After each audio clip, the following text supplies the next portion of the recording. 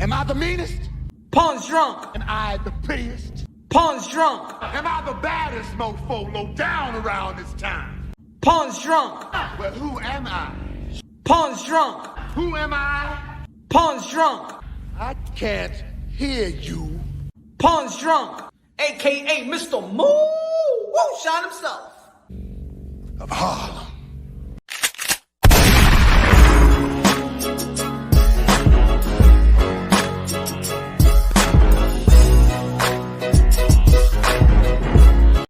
You already know this is Pun, Drunk, Boxing, aka Mr. Moonshine himself, aka El Adobo, aka El Sazón, aka El Borracho.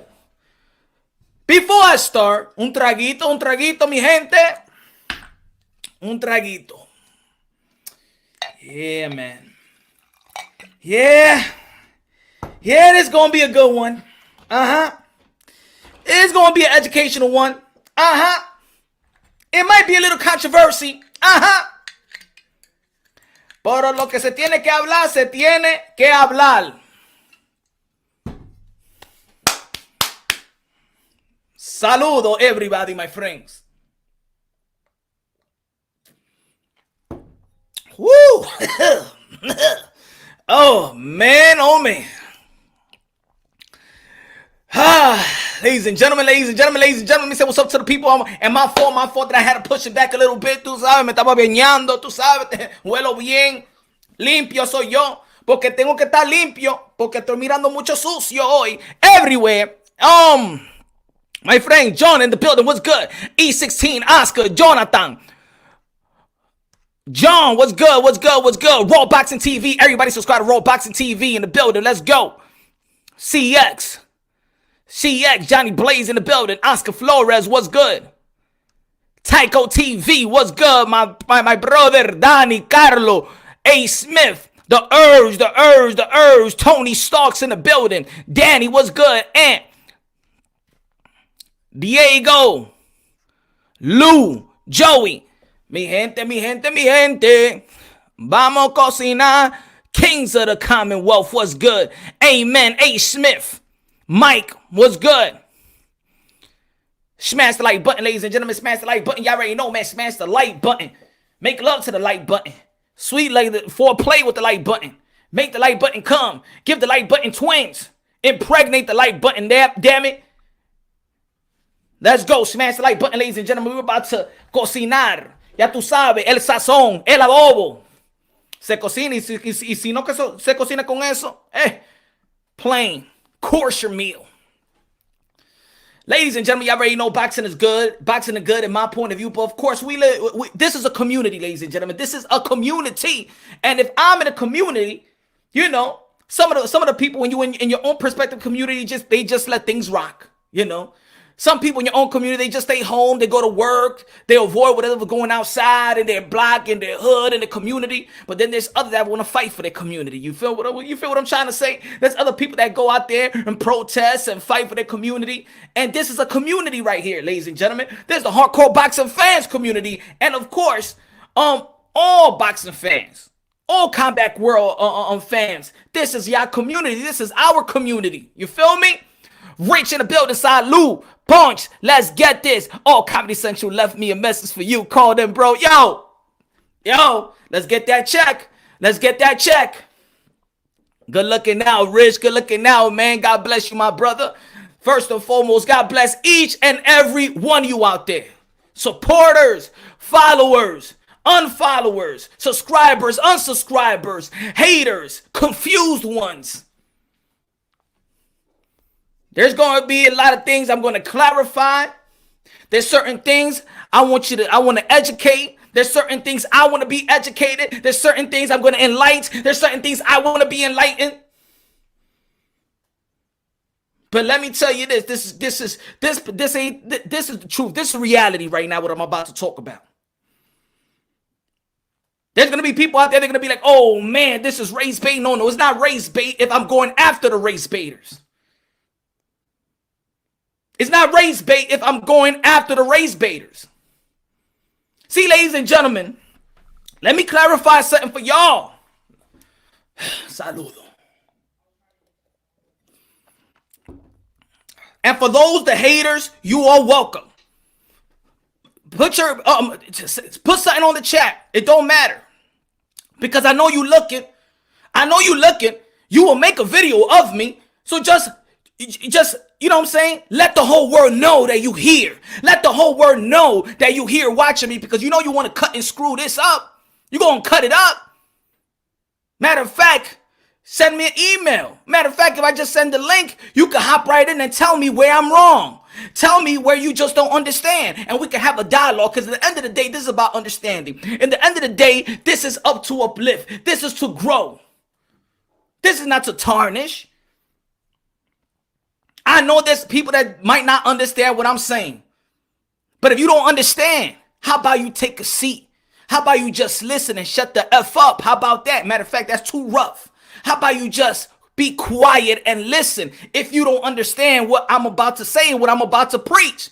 Because regardless if you don't agree with it or not, there's a plethora of people that agree what I'm about to say. There's going to be people that disagree with what I'm about to say. But if there is a great amount of people that agree, if there is a great amount of people that agree, then shh and understand where these people are coming from. Because we all want to understand each other. We all want to understand the struggle. We all want somebody to be there for us. Sometimes we're fighting alone. And sometimes we need support. Sometimes you get support by the people you don't really know. Ladies and gentlemen, I'm not one of these people that be like, I don't look at nobody's shit. Somebody sent me a link and that's the only way I really look at shit. Sometimes it is. Sometimes if it comes to my feed when I hop on YouTube, it's the community, so I'm going to speak on it. And if you have a great title, if you have a great thumbnail, if you have an interview, regardless if I agree 100% with your content, I'm still going to look at it. If you having an interview with Jamal Charlo, if you having an interview with Earl Spence, if you having an interview with Tyson Fury, I'm going to check it out because I'm still a boxing head. I feel like I'm independent media right here. My job is a host for a boxing channel, to spread the word, to uplift, to preserve the sport and the respect of boxing. The little that it may have from time to time is our job, the hardcore boxing fans, the hardcore boxing channels, the hardcore boxing host, the hardcore boxing publication. We have some type of we have a responsibility. And just like any other community, there is people that take advantage of the people. Just like there's churches out there that takes advantage of the people. There's good preachers. But there's other preachers that take advantage of their members. Just like in this community. Just like in mass community. Just like CNN and the liberal media and the conservative media, they love to race bait, right? Just like in this little media, independent media, in the YouTube circuit, they love to race bait, right? And what we want to do, we want to call them out. Because at the end of the day, when we talk about something, we want solution. I'm not going to bring this subject up because I just want to talk about an issue. I want to bring solution. But with solution, we all got to be real about it, son. If we're going to bring some solution, we got to be real about it, son. Now, personally, I don't hate nobody.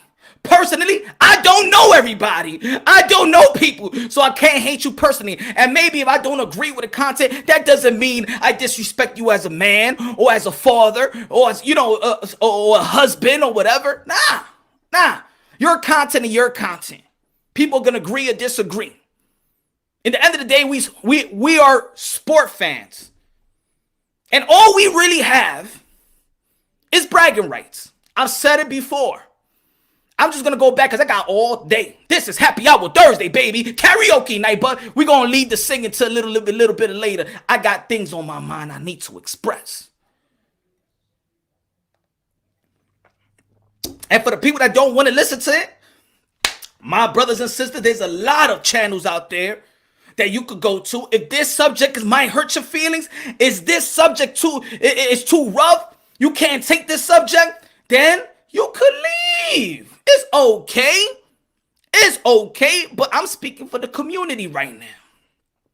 I'm speaking in behalf on my perspective and what I see and what I hear. A lot of contradictions, a lot of hypocrisy going on. Now, personally, I'm going to talk about me and my experience outside of this community and within this community. Now, let me reintroduce myself. Punch Drunk Boxing, aka Mr. Moonshine. Yep.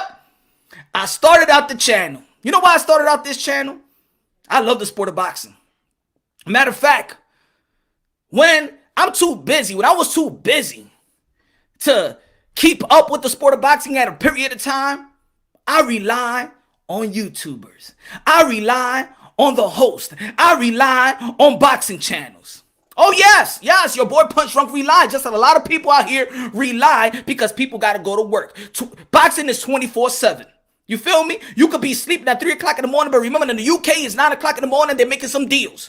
Right? You may be waking up. You got to go to work. You just can't keep up with the sport of boxing. Sometimes people come from work and then they want to tune into the YouTube, or they want to just tune into an event and they rely on the YouTuber, because we all know, even the YouTubers, even the content, even the boxing content creators understand that mass media don't give a damn about the sport of boxing. Huh? That's why I got something big with Max Kellerman. Because I even thought when Max Kellerman got that job with First Take, the number one show, the number one debating show, the number one show on ESPN, I said, man, boxing is back, baby. Boxing is going to be in the forefront of all conversations now. It's going to be in the forefront of all debates and all dialogues. But Max Kellerman, you let the whole world of boxing down. You let the whole world of boxing down. Now you want to come up with a little Thursday of a show. That don't matter. We relied on you, Max Kellerman, to bring boxing to the forefront at the leading network of sports entertainment. You let us down, Max Kellerman. I have no respect for you when it comes to the sport of boxing. You could stick to basketball like Stephen A. Smith. You abandoned us, Max Kellerman. You have abandoned us. Now, the boxing world, whether we like it or not, and whether we know it, the boxing community, we run shit here. The ytbc, the YouTube, the independent media runs boxing. If we all shut our channel down, where the hell people gonna get the information about boxing? Huh? Think about it. If we all just let ESPN and Fox talk about boxing and there's no YouTube, there's no boxing, no boxing content creators and no independent media. Even Daft Raphael got the boot. Shut down boxing scene. Shut it down. If it wasn't for us, where would we get our boxing news? Where?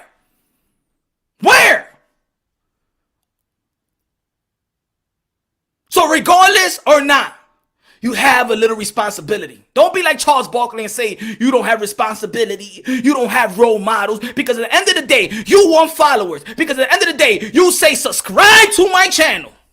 Smash the like button. Keep on smashing the like button so the algorithm could hit. So I don't want to hear people say they don't want to have a responsibility, that they don't give a damn about the fans, because every YouTuber will say, subscribe to my channel. Please come to me. Subscribe to me, right? Smash the like button so the algorithm could hit. So it could be recommended just like I get recommended by videos, right? Let's be real. Let's be honest.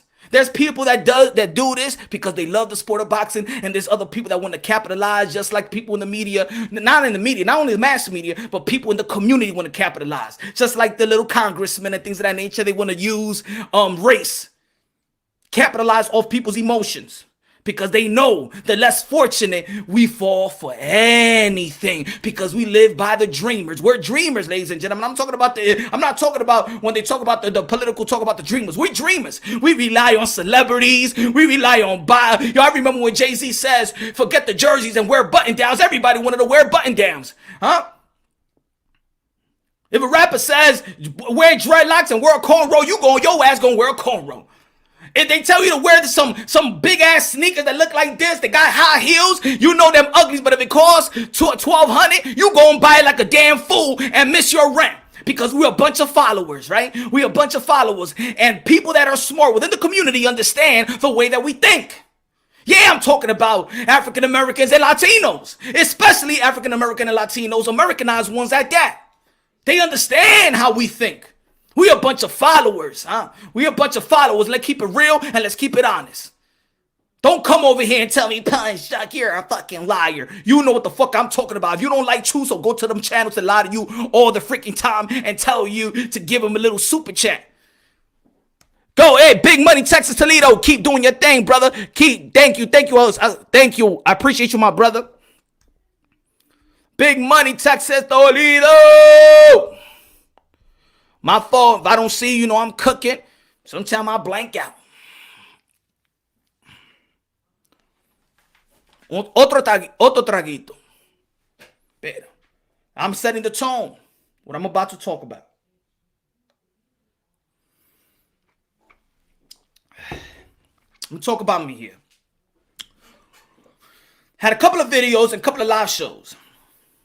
And I was expressing, because I always say since the beginning, we're one race. Everybody that has followed me when I have 50 subscribers, 25 subscribers, to 100, to 500, to 1,000, to 1,500, to 5,000, to 10,000, to 20,000. Always. We're one race. Sons and daughters, brothers and sisters of the Most High. What makes us beautiful is that we got different cultures. What makes us beautiful, man, and tasteful, we're just a buffet. Let me take you back a little bit because I got to say it again and again and again so you can understand it. This is your first time in a live show. I'm introducing myself. People used to come to the live show and be like, Punch drunk, you are living in La La Land. Everything is about race. I spent a year and a half in this YouTube saying, no. We're brothers and sisters. They'd be like, Punch, what are you? Punch, what are you? They couldn't figure out if I was black and white, if I was Latino or not, if I was just straight black, they didn't know what I was. Because probably I got the complexion, I'm just a melting pot. My whole face is a melting pot. Probably my whole skin complexion is a melting pot. So people kept on saying, Punch, Punch, Punch. What are you? And I said, you know what? I'm God's child. Yeah, but what are you, Punch? I'm God's child.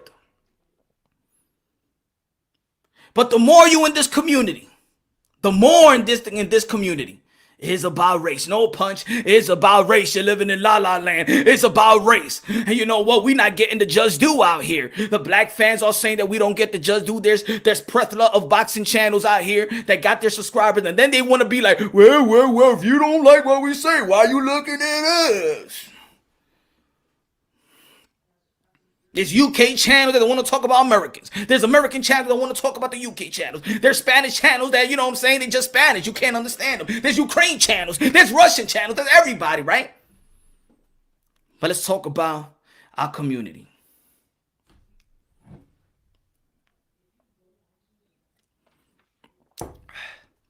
So when I was giving my perspective and my experience, porque yo soy Latino.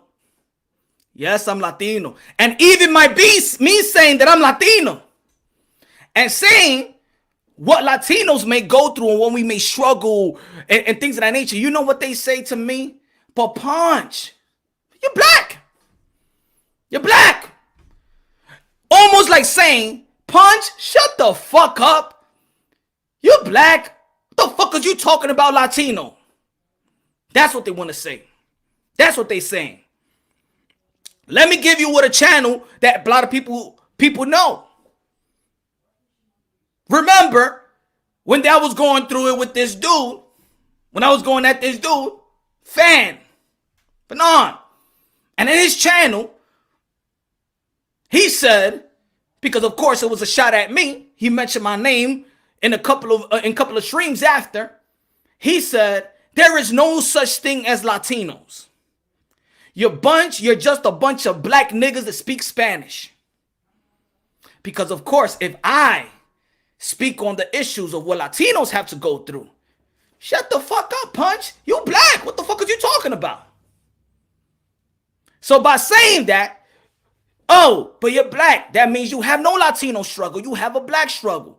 What he was trying to say, and what other people was trying to say in that chat, in that community as well, because I've seen the videos, baby. I seen the videos. I know the videos y'all make about me. I hear you what you say. I hear the subliminal shots all fucking day.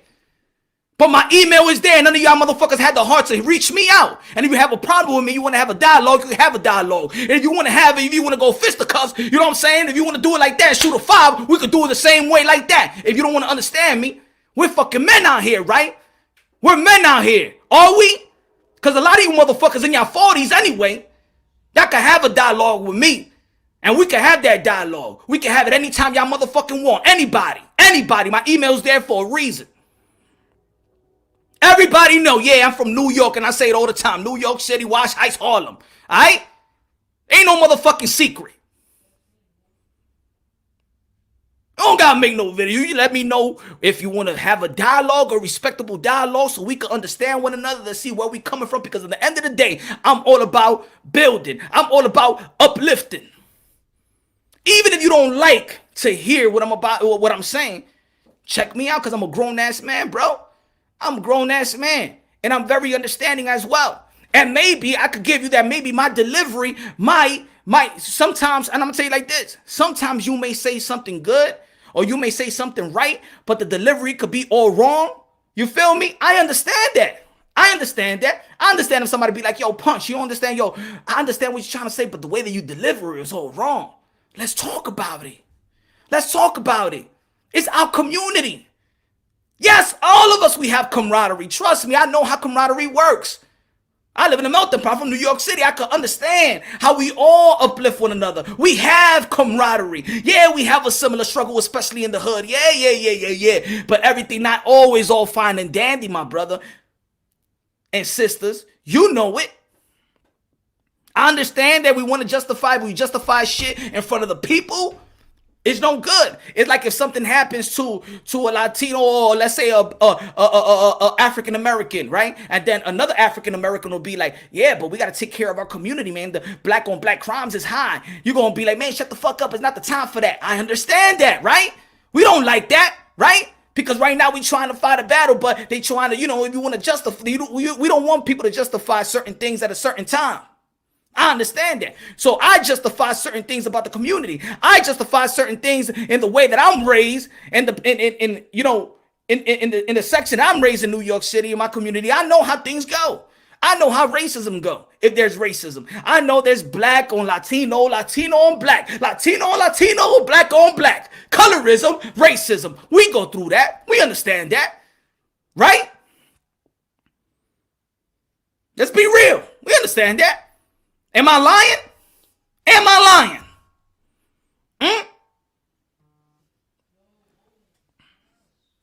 Am I lying? I'm not lying. You know I'm not lying. Now, I also can understand.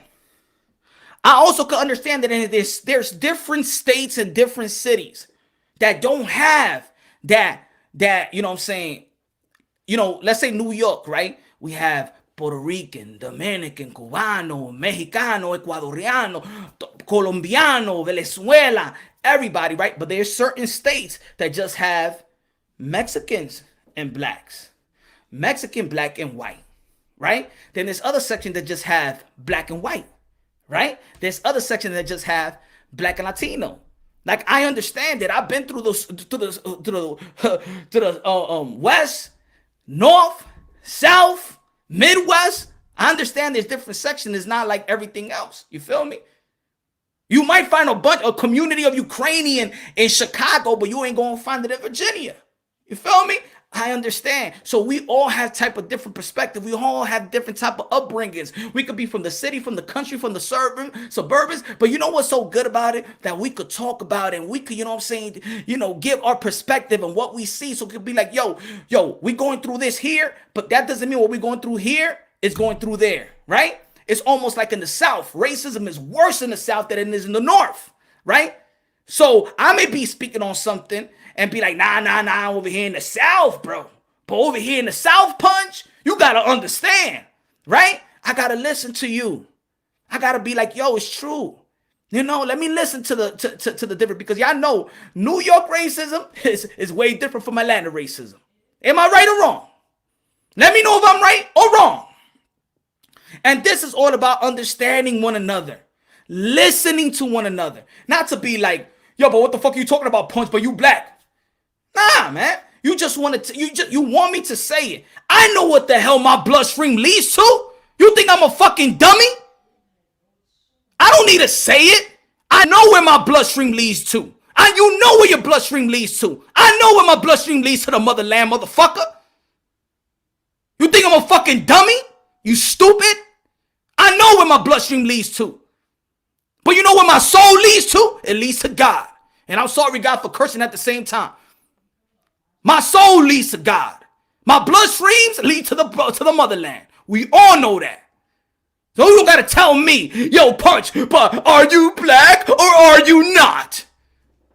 That's a stupid ass question. I know where my bloodstream leads to. Now let me start cooking. So we all understand Juneteenth, Libertarian Day, Freedom Day, freeing the slaves.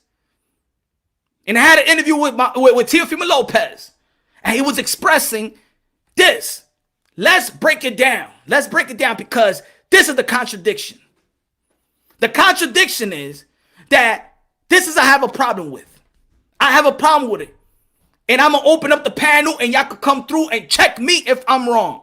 You know the problem that I have? You know the problem that I have?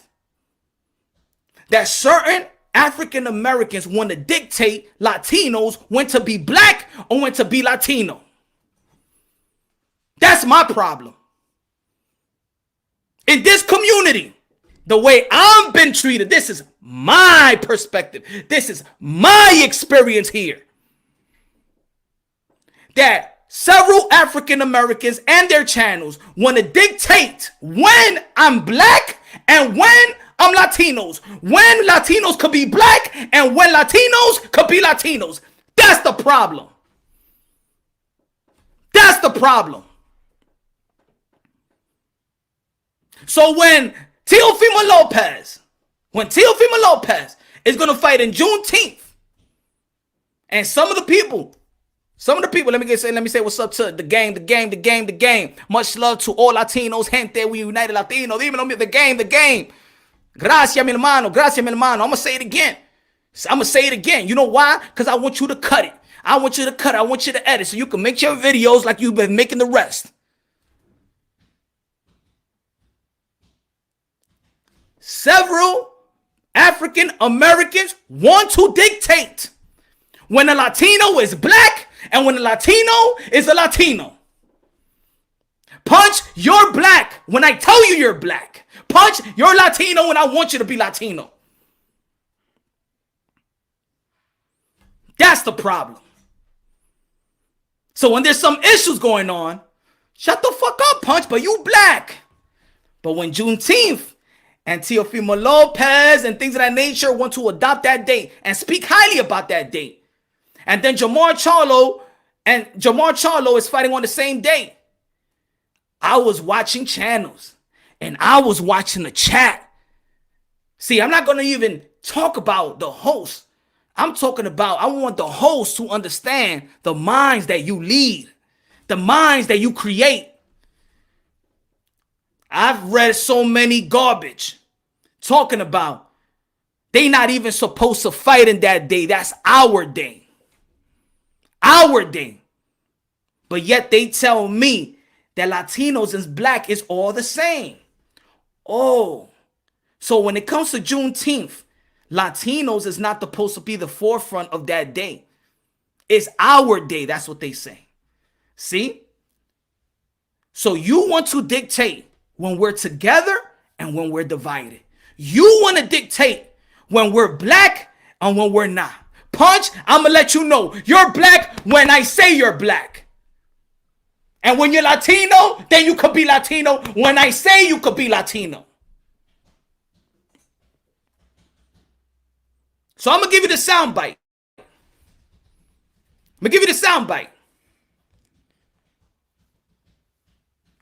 And if you want to talk about it because you're going to hear your voice, I'm not going at nobody, my brother. This is a dialogue.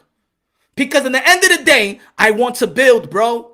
I want to build. I'm letting you right now. Recall what I'm saying because you're going to make a video about it anyway.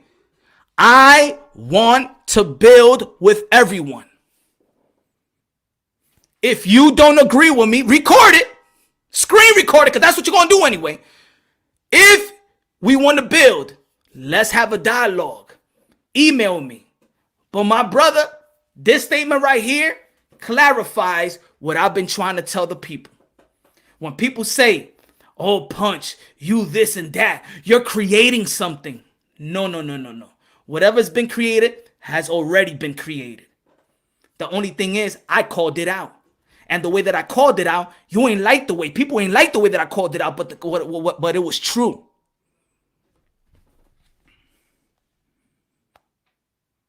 Hold on.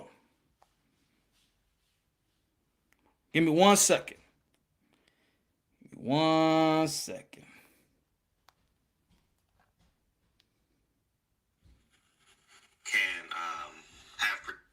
Hold on. Let me put it up.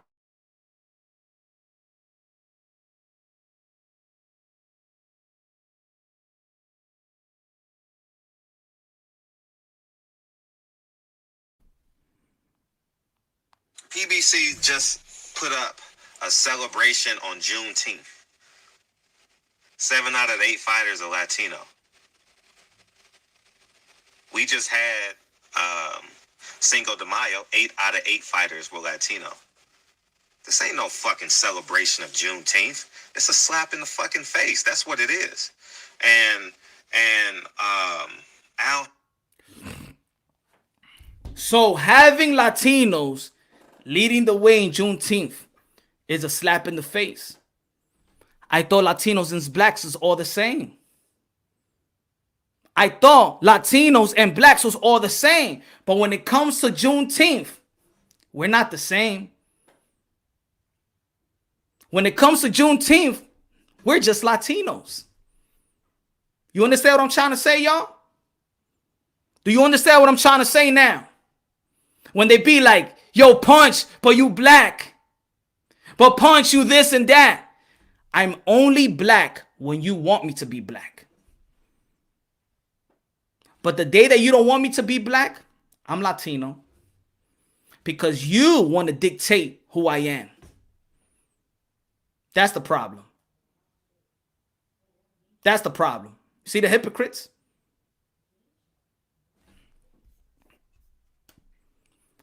D-Style Boxing in the building. Everybody subscribe to D-Style Boxing. Everybody subscribe to D-Style Boxing. So because Jamal Charlo is fighting on Juneteenth. Because Jamal Charlo is fighting on Juneteenth. And there's Latinos in the undercard. It's a slap in the face. Why is a slap in the face if we all the same? Because they told me, oh yeah, they told me Punch Young Boxing is no such thing as Latinos. We all black. You just a bunch of niggas that speak Spanish. That's what they told me. Yeah, directed to me. Punch, you're stupid. This motherfucker is an idiot. Oh yeah, I remember that live show y'all had about me. They said, Punch Drunk, you an idiot. This motherfucker don't even know who he is. There's no motherfucker. There's no such thing as Latinos. It's just the Latinos is just a bunch of black niggas that speak Spanish. That's what they told me. But when it comes to Juneteenth,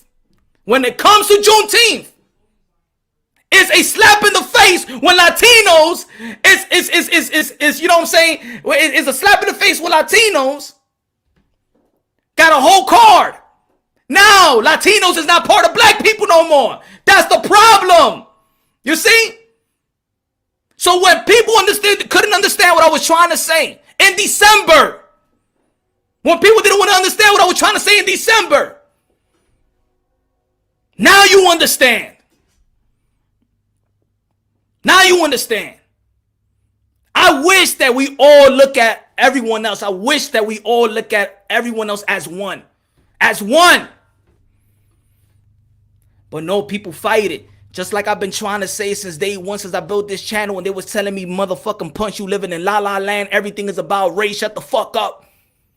You living in La La Land, Punch. And I'm saying, no, baby. We're one race. Brothers and sisters, sons and daughters of the Most High. You could put it on the archives. Check my videos from the beginning. I got catchphrases. So when we talk about race, and I talk about Latino, and I talk about the struggle of Latinos, and I talk about the things that we overcome, they say, shut the fuck up, Punch. What the fuck are you talking about? You black. Shut up. That's what they trying to say. That they want to tell me, shut the fuck up, Punch. The fuck are you talking about your Latino struggle? What is a Latino struggle? What do you have to struggle about?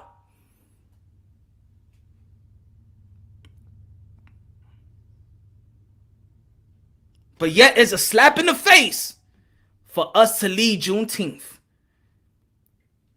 It's a slap in the face. So this man right here is a slap in the face for you. Gabriel, what's Gabriel? He's going to be fighting. He's going to be fighting. And the thing, I don't want people to be like, oh no, but it's, no, we mean about the Mexicans. Oh, we need about the light-skinned Latino. He's in the undercard. So him, Gabriel, look, same skin complexion as me. Same naps as me and you. Him fighting in Juneteenth is a slap in the face for you. He's from Venezuela. From Venezuela. Ese tipo no se parece más negro, eh? Eh? He ain't black?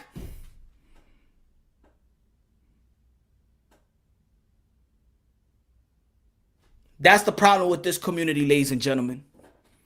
And this is why you do see the little divide.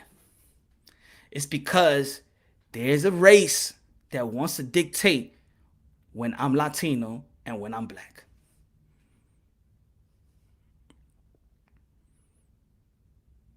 Now, this is what Teofimo Lopez said about this day on the interview I had with him, in which the channels that hold Juneteenth dear to life should applaud Teofimo Lopez, because it's no boxer in the sport of boxing, in the world sport of boxing, have talked about fighting in Juneteenth and being honored to fight in Juneteenth. But this young man, this 23-year-old, was very, very honored to fight in that day. But y'all hate him so fucking much. When he's trying to give props. When he's trying to tell you to make people understand. He's educated about it. He's educated. His bloodstreams, he knows where his bloodstream leads to. But because you hate him so motherfucking much, and maybe because he's Latino, he's a little bit of light skin, you don't give a fuck about Teofimo Lopez because you hate him so fucking much, even if he's paying homage.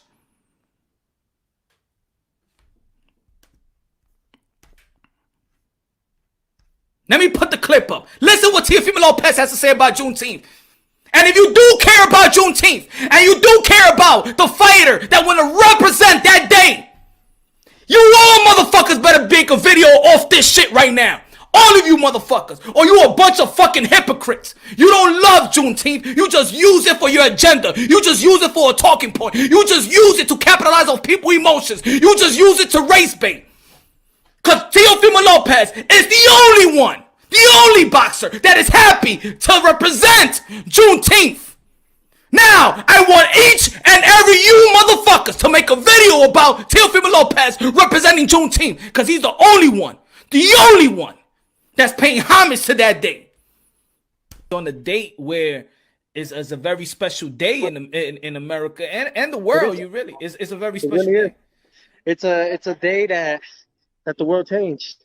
Yeah, you know, and for better. You know, we're trying to change it and bring it back to that part. You know, and I think we all lost our way in that. You know, right now, man, that's why with this fight is very important. Like I said, man, God does everything for a reason. He don't make no mistakes.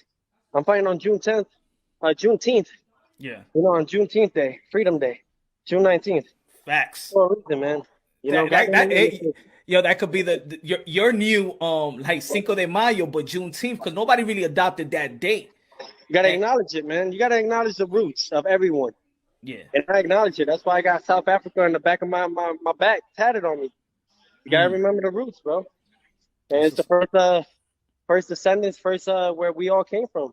The motherland. So, man, there you go. So it's just that, man. I appreciate everything that's coming. And I appreciate the world for being able to watch it. Yeah. You know? Yeah, I'm in good spirits, man. Can nobody hold that? They can't break.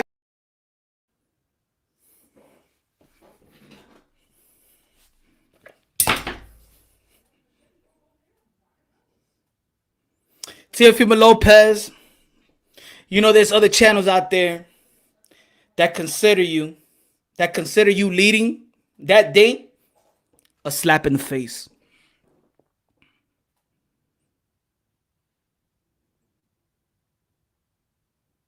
Let me pause for a little bit. You think about what Teofimo Lopez said.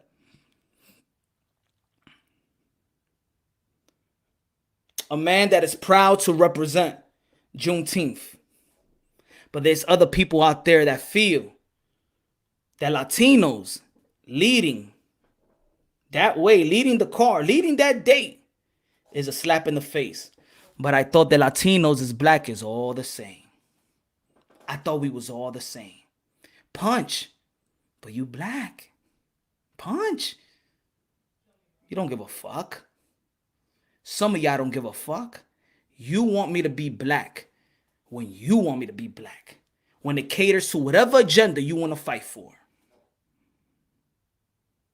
You want me to be Latino when you want me to be Latino.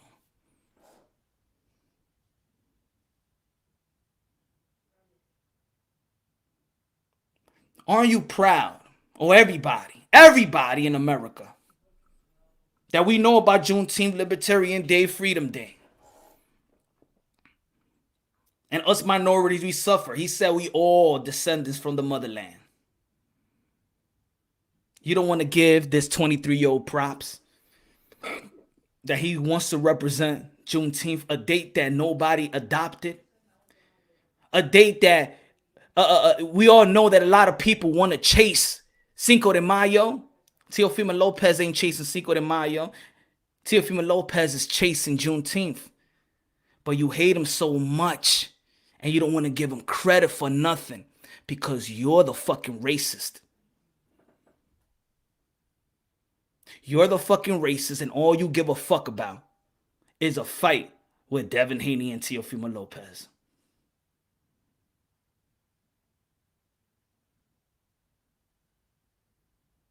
So, motherfuckers, make this video, please. Make the video. Because let me tell you something, y'all. When you make a video about me, people are going to come to this channel.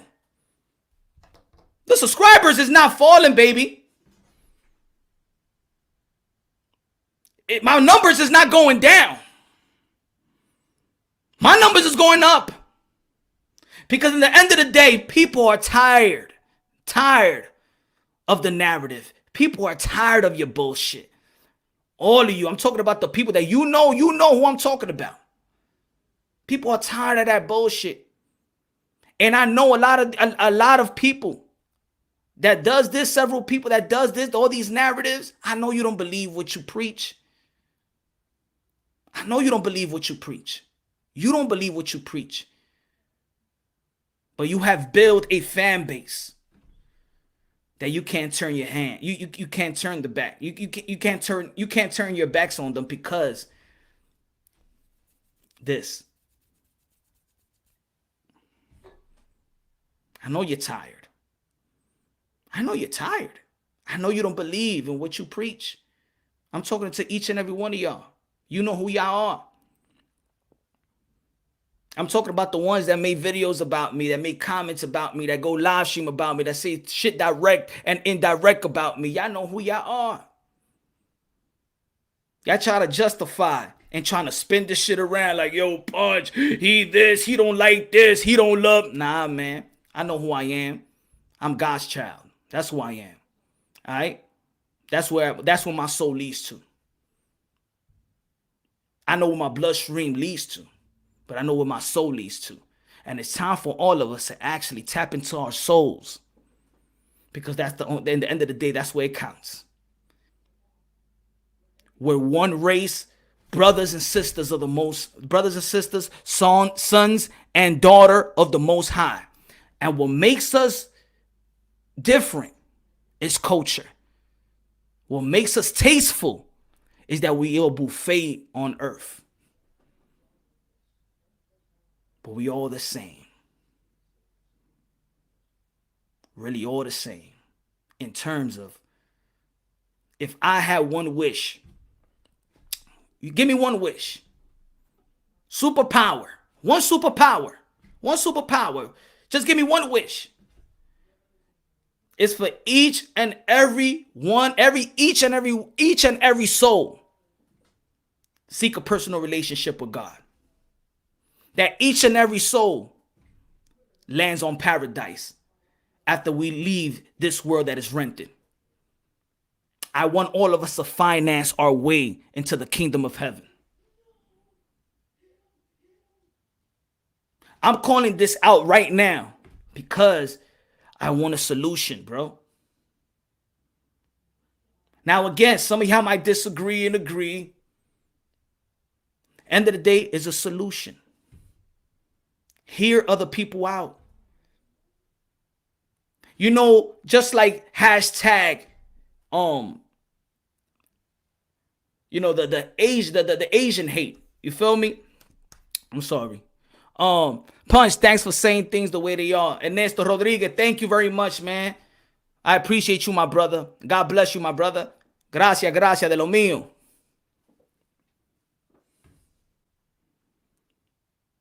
We all know where our bloodstreams lead to.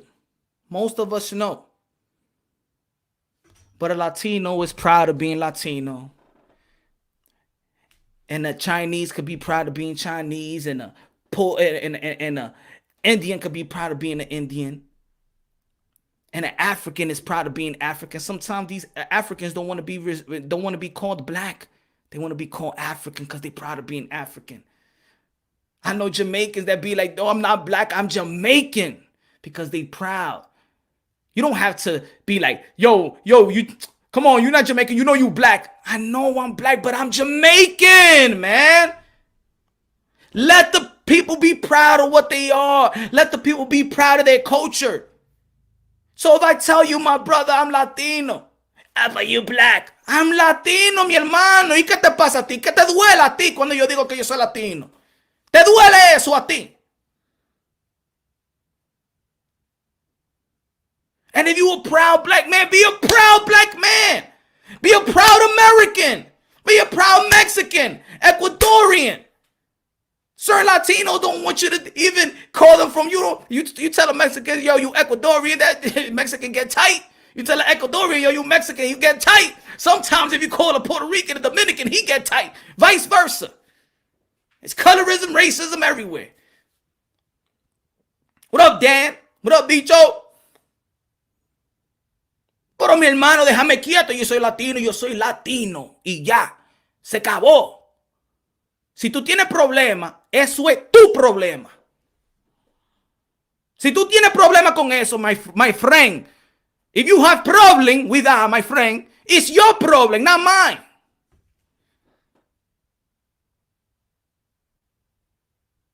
But don't dictate what people should be.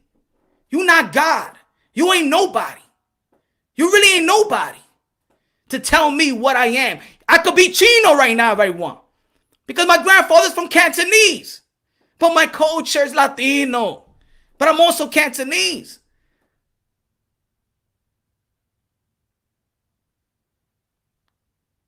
And sometimes a white man don't want to be called white. He's an Italian man. You tell an Italian he's white, he want to fight you. Respect what people are. Respect what they identify with. I identify as being a son of God. Point blank, period. Por mi cultura es latino.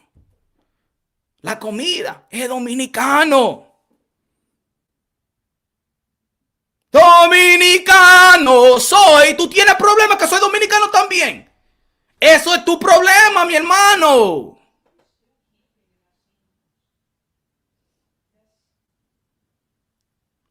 Un traguito otra vez.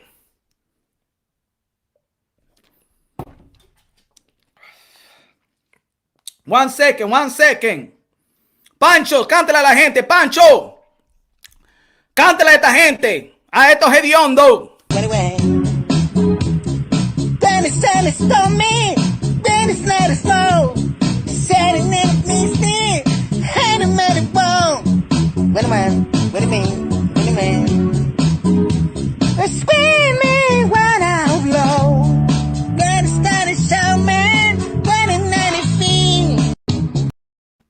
Pancho.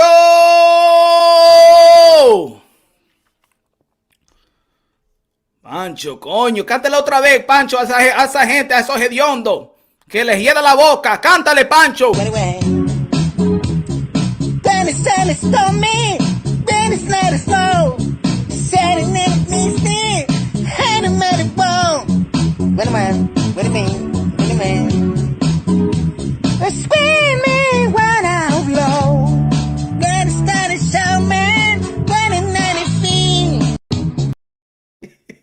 He said, Oscar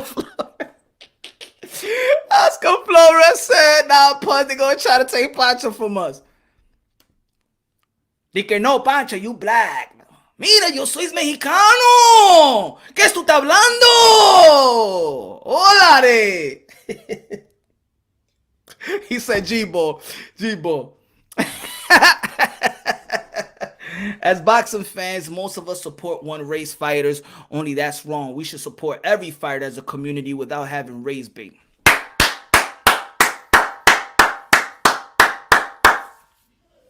Eso está bien, mi hermano.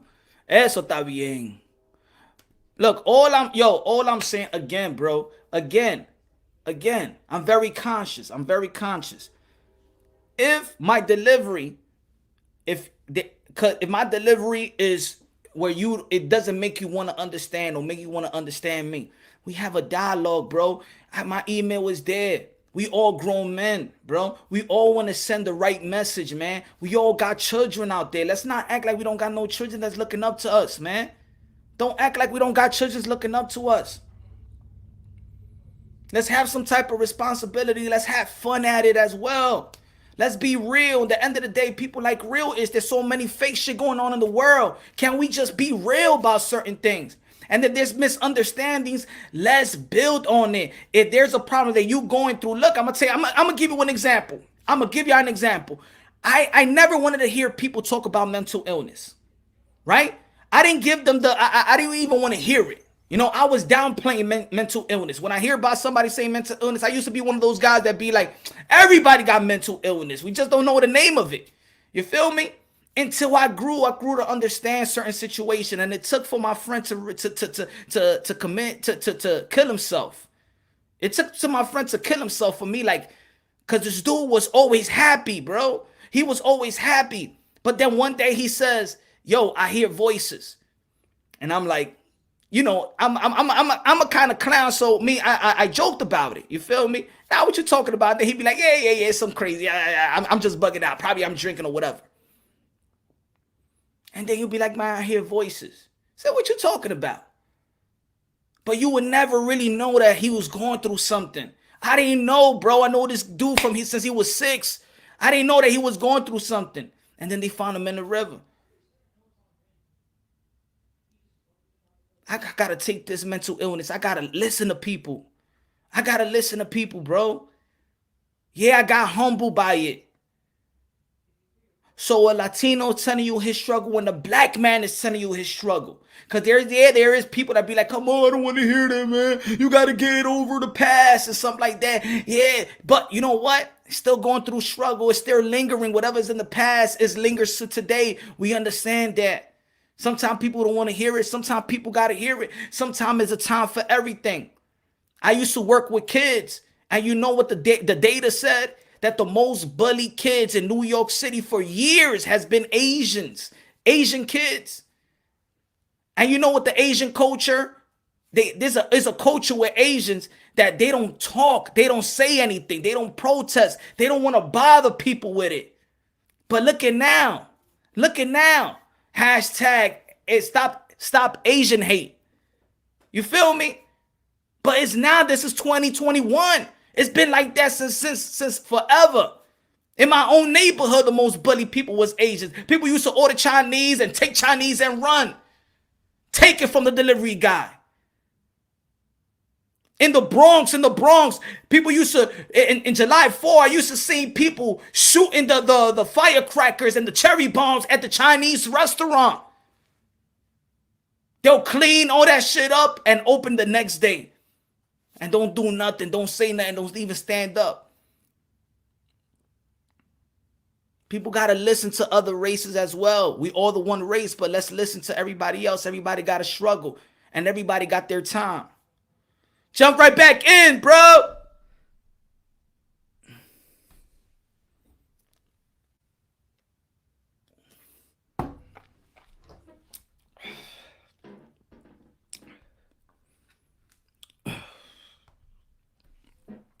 Hold on, got you. New media today, USA Boxing. What's good? Hey, what's going on, fam, man? I saw you cooking, you know what I mean? And I said, let me jump on this, man. You know, this is my field of expertise. You know what I mean? This is your field of expertise. Yo, first and foremost, everybody subscribe to New Media Today, USA Boxing. Energy is real. I see a little, I see you with the Barry White voice right now, son. See with the Barry White's low, huh? The kids are sleeping. Wake the kids up. It's Friday. It's gonna be Friday. Yeah, you know how it is. The kids sleep, everybody. So you know, I can't get crunk like I normally would. And you know, and I'm blowing on a little endo over here too, and sipping on some wine. So you know. All right, cheers. Hey, it's Happy Hour Thursday. Happy Hour Thursday. Go zip on that wine. Red or white? Red. It better be red. Rojo. It better be rojo, my friend. Tú sabes que las blancas son de las mujeres. Hey, listen. Hey, Punch, let me explain something to you, bro. You know, I do a lot of reading, right? You know, my background, I do come from a kind of like a Marxist background when my mother came over here from the DR. And so I understand race hustling very well. You know what I mean? I advise everybody to buy a book called Critical Race Theory. But there's a book called Cynical Theories that you can buy. And it talks about how activist scholarship made everything about race, gender, and identity. And this is why this harms everybody. This is what's currently being pushed in America right now. And a lot of these quote unquote Black Power, Black YouTube channels who's supposed to be pro-Black, but you know they'll commit violence on people who look just like them in a heartbeat. I don't even want to talk about that.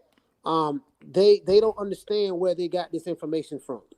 Okay. But they don't understand how they're being played and how they're being used and manipulated by the people up top. But you know, so Punch, you know, I get it. These guys are talking about they mad because Teofimo Lopez is boxing on Juneteenth. Let's be real. Nobody was talking about Juneteenth. Exactly. None of the Black fighters, nobody from the PBC, nobody was talking about we're going to adopt Juneteenth for our holiday. But see what race hustlers do and race baiters do, they look for any opportunity to interject race into anything. Yeah. And then they display their racism by calling other people racist. You know, so there's this notion that, you know, if you're Black, you can't be racist. Bull to the shit. And let me tell you something. Racism shows no color. It doesn't care if you're Black, white, purple, or green. It doesn't matter. Racism is racism. You have good people, you have evil people. You have good people, you have bad people. That's what it is. But let me just get to the point. Because I'm going to wrap it up so you can go ahead and continue to cook. Teofimo Lopez, man, I support that brother. He's my favorite fighter at 135. You know, and it is what it is. He's fighting on Juneteenth. Now these niggas got something they got to say. But when Floyd Mayweather was fighting on Cinco de Mayo, you know what I mean? You know, it was Floyd fighting on Cinco de Mayo. You see what I'm saying? And didn't give a damn about what the Mexican people thought about. You know, the Latinos from de Mexico. You know what I mean? They didn't care nothing about that. So it was cool for Floyd to do that. But now Teofimo Lopez is fighting on Juneteenth. Now everybody got their panties in a bunch. And because the Jamal Crawford card has more Latinos is a slap in the face. Yeah, I heard that today. It's a slap in the face. You see what I'm saying? So I'm like, well, damn, well, you need to talk to Jamal Crawford about that, man. You know, if you feel like that, you need to sit down and talk to him and ask him why. How was it a slap in the face? These dudes have selective black pride. You know, they selectively pull it out and choose when they want to be down with the cause or when they want to make it about race when it fits their narrative. Yep. You know what I mean? So cut it out, because y'all don't keep that same energy when it comes to Anthony Joshua. Mm-hmm. Y'all don't keep that same energy when it comes to Terrence Crawford. You know, there are some fighters they don't even keep that same energy with that look just like them. Mm-hmm. So so now Teofimo Lopez is doing this thing. You know, I love the fact that he is. Now these niggas got their panties in the bunch. And this is coming from Coach Malachi Williams. Punch is not saying this. I'm saying this. I want all the smoke from all the alphabet boys channels. And you race baiting. I ain't gonna call you out by your names. I wait till I get on my show to do that. But all you race baiting channels out there, alphabet boys, you know, I want all the smoke from y'all. I don't give a damn who it is. You ain't never been on no debate team. I've been on the debate team before. You don't do research. You don't even go to the root of the research. You know what I mean? The primary source. That's what we call it in school. The primary source. Where you got that information from, sir? I got it from such and such. Where did he get it from? I don't know. What's the primary source of the information that you quoting, sir? You know what I mean? That's what I'm talking about. You ain't. Listen. I debate all them dudes by myself and defeat all of them. That's how lightweight they is. All you race hustlers, and I get it. You do it for super chats. I ain't knocking your hustle. Get your money, baby. You see what I'm saying? But don't hate on Teofimo Lopez, because last time I checked, y'all always talking about we are black and brown. We got to stick together. We brothers. We in the same struggle, especially in places like New York. You know what I mean? But then you want to pick and choose. Now Teofimo boxing on Juneteenth. Now we ain't in the same trouble no more. In the same struggle no more. Now it ain't about black and brown no more. Now exactly. That's that, and that's what because I normally don't even want to be on YouTube because we boxing content creators. Sometimes we need we can't do the boxing content creators, do videos and then be stuck on YouTube watching it. But I'm watching YouTube. I'm on YouTube, seeing the feeds, seeing. And then it's not even about too much hosts. It's the people. It's a lot of people. I see the chat. I read the chat. I'm like, it's a slap in the face. This is our day. But yeah, when they want to justify shit with me, when I talk about Latinos and black, it's Punch, but you're black. We all the same. What the fuck are you talking about? Ain't no such thing as Latino. We all black. But when it comes to this today, oh no, we're not the same. We're divided. It is black and it is Latino. And then it justifies. So people that make videos about me, hey, remember I was in your channel and people like, ask them why people think that I'm racist. I'm not racist. They racist. And this is why I had to make this video. Because the same people on them channels, the same people that be on them chat and support them, those are the people that try to make the videos. Those are the people that try to make that spread these fucking stupid lies, because they really the racists. They want to dictate when a Latino could be black and Latino. That's the problem. It's called projection. They want to project on you who they really are. Politicians do it all the time. That's what they do. They project on you who they are, and that's what it's called. It's called projection. That's what's going on. Yeah. So listen, man. You just keep pushing, Punch. You know what I mean? Keep pushing. You keep that passion. Keep banging on their ass, and Hey, pause. Oh, sorry. Yeah, pause.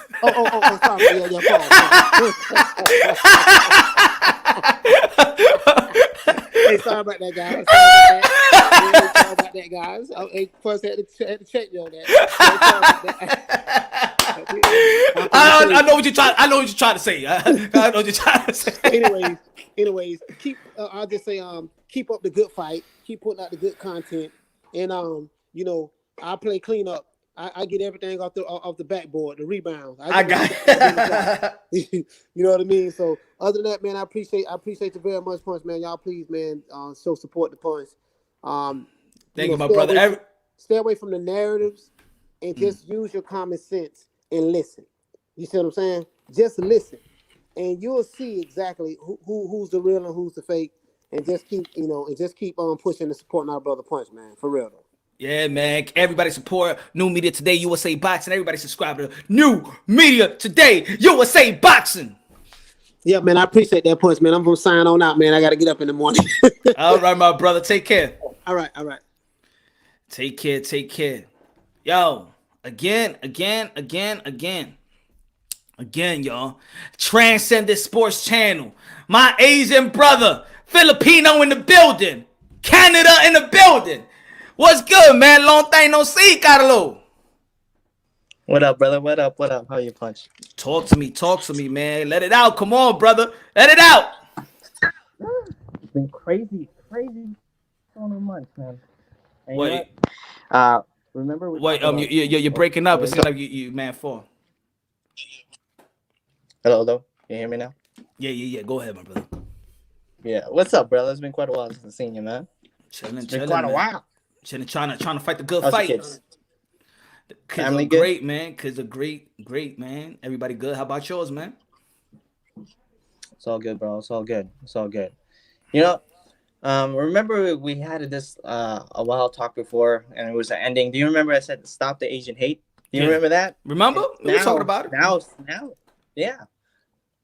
Now it's kind of picking up. Yeah, I just want to tell everybody, salute to everybody in the chat and those stuff. I want to tell this about. We, as you know, I'm a Filipino, right? And man, it's been crazy for Asian people. Yeah. You know, and you know me, Punch. I don't like to talk about race and those stuff. It's not. I'm not one of those. It's the culture, though. It's not. It's just not you. Yeah. It's the culture. Mm-hmm. It's a culture, yeah. But it's important to acknowledge everyone's struggle, and you know it. And I supported every struggle. We know this, right? We talked about this, and you know, first thing I thought of was that, yeah, man, there's one particular group who've been faced a lot of racism on daily, which is the Asian culture. Yeah. Right. And now with the momentum of the Stop Asian Hate, I'm kind of glad that everyone's kind of seeing the new light of this, and it's important to talk about it. It's important to acknowledge it, and you know, and I really hoping that this will create some peace to our community and peace to our leadership and peace to our countries, right? To come together as one, and yeah, you was breaking up, Lowe's. You breaking up, Lowe's. Yeah. Yeah. Hello, you all right? Is that better? Yeah, you was breaking up. Yeah, I think it's my connection, man. Try to hop back in if you can. You want to come? Because you're saying something good. I wanted to be clear. You feel me? Yeah. I'll jump back. All right. I'll jump back in. Anthony Lopez, everybody, yo, good looking out, my brother. And this is why I support this channel, Punch. You're a real one, man. Yeah, man, you're a real one too, my brother, Anthony Lopez. We all real ones, man. Let's go back to the realness. I mean, to be real, man. The people that lie to themselves are the saddest people in the world. The people that lie to themselves are the saddest people in the world. Once you can lie to yourself, you can lie to everybody. You can lie to your mama, your kids, everybody. You know what I'm saying? It's like sober junkies. You feel me? Like sober junkies. Daniel Torres, what's good, bro? Now, it's Happy Hour Thursday. You know what I'm saying? I'm going to open up the panel. Now, when I send the link, if I don't know it and you never been on the panel, you got to show your face on behind the scenes. I'm not opening it up like that. There's people out there, there's a bunch of haters trying to stop my channel or whatever. So you gotta show your face. If I don't know who you are, I gotta show your face. Go ahead, Transcended. Yeah, you're good. Can you hear me now? Is that better? Yeah, my brother. Yeah, bro. Anyways, you know what? By start doing this is that, you know, the hate on Teofimo Lopez is the hate of success. I don't know why people just hate people having success, man. It's incredible, especially when you see a young dude who grinds and who just extremely talented. But nobody's ever saying that when there's a young fighter from a different country or from at least a different neighborhood. Yeah, it's kind of it's ironic, right? When you remember, I'll give you an example. Remember when young Floyd, Pretty Boy Floyd, was coming up being so talented? Nobody gave him hate. Nobody did. And we both know that we're the fan of Pretty Boy Floyd. But when it comes to like Teofimo Lopez, everyone is like, why? I don't know, man. I don't know, dude. I think I really think I'm really hoping that people will acknowledge Teofimo Lopez, and I think they will. And you know, also want to ask you this, bro. I want to ask you this. What did you think? I wasn't on YouTube for quite a while. What was your take on Canelo Alvarez win against Billy Joe Saunders? Great win, bro. It was a great win. It was a great win. I think everybody predicted something like that. I believe so. I predicted a stoppage on the 11th round, but I believe it was a great. I mean, it was a good win. I mean, he unified the titles, and he's one fight away, one belt away to becoming undisputed in 168. So, I mean, do you think Caleb Plant is ready for him? I think nobody can take. I don't think nobody can take Canelo right now. No one. I mean, Boo Boo Andre can give us some different looks, but I think Canelo can still knock him out. Okay. What you think? Who? Boo Boo? Yeah, Boo Boo. You think that Boo Boo could knock out Canelo? No. I mean, he can give some different looks. Oh yeah, I think he could give some different looks. I think he could give some different looks. I always said that. I think that Boo Boo has the ability to make Canelo Alvarez adjust multiple times, but I don't think that he probably have the type of power to keep him off him, and that's what it is. For me, I think a person that beats Canelo gotta have a movement like Boo Boo, but gotta have the punching power. Right. If you could have both, then that's the person right there. If you just stationary with power, nah. If you just a mover with no power, and I think that's what's the problem when it comes to, the 160, 168. I think you got slick fighters, you got Billy Joe Saunders, you got Caleb Plant, and you got power from Charlo, but not so much movement. You got Boo Boo got great movement, but he could sting you. He knocks down almost all his opponent. He just doesn't finish them, Yeah. I mean, if he finished all his opponent when he knocks them down, which he knocks them down always early, he's just not a finisher. And I think that's what's lacking on Boo Boo. If Boo Boo was finishing, you would see a whole bunch of people saying, yeah, go Canelo try to fight Boo Boo, but he's not. He still have yet made a statement. He doesn't. Yeah, I believe you. So like, and I was curious, what did you think of the post press conference when he, kind of went at it with Canelo, and how Canelo? I was really surprised that Canelo said that he would start swearing in English. I was like, oh, he's really mad, dude. He's really mad. Nah, good. It was really good. Bad. I mean, he got to do what he got to do. You know what I'm saying? But Canelo Alvarez say, get the fuck out of here. You want payday? You want payday? Get the fuck out of here. You know what I'm saying? He had to come back, and it's funny. And laughter is always going to get the upper hand. So Canelo Alvarez, right. I think that his sarcasm and his humor actually made that press conference even funnier and probably memorable. Yeah, it was fun too. I like that. It was pretty cool, man. It was funny. I never heard Canelo be like that, dude. It was good. It was good. Hold on. What's your plan, bro? What's your coming up, dude? I really want to come to Florida, or near New York. Actually, June 19th, man. I'm gonna be out there in the June 9th, Juneteenth weekend. A new power weekend for boxing. Shout out to Tio, shout out to everybody, shout out to Youre, shout out to Jamal Charlo, shout out to everybody, shout out to Julio Cesar Chavez Sr. that's also performing in that day. It's gonna be all boxing. It's gonna be all boxing. It's gonna be all boxing. Julio Cesar Chavez Sr. gonna be performing. You even got Angelo Leo on the card. You got Jamal Charlo. You got Youre. You got. You know what's so beauty about that day? That you got a bunch of nationalities fighting that day.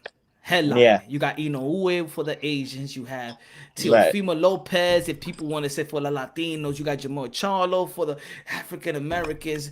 You have beautiful. It's gonna be great day for boxing. That's boxing, my friend. That is boxing right there. That's 100% boxing. I'm kind of frustrated when people say, boxing is dying. No, it ain't. Boxing ain't no dying. It'll never die. Boxing will never die. I don't. What's good? What's good, Derry Jones? What's up with you? Chilling. I don't think boxing will ever die. I don't think that boxing is a growing sport. I just don't think that, but I don't think that boxing is a dying sport. Right. That's what I feel. That's what I feel. That's true. That's true. What's good? What's good? I think boxing just needed. I think he was breaking up. What's good? What's good? What's good? Talk to me. Talk to me. Talk to me. Talk to me. Talk to me. I here to disagree. You're here to agree. You're here to the dialogue. Do you like what you hear? Do you understand? That's what I. All right. That's what I like. You see, it's a dialogue. It's a dialogue. It could either be a mild misunderstanding or miscommunication, or everybody speaks a different language. I think that's the language barrier amongst people is a problem. All comprehension. Recently, right? It's Happy Hour Thursday, so I wanted to speak on it. Recently, you released a video, right, of Teofimo Senior, right? And, yes, sir. And in my opinion, he made it, not even much of my opinion, based on my knowledge. What he said was a slander of Floyd Mayweather Jr., And from what most of us purists and boxing fans, and people that's been studying the sport, and people that are just coming in the sport, and the more we learn of Floyd, we may see antics and him, trying to sell fights and him trying to, generate his generational wealth, But for T.O. Senior to say out his mouth that Floyd is a racist due to him taking a fight date, and in my opinion, you as a content creator that says, you're for all people and true, I truly had an issue that you did not correct him the same way as I've seen you before correct certain issues, especially when it comes to boxers who put their life on the line anytime. And no matter if Floyd is fighting an exhibition, he still takes punches. He still has to go home to his kids and his grandkids, and we all know that's a damn lie. We've known that Floyd has really been like an activist and a philanthropist when he can, outside of him, because you got to make money, to spend it. When he spends money, he's very generous. He's never been any prejudice to anyone from my knowledge, when we look at Conor McGregor, he helped them in a sense. They came together and did business. Same with Manny Pacquiao. It may have been bad blood at one point, but he helped him. He gave him the opportunity.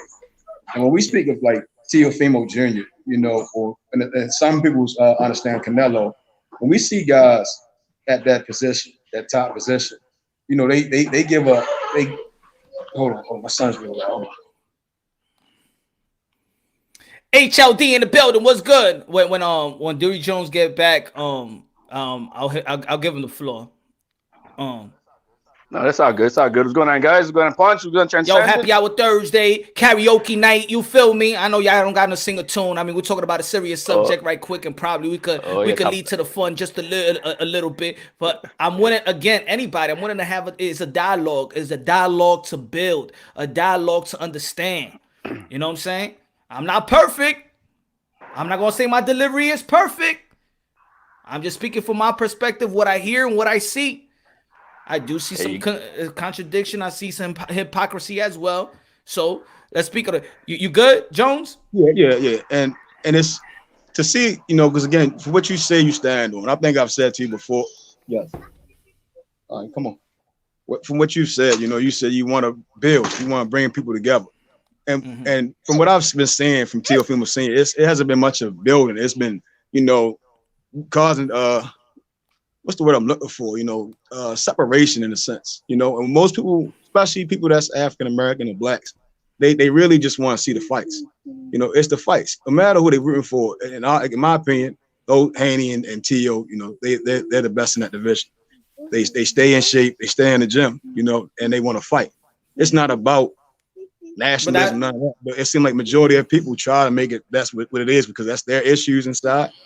And in all reality, we want to see the best fight the best, And then I think earlier you were saying your topic was when it's cool for a person to be Latino and when it's not cool, or when it's cool to label. And from my education, but TOC, I don't know what he identifies as. He could identify as white, as a white American, as most Latinos do, And from what my understanding, when we think of Juneteenth, I've never celebrated, but I understand what a person means when they say Juneteenth. When I educate myself on it, they would say a person that identifies as a Black American, a person that comes from either African descent, when we say African descent, like that immediate African descent, and not from those islands or Mexico or whatever identifies as a white American on a census. You know, so of course a person would feel like that's a slap in the face. You know, is there a way to make it happen? Yes, but to undermine a person's intelligence and make it seem like that you are black, it's like a play. In my opinion, it's a play with intelligence. You know, because if I know that you identify as a white man, you dig what I'm saying, and then you're gonna turn around and then when it's cool, you saying you black, but deep down when you go do them papers, you saying you white. That's you a liar in a sense. You know, and I think when somebody ever says that you're black, it's because they look at it from the outside. You dig what I'm saying? Like in reality, man, you damn me the same complexion. So if I ever seen you like outside walking, I'd be like, damn, you look like me. And you started talking, you know, I'd be like, damn, he, you know, I wouldn't know what nationality you were from, but you get what I'm saying? Yeah. And that's, again, it's a misunderstanding. It could be. A lot of people aren't educated. But my true issue was that Floyd slander. You dig what I'm saying? Because Floyd ain't never been a prejudice or a racist cat. You see what I'm saying? And I expected more from you to correct them. Because when I go in the chats again, when I go into the comments, and I see people praising that bullshit, that shit lead to more bullshit. Like, yeah, he racist, or yeah, he that. And they don't get checked. That shit gotta get nipped in the butt immediately. Because that shit can tarnish that man's career. Because we see that shit every day. That shit real. Like, I don't know where everybody else world they live in, because everybody doesn't identify as a black American. Niggas dying. Like, that shit real. That shit real. I may not identify as that. Again, I identify as a Muslim. When they come to this, I don't identify as that. I don't identify as shit. You do what I'm saying? But I understand black because that's what my great grandma was. That's what my grandmother was. That's what my aunt is. That's what my family is.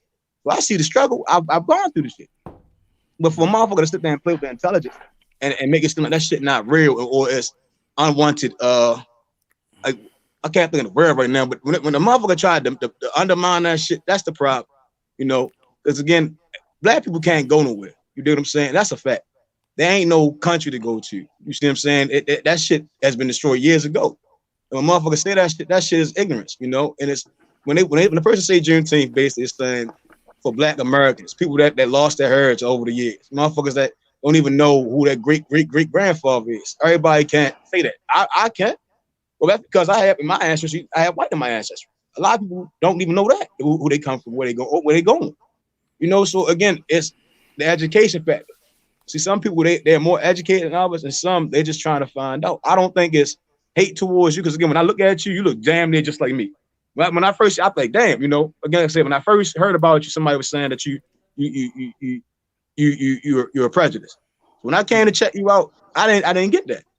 But what I'm saying, when it came down to like recently, when I seen that, especially with Teo Senior, and that could be a nationality pride. You dig what I'm saying? And that's fine and cool. But once it becomes slander and that shit starts to lead to division amongst people, when we all just boxing fans, that shit crazy. Because at the end of the day, I just want to see Haney versus Teo. I want to see Charlo versus Canelo. I want to see Better Biv. I don't really give a fuck about where you're from. You know, it's who the fuck can fight. And some people take that shit so far, and some people try to click and attach themselves to others who have that voice. You know, and that's just my opinion. Like, I don't know how you feel about it, but you understand what I'm saying? We're going to chop it up. We're going to chop. Let me just get this one. Pablo, Mayweather told Logan Paul it's always about race. Teofimo Lopez Sr. isn't lying. Good looking now. I appreciate it, my brother. I appreciate you. Sorry, I'm a little. Let me get this. Daniel Torres. Good looking now. Good looking. Oh, where you go? Hold on. My phone backed up on the chat. My fault, folks. Daniel Torres. Good looking now. I appreciate it, man. God bless. God bless. God bless. Okay. Now, you started off with why ain't check Teofimo Lopez Sr. Now the question is, you talked about Floyd like I know Floyd, like I ever met Floyd. I bet Teofimo Lopez Sr. and Teofimo Lopez have met Floyd. So if they may have an indication of Floyd, that's on them. Now, the beauty about if something is public is that Floyd Mayweather could say something about his comments. I can't check on him like if I know Floyd, because you just said, I know Floyd. I don't know Floyd. You said, you know that Floyd is this and this. I don't know Floyd's heart. I never met the man. They met the man, though. Right. They met the man. So in that sense, it's almost like, you made a statement. You got to live by that statement. And then you're going to have the consequences or you're going to be questioned by that statement. Then on the next interview he might have with somebody or he have with me, then if we do, Cause you know he's gonna be right back. You feel me? He comes to the channel. So now is my subscribers or the people that's gonna tune in is to, oh, yo, you're gonna have Senior on, you're gonna have Senior on. Can you ask him about, or can you check him on the on what he said the last time? Then hey, I will. If you tell me, yo, can you ask him about his statements again and check him on that statement? Then when he comes right back, boom, I'm gonna check him on that statement, because that's what the listeners want to hear. But at the same time, I can't stop. What you talking about, Senior? You met Floyd. That's the vibe that you got. Maybe around that gym. Y'all from Vegas right now. I don't know what other people feel about him. I've heard things like he's very generous. I've heard things that he's an asshole. I never did a video saying, yo, Floyd Mayweather, I heard this person. I know, and I've heard it from people that know Floyd. You know what I'm saying? But that's them. Let them speak about it. And I'm giving them the platform so they could speak about it. I'm not going to check them on it. I could, you know what I'm saying, like give a follow-up question, but I'm not going to check them on something that they experience, you know, that maybe he's wrong about it.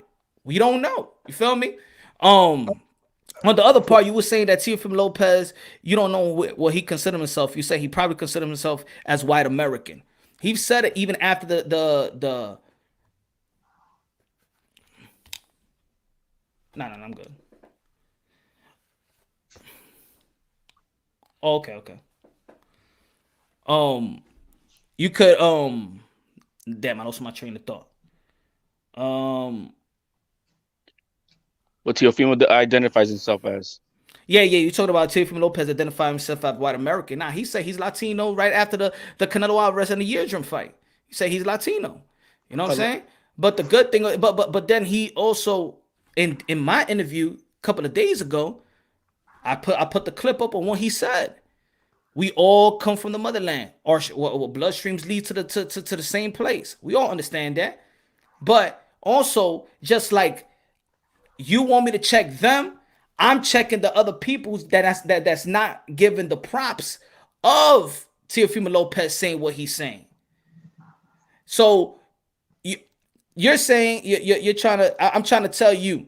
This is my statement. My statement is there's certain Black African American that wants to dictate when a Latino is a Latino, when he's Black, he's Black. So what I've gotten here in my experience in this community was, Punch, shut the F up. What are you talking about? Latino struggle? You're Black. To justify that, I don't need to talk about or identify with no Latino struggle. You're Black, Punch. What are you talking about? But then there's an indication where there is a difference between Latinos and Black. And Juneteenth, as you can see, go to several channels, you're going to see that they're justifying it. There is a division. There is a Latino and there's a Black. If somebody has if somebody could say, and they have a lot of followers, a lot of subscribers, that leads people astray, that it's a slap in the face for 7 fighters to be fighting on Juneteenth, and Charlo is the only one. It's a slap in the face. I thought that we was all together. I thought we was all Black, because that's what they tell me when they trying to justify me when I say something about it. You know? So why they're not getting checked by their subscribers? And I know that you've been on those channels too. Right. I wouldn't know who, again, if a person say to me that you were Black, right, off first glance, right? You know, I said again, you look damn near the same complexion as me. I get lighter than this. You see what I'm saying? And but my point was, if a person identifies as a white American, a Latino can identify as a white American. They don't identify. They don't identify as a black American, which is a totally different thing. We don't have that. I don't have the privilege to just go on the paper and say I'm white American. That's, you know, that shit. It's the privilege that comes behind it, in a sense. You dig what I'm saying? To where I can understand when a person does want a person that does represent Black America to stand for June 19th. I can understand where their plight could be behind that. You know, because if a person goes on that day and they don't represent Black America, or they've never understood the tribulation of being Black in America, or and you dig what I'm saying? Like, yeah, it could have been it could have been Aborigines, you know, whatever. If we go further back in, like with Latino, as a Latino, I know not as a Latino, but being Latino, I know most of y'all can have and I can, y'all do have an island. You dig what I'm saying? Like y'all mother, that's legitimately y'all motherland in a sense. You get what I'm saying? Like y'all have your own. That's the beauty of having your own language. Actually, I'm not trying to diminish the beautifulness in it. You see what I'm saying? Like, Cuban has Cuba, and it's so many. Nah, it wasn't you. My fault. It wasn't. And it wasn't you, Blue. It wasn't you, Blue. It wasn't you, Blue. It wasn't your. It wasn't your channel. I put the sound bite, but it wasn't you, Blue. Shout out to Blue. It's just when you try, me trying to understand. You dig what I'm saying? And that's just the reality of it. If a person does go, like one day they identifying as white, but for the privilege of it, me personally, I couldn't do it, no matter what. Like I can go on paper slip, but whenever I go, I'm gonna deal with that issue. You know, because that's the reality of it in America. You know, again, like you said, you want to build, and I'm all for the same shit. You know what I'm saying? I'm all for the same shit, but in my opinion, it's like what Tio Senior did. That only led to a division. It leads to more division. And my other issues out. It seems like I was the only person to have a problem with it, and that's my biggest problem. I'm the only person that had a problem with, while other motherfuckers are sitting back, laughing, cackling, kiki and ha, and everywhere I go, I'm saying that same shit. I'll say this. I'll say this. But it originated here. You dig what I'm saying? I say that's not a reason I don't even have I don't do that because I don't do the thing is because of how much it's a burden. You know, it's a burden what you're doing. You know what I'm saying? But at the same time, it's a blessing because you can educate people. That's all I'm saying. I'm gonna say, and is a good dialogue. But I'm gonna say this: as us hardcore boxing fans, I know you follow boxing. I know people in the panel follow boxing. My fault. I'm gonna let y'all the other people speak. Right? We understand certain personality. We understand certain characteristics. Right? At this point, we understand Teofimo Lopez Sr. and his passion, and when he feels there's something trying to go at his son a certain way, he goes all in. He goes all in, almost like Floyd Mayweather Sr. Right? But we learn to understand Floyd Mayweather Sr., right? We learn to understand that even when if he says something, we be like, that's Floyd Mayweather. We love him for it. Some people hate him for it. But I think at this point, we learn to know Floyd Mayweather Sr. We learn to know different personality as hardcore boxing fans. We understand what Teofimo Lopez Sr. We understand the way he talk at this point. We understand Crazy Angel. You feel me? That there's certain way that we could approach, and if there's somebody that's interviewing them, you talk to them. At this point, we know how they are. You know, like I know I can't have a conversation the same way I could have with with Kev Cunningham. I know it's a different conversation and a different approach I could have with Kev that I could have with Senior. Or I could just listen more, or I could just give my point of view. If I just boom, me go and fire right back, and then it'll be, you know, it's also understanding your guests at the same time. But this is why we have dialogue. Yo, David Love, HLD, my fault. I ain't give y'all time. HLD, speak on it, and then David Laura. I'm sorry, David Laura. Then you go after. Hey, y'all fine? Y'all good? What's going on? There's a lot here to unpack. There's a lot to unpack here because I wanted to talk about what you were talking about, Punch, but then Jones brought in some other points. Some that I may agree, some I totally disagree. To use the senses as a way of how we can identify ourselves. Got to go back to who created the damn senses and how they just lock you in with whatever's on there. So it's like you almost don't have a choice. So, you know, that doesn't make any sense to me. You mentioned Muslim. You can say no. You want to identify yourself as. Last I remember, that's a religion, not a race. So I don't know where you're coming from with that. I'm trying to understand that, maybe. But let me finish off. When I fill out my sentences, I say I'm neither. I say my kids are neither. And again, Islam to me, to my understanding and my knowledge, because that's something that I put my time into studying, is a race. You dig what I'm saying? It's mankind. But who says that everybody fills it out just like you do? I mean, you don't have to fill it out, but just because you see it on there doesn't mean that we all fill it out and we put on there we're or white Right. or So whatever. if you It is. identify yourself as white, that's then it turn around. But who you're talking for everybody though. Like, are all of us doing that? Do you know that? It's on the paper, but it doesn't mean that we're all doing that. Hold on. Let HLD go and say what he has to say. So then David Laura could say, and then we could just chop it up amongst each other. You know what I'm saying? But I mean, Jones, that topic in itself is a little bit deeper than what this is about. But you know, you started throwing those things in, and they're like, okay, we're talking about what Mayweather did. If Mayweather was so concerned and so, he's the most popular and most powerful black man in boxing, why didn't he take up the stage and put his fight on Juneteenth first to begin with? What did he do? He came into two Latinos popular fights. He went into a press conference day for Canelo to try to mess up his shit. And then he threw his fight on first pay-per-view fight for Teofimo on June 5th. Now, who's co-tailing June 6th on the weekend, you mean? Because that was on Sunday. But I mean, for that weekend, why? He should. I mean, if anything, he should have been trying to be the leader, and saying, you know what, I want to have this fight on Juneteenth so I can represent my people. Even though Juneteenth is not all about black people, it's about the true emancipation of getting rid of slavery, which that was throughout all North America, parts of South America. Some of our islands still has slavery. So, and those are also Latino countries. So it's not just about blacks, like you were trying to mention earlier. But if there was anything that should have been offended, is why didn't Mayweather do it from the beginning?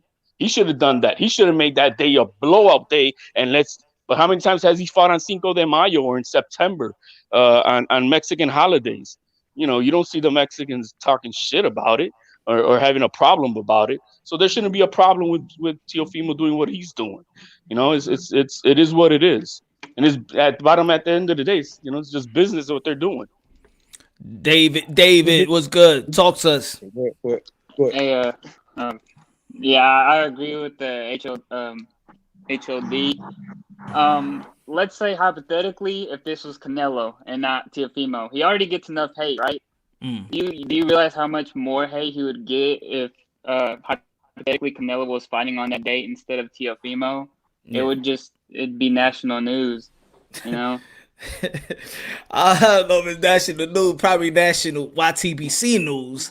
I don't know if it's national, or I mean, I'm just saying like this. It's not because at least the dude is fighting on is creating an awareness about the day, right? And there's a lot of people that don't know about the date and even recently learning about Juneteenth, right? It's the way that on my platform, I'm having an interview, right?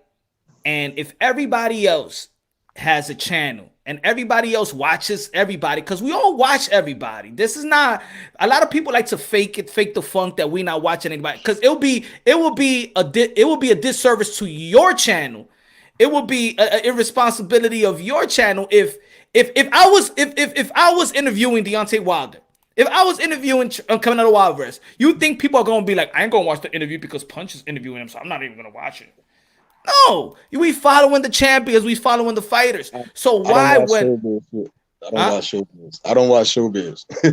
No, but that's a point. Let's say if you're not watching showbiz, but there's a fight. But if you all right, so let's say if Eddie Hearn, Bob Arum, and Frank Warren is about to announce the official fight, undisputed, you're not gonna tune in to showbiz to see your news. No, not as a fan. Wait. Not as a fan. Hate channels. Not as a fan, but as if you have a publication, if you're independent media, that you're not gonna watch it. You gotta report the news. You're doing a disservice to your subscribers. So if Teofimo Lopez is on my channel and he said what he said about Juneteenth, right? No fighter. We all know this. No fighter is showing love to Juneteenth. Why not all these channels report it? And especially those who are pro-black. Why don't you report, damn, Teofimo Lopez is looking out for Juneteenth. He's trying to turn this into a Cinco de Mayo. That's props for Teofimo Lopez. Nah, they don't do that. They don't do that. They don't do that. They rather hate. I'm not getting that from Teo at all. You can't go and say Floyd is racist and then say no. I'm talking about Teofimo Lopez Jr. I'm not talking about senior. Stick to it. Stick to it. No, what's it? Teal Stick to the I can't. I'm gonna keep. Stick to the junior. Stick to the junior. Stick to the junior. But that's the trainer, right? So, all right, but go by what I just said. What do you think about what I just said? What do you think about Teofimo Lopez's message? I think it falls in line with his father. His father said that Floyd is racist. So then when the father and son duo, when the father wanted to come off and try to be arrogant in a sense, and try to be but you can't understand. You can't understand why. You can't understand why he probably would have that notion that Mayweather's a racist. But what he just did. Tell me how Mayweather's racist. Please tell me. No, I'm gonna go by. This is not the dialogue. This is not the I thought you wanted to have the dialogue to understand. Now you want to have a debate about if Floyd Mayweather is racist or not. No, that's what you. It's not. Don't say me. That's what your guy right here just said. Was it You're having a problem with what Senior said, right? Where has Floyd his entire life have done anything racist? Can you not understand the notion of where his father said that from? I cannot. I can understand. You cannot. That's all I see is a no, you cannot understand what he just did. I see business. You cannot just see what he just did. I just mentioned the two things he did. That has nothing to do with race. But business. You cannot understand where he comes from with that. That is business. That's like an alpha dog. Looking for a way to shit on two Latinos on their days. Huh? You cannot see how he sees that. You cannot see how Senior sees that Mayweather tried to shit on two Latinos' days. Press conference for Canelo, trying to make his bullshit WWE fake brawl, and then having his fight on the weekend as Teofimo's first pay-per-view fight. You don't see how his father. You cannot see how his father was like, "Damn, what's up with this motherfucker? What's his problem?" You cannot see that. I don't see it. That's an internal issue. I see it as business because I already know that Floyd previously said before Canelo fought, he said he doesn't even believe he likes Canelo, but he doesn't think he's the best in the world. So again, it's in my mind an alpha displaying that he's the man in boxing. You know, is that good when he's a promoter? No, because again, you see what I'm saying? It's Floyd. But at the end of the day, that doesn't say he's fucking racist because his business is to say, I'm going to come in here and I'm going to let my nuts hang. That's fucking business. You see what I'm saying? No, because again, if Teo changes date on the same day as fucking Inu, is he being fucking racist? No. You see what I'm saying? That's who has done anything like this? Like you said, if he changes, you tell. Where's the history that anybody's done what Mayweather's doing right now? Yeah, has Floyd done this to other race fighters? No, or has any other fighters? Yeah. When any other fighters try to go and shit on someone else's parade in the boxing business, the boxing family, because they're all fighters. So how are you gonna go out of your way to go shit on somebody? I don't understand that. I don't understand that at all. I think, but this is what it is. It's selective. I could say the same thing about a lot of situations that everybody jump and say is racist, and it's not fair. It might not be fair. It might be just the trending. It might be trending to say it. You feel me? It may be trending to say it. Now, let me quickly hit a topic that a lot of people is gonna be like, whoa, what, Punch? Right? Okay, so let's say Dury Jones have a problem saying Floyd ain't racist. He don't know Floyd. And just because Floyd is a businessman, we don't. Just because Floyd is a businessman and he hangs around everybody, hey, Trump hangs around with everybody, but he's racist, right? In a lot of people's eyes. Now, I'll ask a question. Is the cop, the disgusting cop that killed George Floyd, was he racist?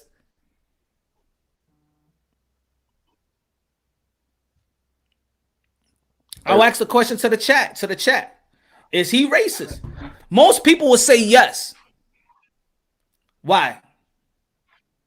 How do you know? Man, you froze up on me, and I didn't catch the last 10 seconds. I didn't catch it either. Yeah, is there something? Oh, you same problem over there, David? Yeah. You heard me? I'm good. No, we froze. We didn't hear the last 10 seconds of what you said. Oh, I was saying that it's easier to throw the racism on anybody when they want to. I'm not saying that. I'm not saying that he's wrong, but I'm not saying he's right either. I don't know his experience with Floyd. So me as an interviewer, I'm letting him go. Let Floyd answer that. Let me, or when he comes back, let me check him on that. Like if my views are saying, yo, Punch, I wish that you check him on that. And I could take my followers into consideration. I'll check him on that. Why did you actually say that? Did he do anything? Did he say anything to your son or something like that? That's what I was. Yeah, that's you know what I'm saying? I agree. What I was trying to say is that's why I'm just trying to understand where Senior's getting where he came with that from, because he was angry, he was pissed at him when he said that. So I'm trying to, was it because he's seen him shit on other Latinos and other shit and this and that, and maybe that's where he came from. That's what I'm saying. From what I see, he shit on in that week or whatever. He shitted on Teofimo with making his date on that weekend, and then trying to make this fake WWE press conference that he did with Logan, where they had that fake brawl. You know what I mean? And so to try to take the steam away from Canelo's fight, which was their press conference day. So is that where he's coming from with that? You know what I mean? That's what I can probably only see. But where did Jones go, man? Because I don't want that people out there saying that you threw him out or something. No, I ain't throwing nobody out, bro. I'm not that channel, bro. Look, I'm sending the link. Look, boom. I'm sending the link again, bro. I think I'm not scared to have dialogues. I'm not scared to don't have. I love dialogues, man. Exactly. It's how we build. Yo, we all come from different we come from different backgrounds. We may even be the same. We may even be the same race, but we may come from a different town. We may come from a different state. We may come from the city, from the suburb, from the country. It's just like on the West Coast. The first time I went to the West Coast, the first time I went to Cali, they was like, what's Dominican? They didn't even know what Dominican was. You know what I'm saying? So where you get that a lot? Mexico is so big. Mexico is so big. And when you go to Mexico, man, you'll meet all different types of Mexicans, man, and they all speak differently, different type of dialects and everything. But they're in Mexico, but it's just so damn big that this side doesn't integrate with this side over here because they're so damn far away. So they're different culturally and their dialects and their styles of living and everything else in between. So I mean, yeah, you're right with what you're saying there, Punch. Yeah, I think a big problem is, for example, whenever somebody is a fan of a fighter and they're like the same race, I feel as if they're blinded by what the fighter does. I'm gonna mute you because you got the kids in the background. Yo. Like I was saying, I feel like they're blinded by the type of antiques the fighter does. That makes it seem like they're hating. We don't know if that's their intentions or not, but that's what it seems like in our eyes. I think a big confusion also is when you just say I'm just black by just color and not that I'm African American is very different than just saying I'm black, because like we can see right now, Punch, you look black, Punch.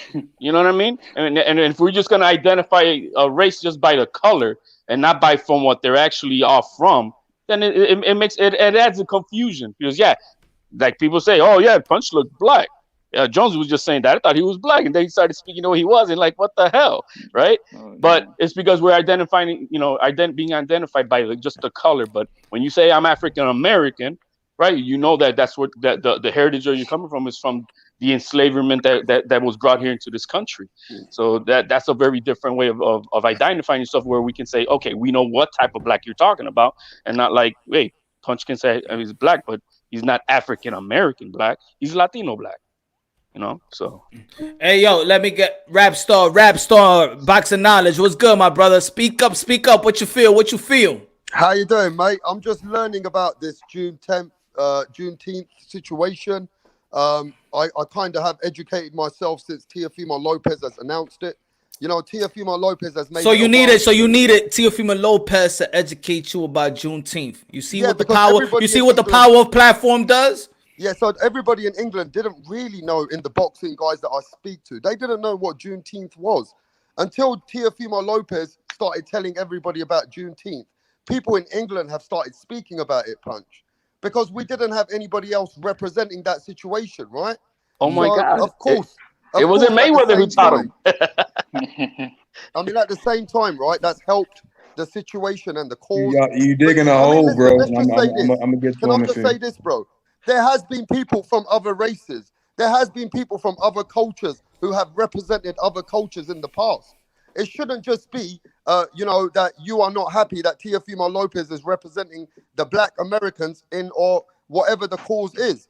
Now, since Teofimo Lopez announced Juneteenth, a lot of motherfuckers didn't even know what it was. Now that he's supporting those people, I don't understand why all the Americans are getting angry and they're trying to slander Teofimo Lopez. They don't want him to represent that day. But no other motherfucking boxer was representing nothing. There was no fucking Jamal Charlo. There was no Errol Spence talking about it. So Teofimo Lopez is speaking about it. Why not support the brother so everybody in America can come together? I don't understand the toxic fucking hate for their own people. It don't make sense. Okay. And I've got another thing to say, Punch. I've got one more thing to say before I go on mute. Somebody said that Mayweather, we don't know what Mayweather's not perfect. Who remembers 6-7 years ago when Mayweather made a big comment to the Puchiayos? Who remembers that when Mayweather made a big racist comment to all the Filipinos in Manny Pacquiao's country? Does everybody remember that? Because I got the receipts. Yeah. Mayweather went over there. Mayweather on video was racist towards Manny Pacquiao's people. And Manny Pacquiao sent his attorneys and they were going to sue Mayweather. Anybody remember this? No, what did Floyd do? Yeah. Floyd called all the people in Philippines the Puchiayos. He said the Puchiayos don't know shit about boxing. And he was actually making racist. Let me just finish, bro. At the time, the Philippines, they were very offended because a lot of people, they look up to Mayweather. So Mayweather made a racist comment towards Manny Pacquiao's country. And then Mayweather came out after 2 weeks and made an apology video because they were going to sue him. And then he came on video and made an apology and he said, "I'm sorry. I didn't mean to say that." So I'm just saying. What did he say? Mayweather called them Puchiayos or something. Called all them Filipinos. Yeah, he was making slur comments, and then afterwards he came out and apologized. So at the end of the day, Mayweather has made racist comments in the past. I'm just saying, and it's out there. It's documented. It's on Fight Hype video. It's a difference between being a man, right, and then being. But stop trying to protect it, bro. You can't protect when Mayweather has turned around and become racist. I'm let you finish. You can't protect that shit, bro. I'm not protecting nothing. It's again, Floyd's not racist, bro. But he's made racist comments in the past. Listen, let me ask you this though, Drew Jones. If you make racist comments, people, your brother can say you're not racist. But people are gonna always say, "Well, why did you make those?" No. Oh, wait. Yeah, before you jumped out, let me ask you this question: Is the cop that killed George Floyd, the disgusting cop that killed George Floyd, is he racist? Yes or no? Yeah. I have different views on that situation. Again, I have different views. I work in a certain field, and I have a different view on that situation. Is he racist? Yes or no? I have different views. I don't understand what race has to do with that situation. If there's multiple people, I don't understand what race has to do with it. I think that's inhumane. George Floyd is the guy that the knee on his neck, correct? Well, yeah. Floyd Mayweather made loads and there was an Asian there, quote unquote Asian American, and all these others, quote unquote, different ethnic Americans there. I wouldn't just say that was that cop. I would say those cops were inhumane and devilish in a sense. My point of view is different because how I saw George Floyd as an addict, and I said he fucked up. In my opinion, he fucked up. A sober mind can save your life. That's my point of view. So I don't think racism truly was a center. I say hate in a sense. So you said that George put himself in that situation? I work with addicts on a daily. I work with drug addicts, alcoholics on a daily basis. And I come from that environment 24/7. So I know when an addict, I say that all the time, that because you fall down, you're gonna mean you're guaranteed to get back up again. You gotta make wise decisions. If you keep indulging in addiction, it's only two options. You're going to jail, you're going in the box. You dig what I'm saying? So in my opinion, I put accountability first on George Floyd. And then when I analyzed the cop, who I wish would have been humane and, found an outlet for me to get his life together, it's a different conversation. Man, you sound like you should. I really don't want to get. I really don't. Too much. I understand where Jones is coming from, because he's coming from the act of what was going on and whatnot. And I can understand where you're coming from with that. Right. But had he been white, had he been treated the same way, and that's probably would have been the thing. That's where the racism would have came from. Not that he. I understand that George Floyd may have been whacked out at that moment or whatnot. It had nothing to do with racism. It had something to do with the treatment. The treatment, though. That's where the treatment is where the way he got treated. Was it because he was black, or was it because he was high on drugs? I can't answer that. But anyway, because from what I saw was him being inhumane to a man that because he was on drugs, he felt that he had to impose his will on his life. Would he have been inhumane to a white person? How can I answer that when I don't know that, man? Yeah, but you know what I don't understand, Punch? I mean, Drury Jones, you came over here saying that Floyd is not racist, but he's made racist comments. Let me finish. Let me finish, bro. You come in here with your feelings. You ain't coming here with your facts, bro. You come in here with your feelings. And you're always trying to protect the black man. Taking the conversation. Let me just speak, bro. You're always trying to fucking protect the black man. What I'm asking you, Drury Jones, you need to do your fucking homework, and you need to go and check the facts before you come here. I'm gonna put you in a place that you don't want to be in. I'm telling you. No, but bro, you remember? What I'm trying. What I want to see. What I want. Hold on, guys. Hold on. Remember. I want this to be a dialogue to build. This is not the debate scene.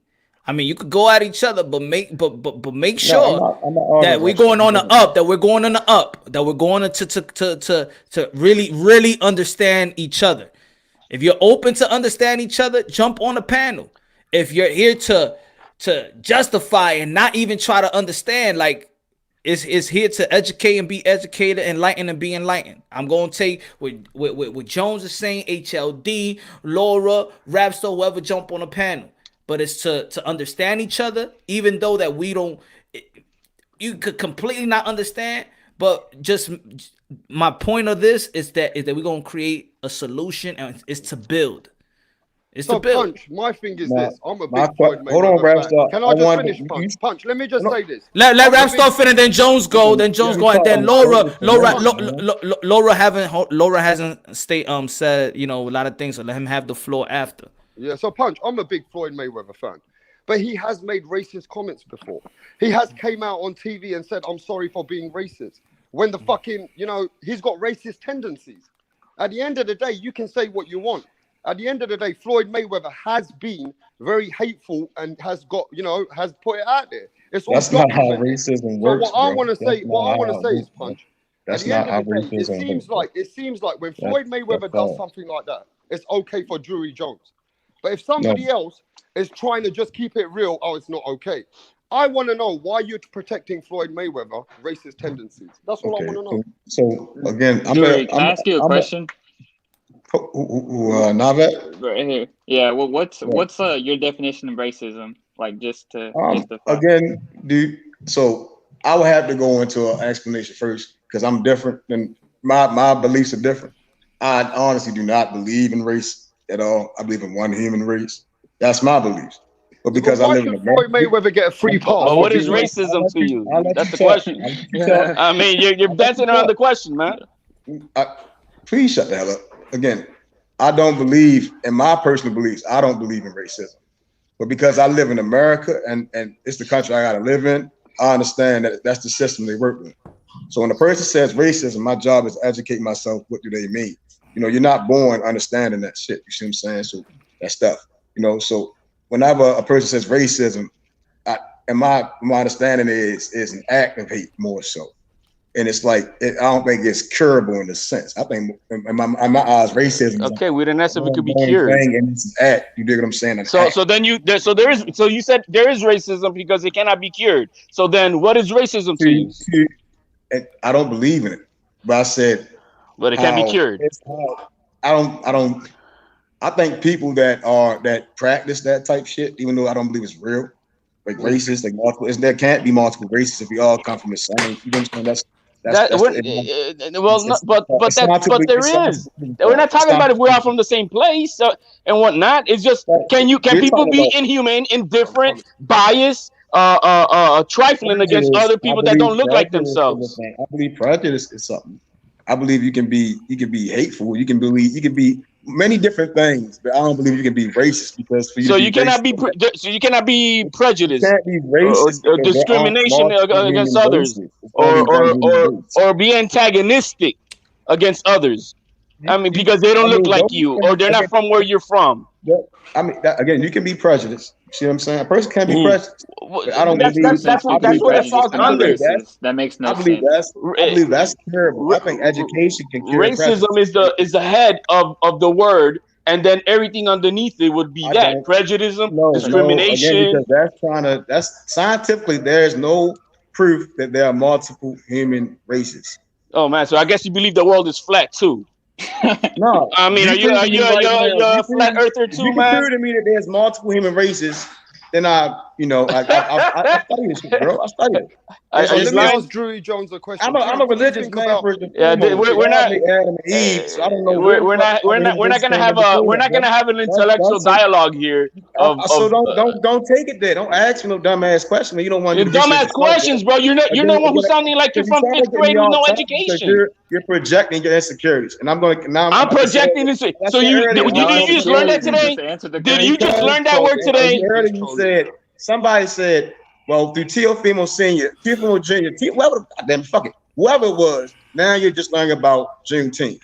I believe majority of us are Americans. So that's your ignorance, bro, that you don't know about some people that's around you. You don't have black friends that don't know about that? You see what I'm saying? Man, I got no black friends, man. Facts, bro. I'm from the valley. It's like when somebody, it should be outside of boxing. That if we want to build, it's educating yourself. Yeah, we're not gonna build with your logic, bro. We're not going to with your logic, bro. I think you actually think you're smarter than what you are. You actually think you're smarter than what you are, and you're not sounding intellectual at this point. You're sounding like a box of rocks right now, man. You're sounding like a box of rocks, man.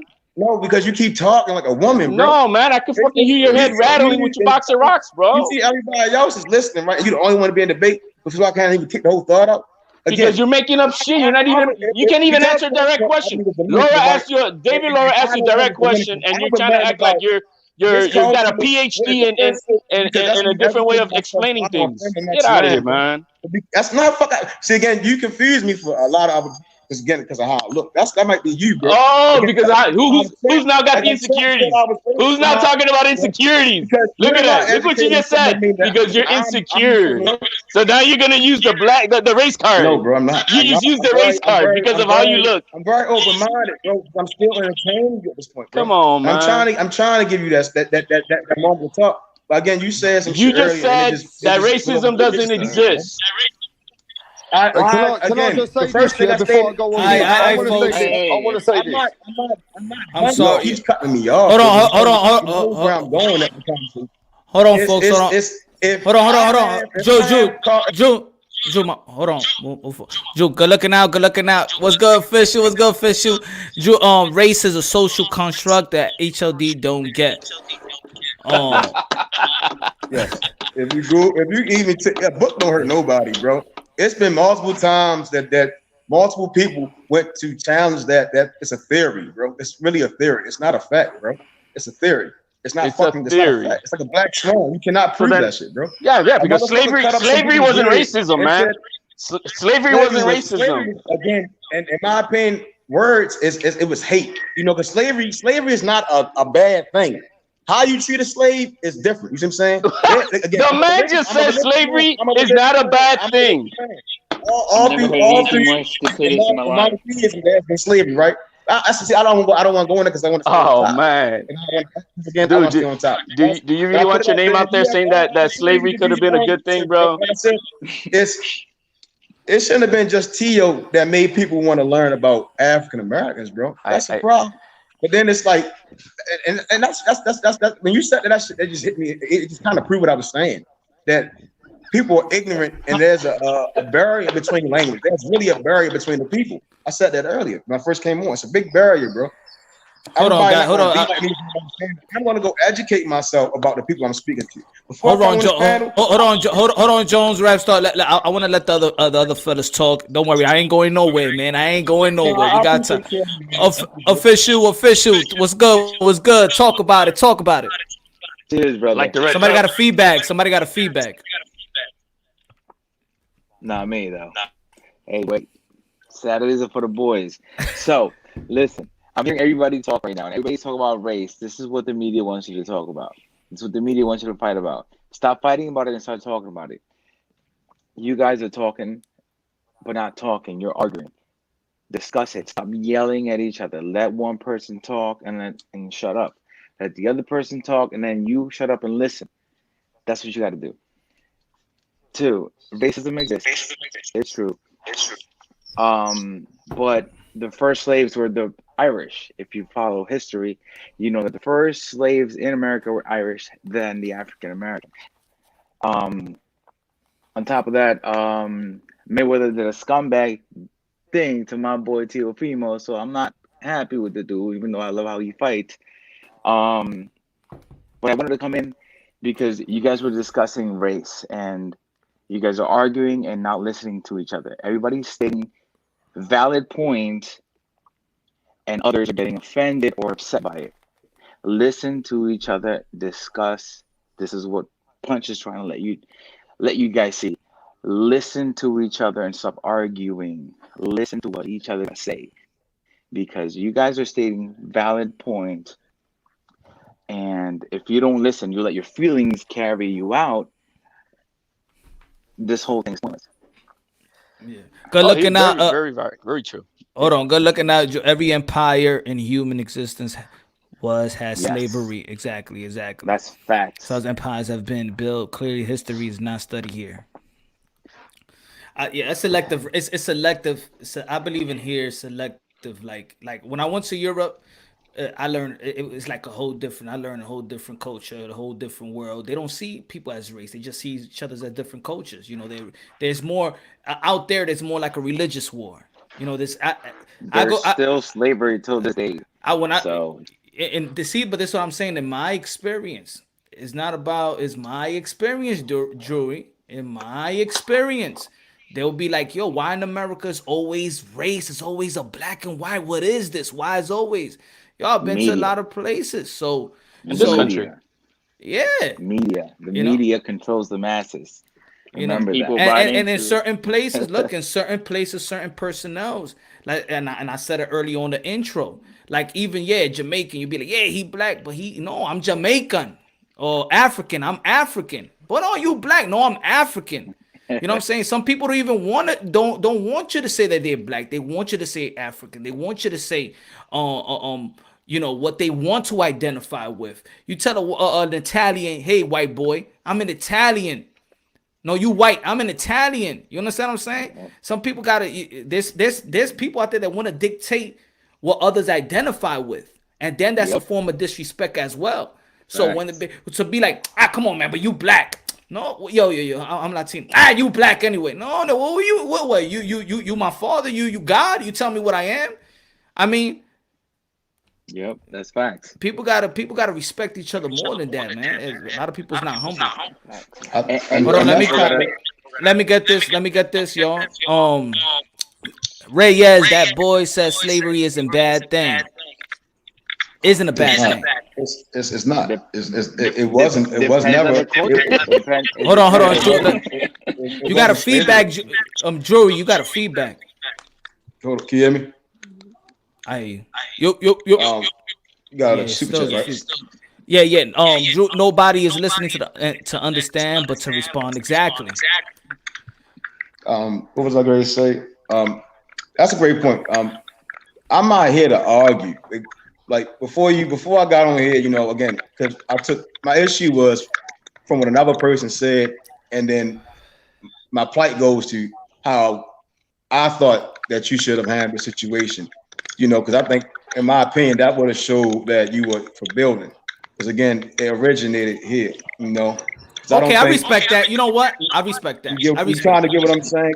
I respect that. You gotta look from I would say if it was a different way, you'd have looked at it totally different. If you go back and look at it, right, and then put yourself in someone else's shoes and then see it.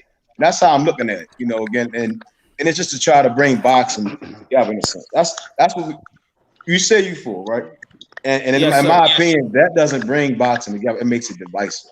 You dig what I'm saying? Because Floyd, in my opinion, is getting guys out of a situation where they could be picking up guns. You dig what I'm saying? And the stuff that he's doing now, no matter how much we may hate that Logan Paul stuff, it's creating an opportunity that one day that T.O. probably can go do that. We see Evander Holyfield and Mike Tyson are doing these. You see what I'm saying? Floyd is taking it to another level where that money is being made. And it ain't got to be about what you look like and none of that. It's about how you use these. You dig what I'm saying? And we all know Floyd going to beat his ass. And that's the great thing about boxing. You dig what I'm saying?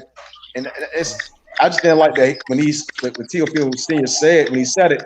And I in my mind, I thought you would have said like, no, Floyd ain't that, you know, as a purist. When you're a purist, like Floyd, that's one of the comments I made. See, but that's why I told you I can't. They know they've met each other, so I can't. I don't know Floyd. I can't be like Teofimo Lopez Sr. He's not this. I could say that. I could say that, but then would I be right? Would I know what I'm talking about? How about if somebody be like, yo, Punch, you ain't know what you're talking about. Have you met Floyd Mayweather to say that he's not? I mean, it's not a good. It's not a fair charge. I understand that. It's not a fair charge. Hey man. Hold on. Hey, Punch, hold on, guys. I'm gonna leave. I'm gonna be back in a minute. I just want to say this, Punch, as a man to Drew. Oh, put a mute, Joy. You got a feedback.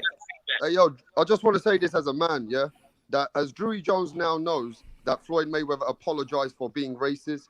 Now that Drew Jones knows that he was antagonizing the Filipinos, he said they can't even see properly. They're puchiayos. These people in Philippines don't know shit. Now that Floyd Mayweather agreed he made a mistake, are you disappointed, Drew Jones, in Floyd Mayweather now? Are you disappointed with knowing that Floyd Mayweather did make racist remarks and was making slur remarks to the Filipinos? I think it's some disrespectful, ignorant shit to say. I've heard Dave Chappelle crack jokes, you know, and some people eat that shit up. I've heard Eddie Griffin say some crazy shit. Oh, so now Floyd Mayweather is a comedian now. I'm gonna come back. Yo, sometimes it's an accusation. My thing was an accusation. I want to make this point. Hold on, guys. Ring IQ. Shout out to Ring IQ. Put on mute, Drew. Damn, you got the feedback, Drew. And I want to make this point. That I heard Floyd Mayweather say things that would be categorized as being racist. I have heard him say that. For whatever reason he said that. And at the end of the day, when you got people trying to explain that away and trying to make it sound like it's something other than what it is, that creates more division. Just call it what the fuck it is. It's racism. If you said something about somebody specifically in reference to their race, you're racist. Period. Call it what it is when you see it. The same way I can look at some shit I see somebody doing, say, yo, that's some racist ass shit.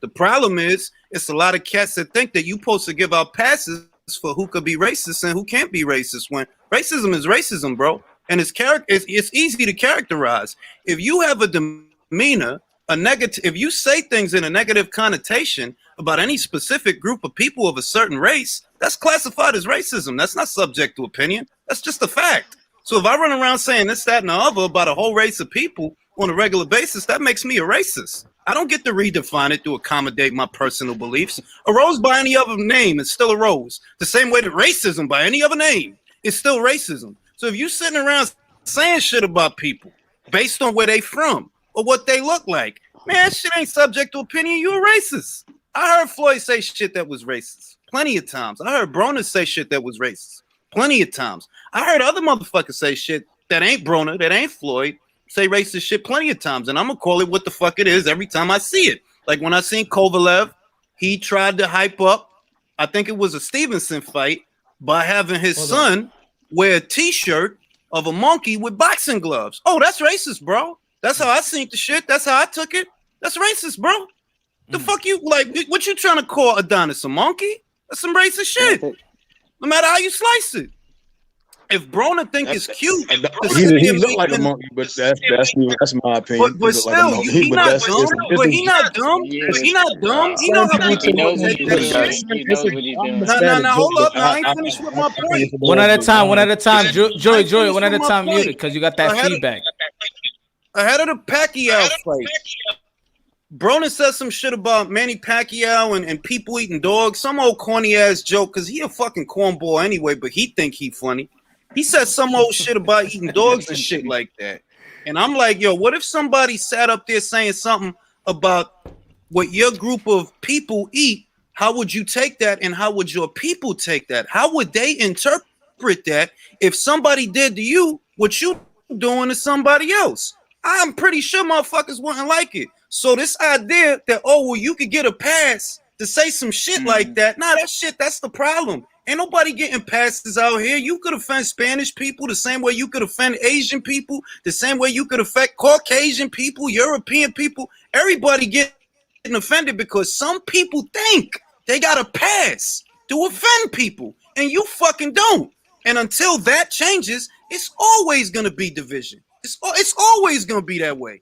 You got to call that shit what it is when you see it. If you against racism, then be against racism. Don't use that shit when it's convenient and then try to come up with some elaborate fucking explanation. Why it's okay for you to do it. No, it's not okay for you to do it. Yeah, that was that statement. I agree 100% what you said. Ring IQ, everybody subscribe to Ring IQ, man. Let me get Drew right here. Race is needed for capitalism to work. America, classes 1% use it as tool to distract poor and middle class. I good looking now with the super chat on that one. Oh no about that. Just take it, bud. Just take it. Hey, I'm here, man. I'm here.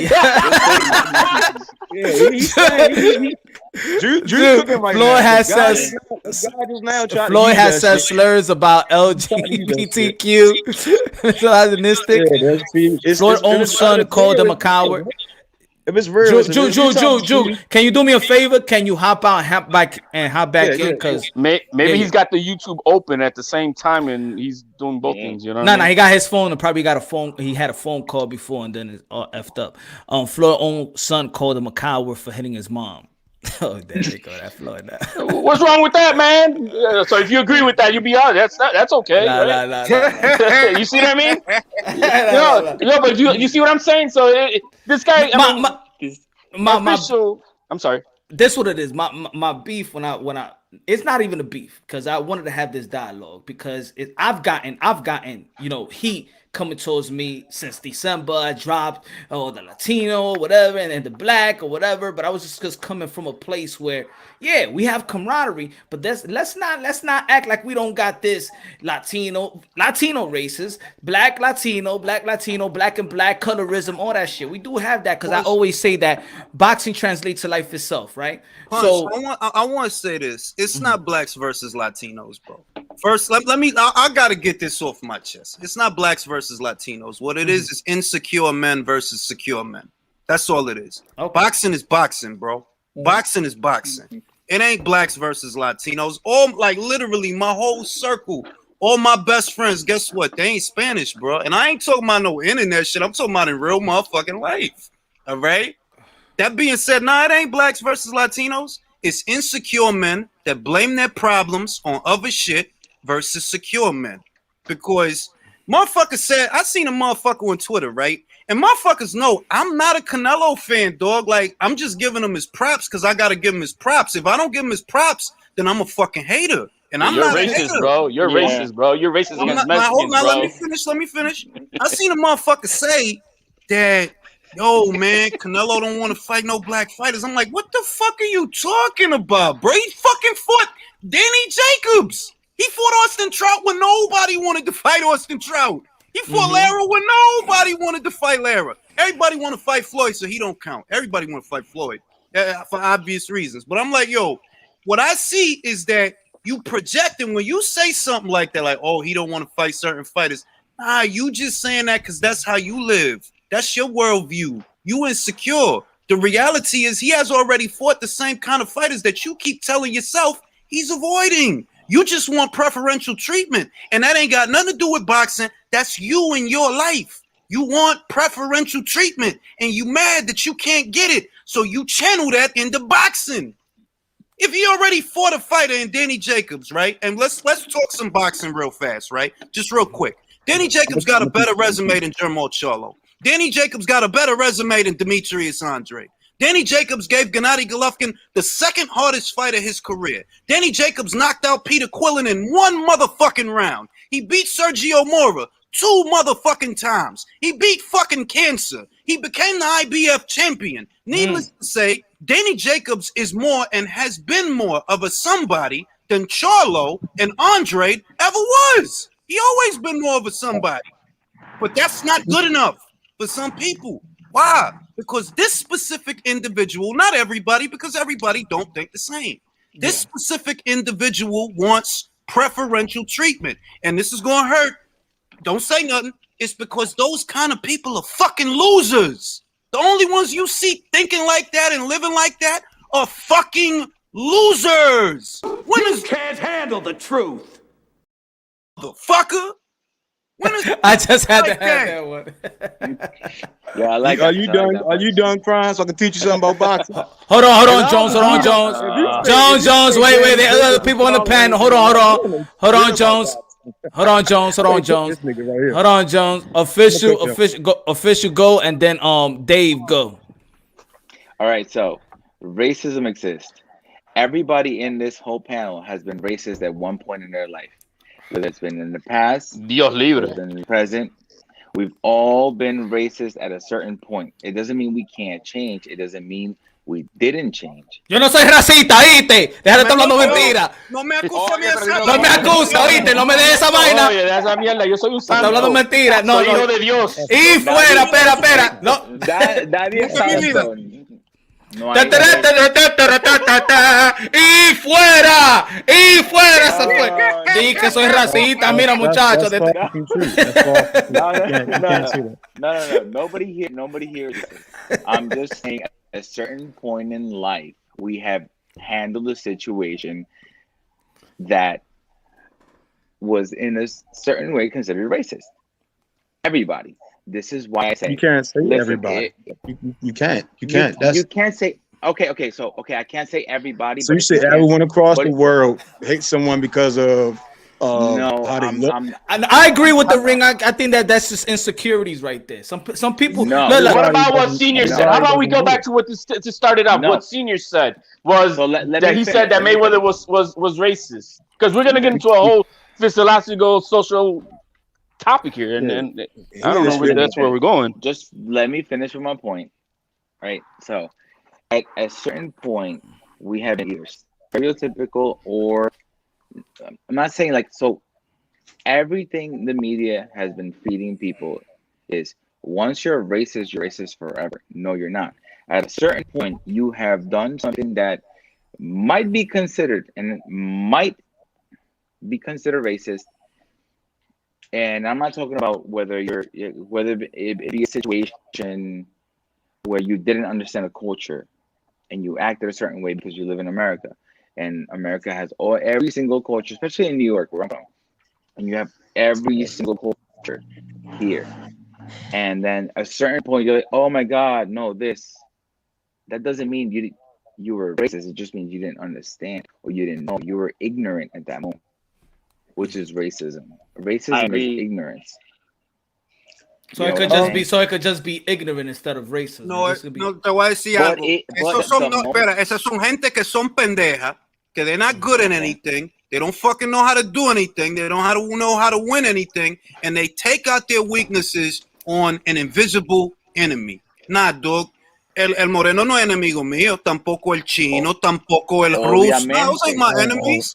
Those is not my like nobody is an enemy of mine. Can you translate? Well, that's what I was about to do before you interrupted. I clarify. I ain't know. Some people they do. I don't want stereotype now. Well, that's great. Nobody is an enemy of mine on the premise of where they from or what they look like. So but all of that. Hold on, let me finish my point. The only people I see doing that shit and misappropriating it, by the way, are weak people. And these kinds of weak people exist in every culture of every denomination all around the planet. It's not like it's one group that does this goofy ass shit. It's groups all over the world that do that goofy ass shit. Why? Because you're weak. You was built weak. Hey, and Papa. you need to blame somebody. Hey, Papi, how they tell the Latino, they have to speak, they have to learn how to speak in English. Hey, look, look, Drew, they tell the Spanish people, they tell the Spanish people, man, you gotta get better, you gotta learn English. Tú tienes que hablar español, you have to learn how to speak Spanish, okay? Drew, you have to learn and speak Spanish, right here. A donde yo vivo, ¿verdad? A donde yo vivo, el güero no le gusta cuando yo hablo en español. Ellos se sorprenden que cuando yo hablo en español no le gustan, me miran mal. Q, man, you're a racist speaking Spanish, bro. What's going on, man? Oh, yo, but HLD, but I'm gonna tell you like this. It's bad etiquette to speak a different language or whisper with somebody else. Oh, so now we bad etiquette. No. Somos bilingües aquí, mi mente, señor. If everybody was right here and me as a Muslim, and I say like I started speaking Arabic to one like I say Lord was Muslim, I started speaking Arabic to him. If I say that's bad etiquette on my behalf. I gotta make sure. I wouldn't give a shit, bro. It's not because that comes from insecurity. That comes from insecurity. But I'm not worried about what you telling him. It's not insecurities. That's my. It is insecurity because I'm not worried about what you telling him in another language. I'm gonna be a weak dude to say that racist. That if it was for me, you would have told me in my book. Where that's I'm not supposed to do that. I wouldn't do such a thing. But because I explained to you why. You know what I was saying? You know what I was saying? I'd be like, yo, what you said? What you said? I want to learn that language. I said that. If it's me, to change the conversation to a different conversation. I can only speak for me. Yo, here's an example. Now let's break this down for Dory Jones. Let's break this down for Dory Jones. I told you this was gonna come out. That liquor's gonna get him. I'm trying to tell you, it's coming. Keep going. Okay. Now, was anything derogatory said about Dewey Jones Jr.? Did I say something bad about him? Yes. No. Yes, you did. Yes, I did. You did. Because of your ignorance and you not understanding something, you said all about and 9 times out of 10, the stuff you saying, bro, you don't believe in that stuff you saying. It just sounds good to come out your mouth. Aren't you the guy that said that you don't believe in racism? Yeah. No, I don't. I'm gonna tell you, Jones. Let me. I'm gonna tell you this. I'm gonna tell you this directly, Jones. He don't make sense. He just Jones. He was discriminated against on that premise. Jones. I'm gonna tell you something right. You heard Jones. I'm gonna tell you something directly. You didn't like that. You didn't like that I spoke a language that you don't speak because you don't know what I'm saying, and you're not secure enough to say if he was talking to me, he would have said it to me. No, it's not. It's for anybody that's paying attention or watching this video. I wouldn't just start speaking a different language when I know. Wait. Over here we bilingual, oíste. Over here we bilingual. We don't talk about nobody. We don't talk about. It's not my fault. It's not my fault, and I'm not gonna dumb myself down because you can't speak 2 or 3 languages like I can. That's not my fault. I'm speaking. That doesn't make me dumb. I didn't say you were dumb. You said that. Insecurity. Did I say you dumb because you don't speak as many languages? Official said something earlier that was very important. You don't speak as many languages. You don't want to official said something earlier that was really good. That we need to listen to each other and not yell, right? But the problem is, I got a crazy uncle in my family, and he likes to talk a lot of crazy ass shit. So guess what? We just act like he's not there because it don't matter because he's crazy. He thinks he's George Washington, or he thinks he's Abraham Lincoln, or he thinks that the world is flat, or he thinks that racism doesn't exist. So you cannot have reasoning dialogue content with that person. So this is what's going on right here with this dude. He doesn't make sense. I'm not going to. I want to say something.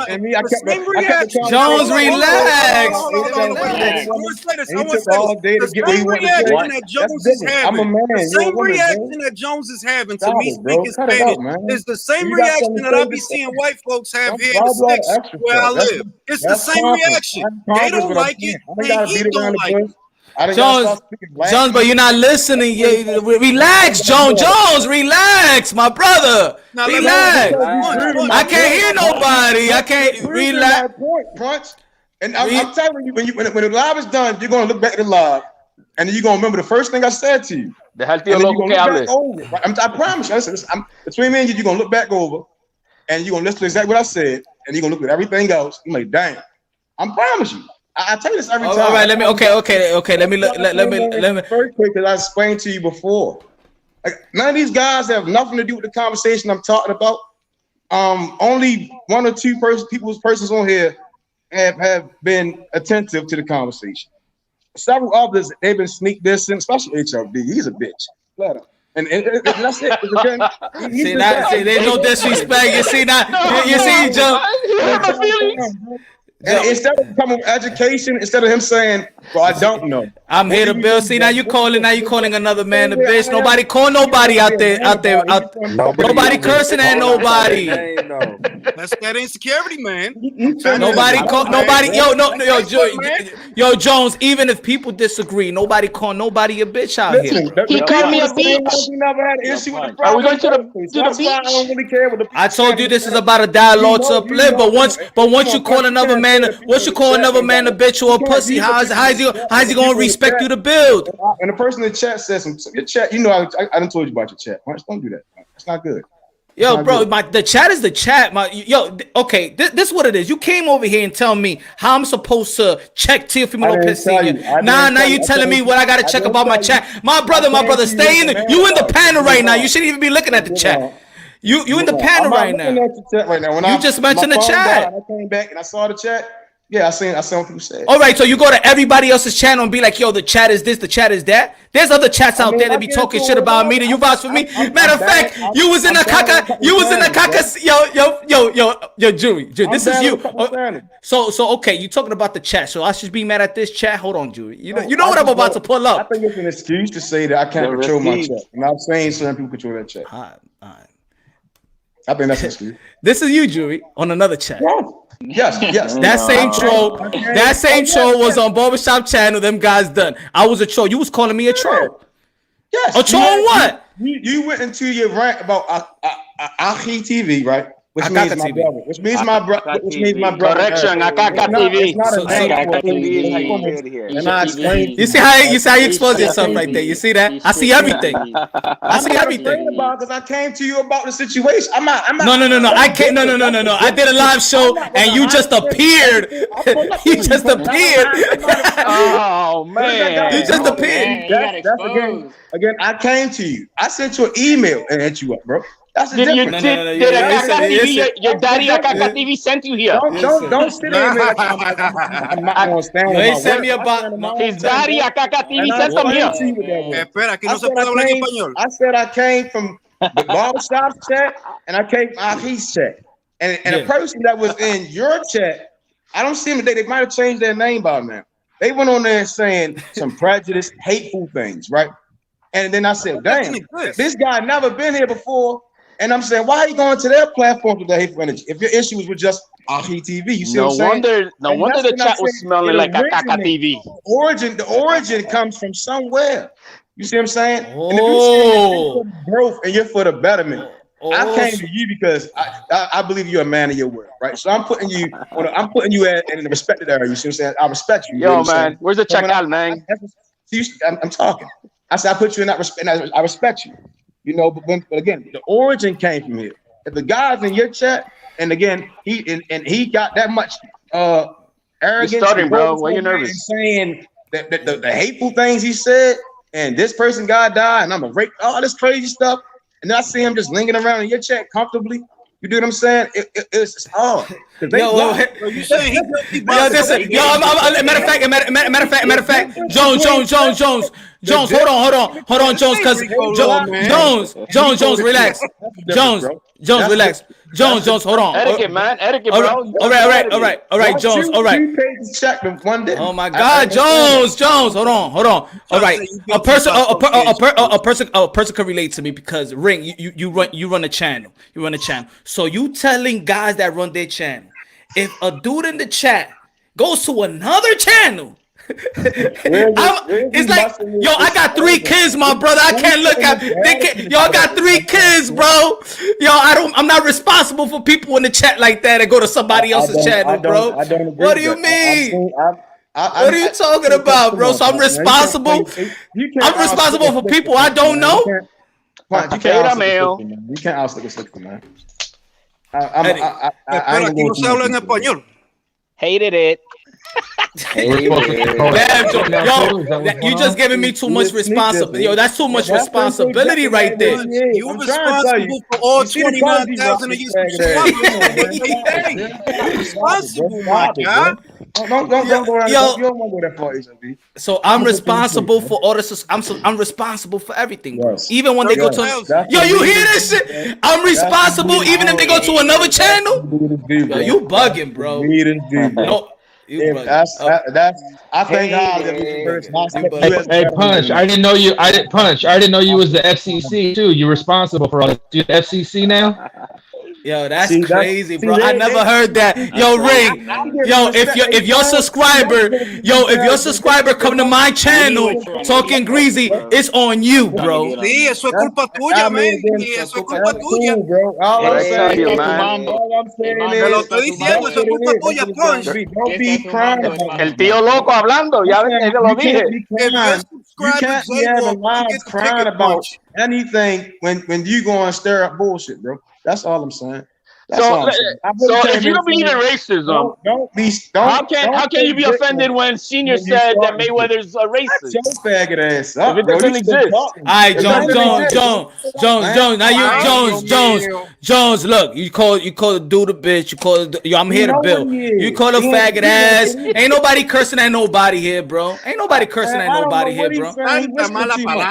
YouTube gonna flag that. Come on, man. Ain't nobody cursing at nobody. Ain't no man disrespecting nobody like that. It's not a conversation. Yeah, no, I thought we're trying to have a civilized conversation like men. Yo, Drew, you called me a faggot. I know you're digging my voice, maybe, man, but I don't go that way, man. To me, it was giggles and shit. But then once I put that shit in check, and I nip that shit in the bud, then I'm being the belligerent. I'm not drinking. I'm the only one probably sober. See, this guy talking about faggot nipping in the bud. I don't know, man. See now it's getting best of me. Hold on. David Laura has been there, and then Andrew after that was good. Andrew, David Laura, talk to us, man. Lead us in the right path. Yeah, man. I think we should close out this topic and just get on to something else. No, we gotta stay in this topic. I mean, everybody that came in here and deterred what the conversation was. I mean, I appreciate it though. I think I proved my point though. I appreciate you having me here, though, bro. All right, you prove your point. Again, with bad etiquette, man. Let David talk. It's not bad energy when I came and tried to talk about it, and then you bring your punk ass on here, trying to. It's deviate, yo. It's nothing but love, Jones. Nothing but love, baby. I don't fuck with you like that, bro. Come on, man. Nothing but love, man. I really don't, bro. So don't think me cool. You a bitch. Flat up. Wow. It's serious. No, because that's the man you do. Is that Jones with a Kaka TV? I'm not gonna sucker, bro. I'm not gonna sneak this none of that shit, bro. If I got something to say, I'm gonna say it. I'm not gonna hide behind no shit. I'm not gonna start speaking in Arabic to sneak this. No, I'm not gonna do none of that. I'm not gonna hold you down. Can I say something? Can I say something? I had to listen to a lot of stuff, right? All right. He feel that because another language was spoken in his. See how he's focusing on that? What? Hold on, Jones. Damn, let somebody talk. Let somebody finish, Jones. Let somebody finish. We want to hear somebody, man. Jones, come on. You know my style is not to mute, bro. Come on. Man, I can't even. We're not gonna let nobody talk. Jones. Let somebody finish. Yo, man, can you call Kaka TV to come on the panel, bro? When that first guy came on here, couldn't nobody come on here. That's the respect Shorty got. He wasn't talking about shit. His whole topic was about LDBC, but he never once said shit about what Punch said. That's the problem I have. Call your daddy. I got problem. TV to help you on the panel, man. Maybe. Tell him to come out here, man. So wait, his problem is if you speak more than one language? And that's the deviation that we have. That's the division we have, bro. Jones. All right, Jones. But all right. IBFP, he talking crazy shit all damn day. I don't see nobody saying that. Jones, relax. All right, Jones, relax, man. The other people want. I want to hear other people, please. I want to hear other people too. I ain't talking about shit.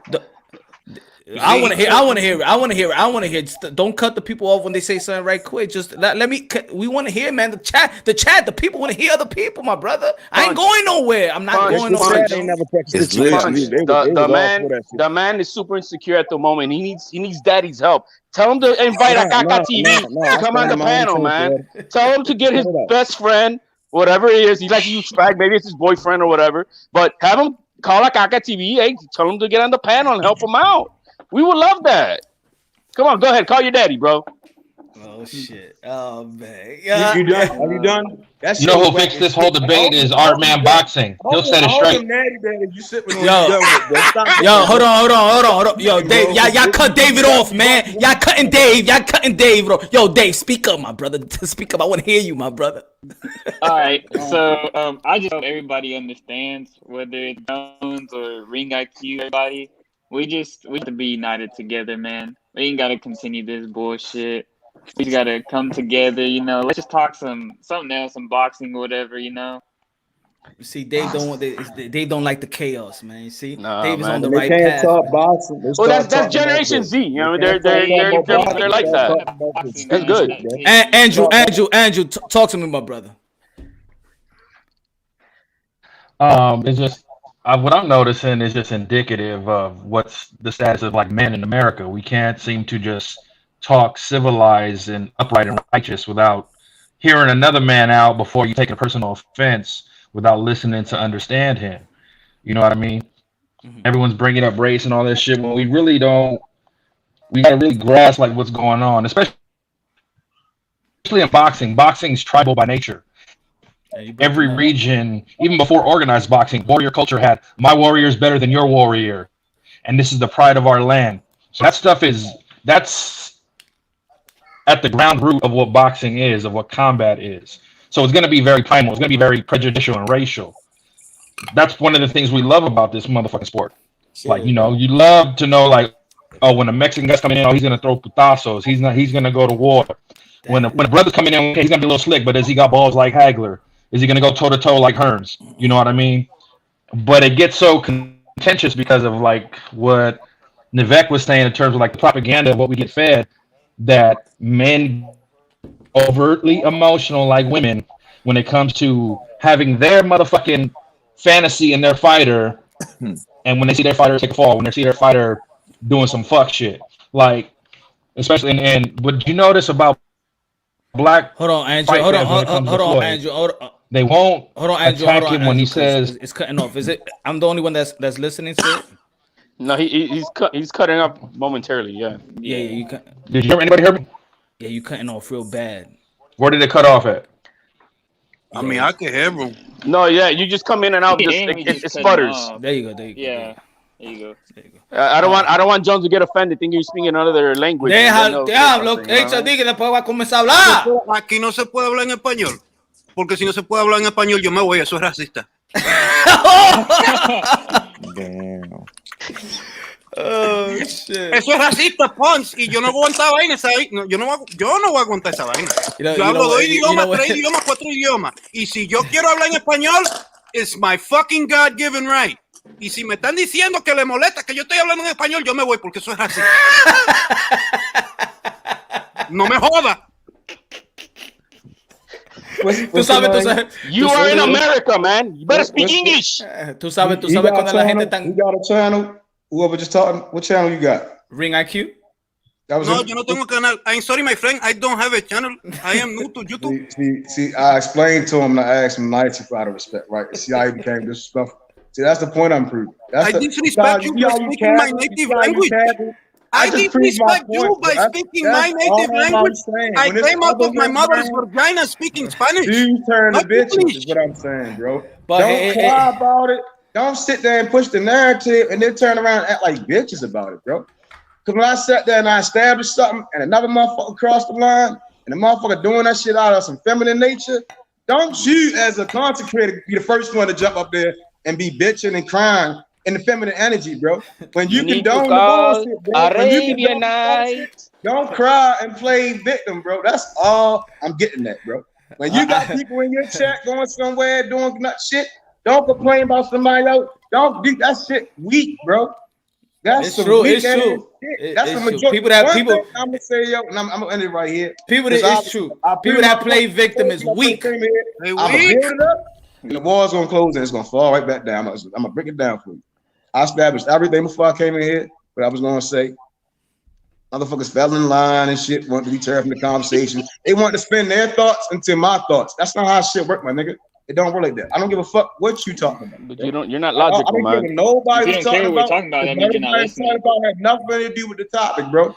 Nothing. You're offended that one man called another man racist when you don't believe in racism. You're not logical, man. I thought he didn't believe in racism. No, he's mad at the senior Lopez Senior calls Mayweather racist, but the man doesn't believe in racism. So is it selective racism? What are you mad at, bro?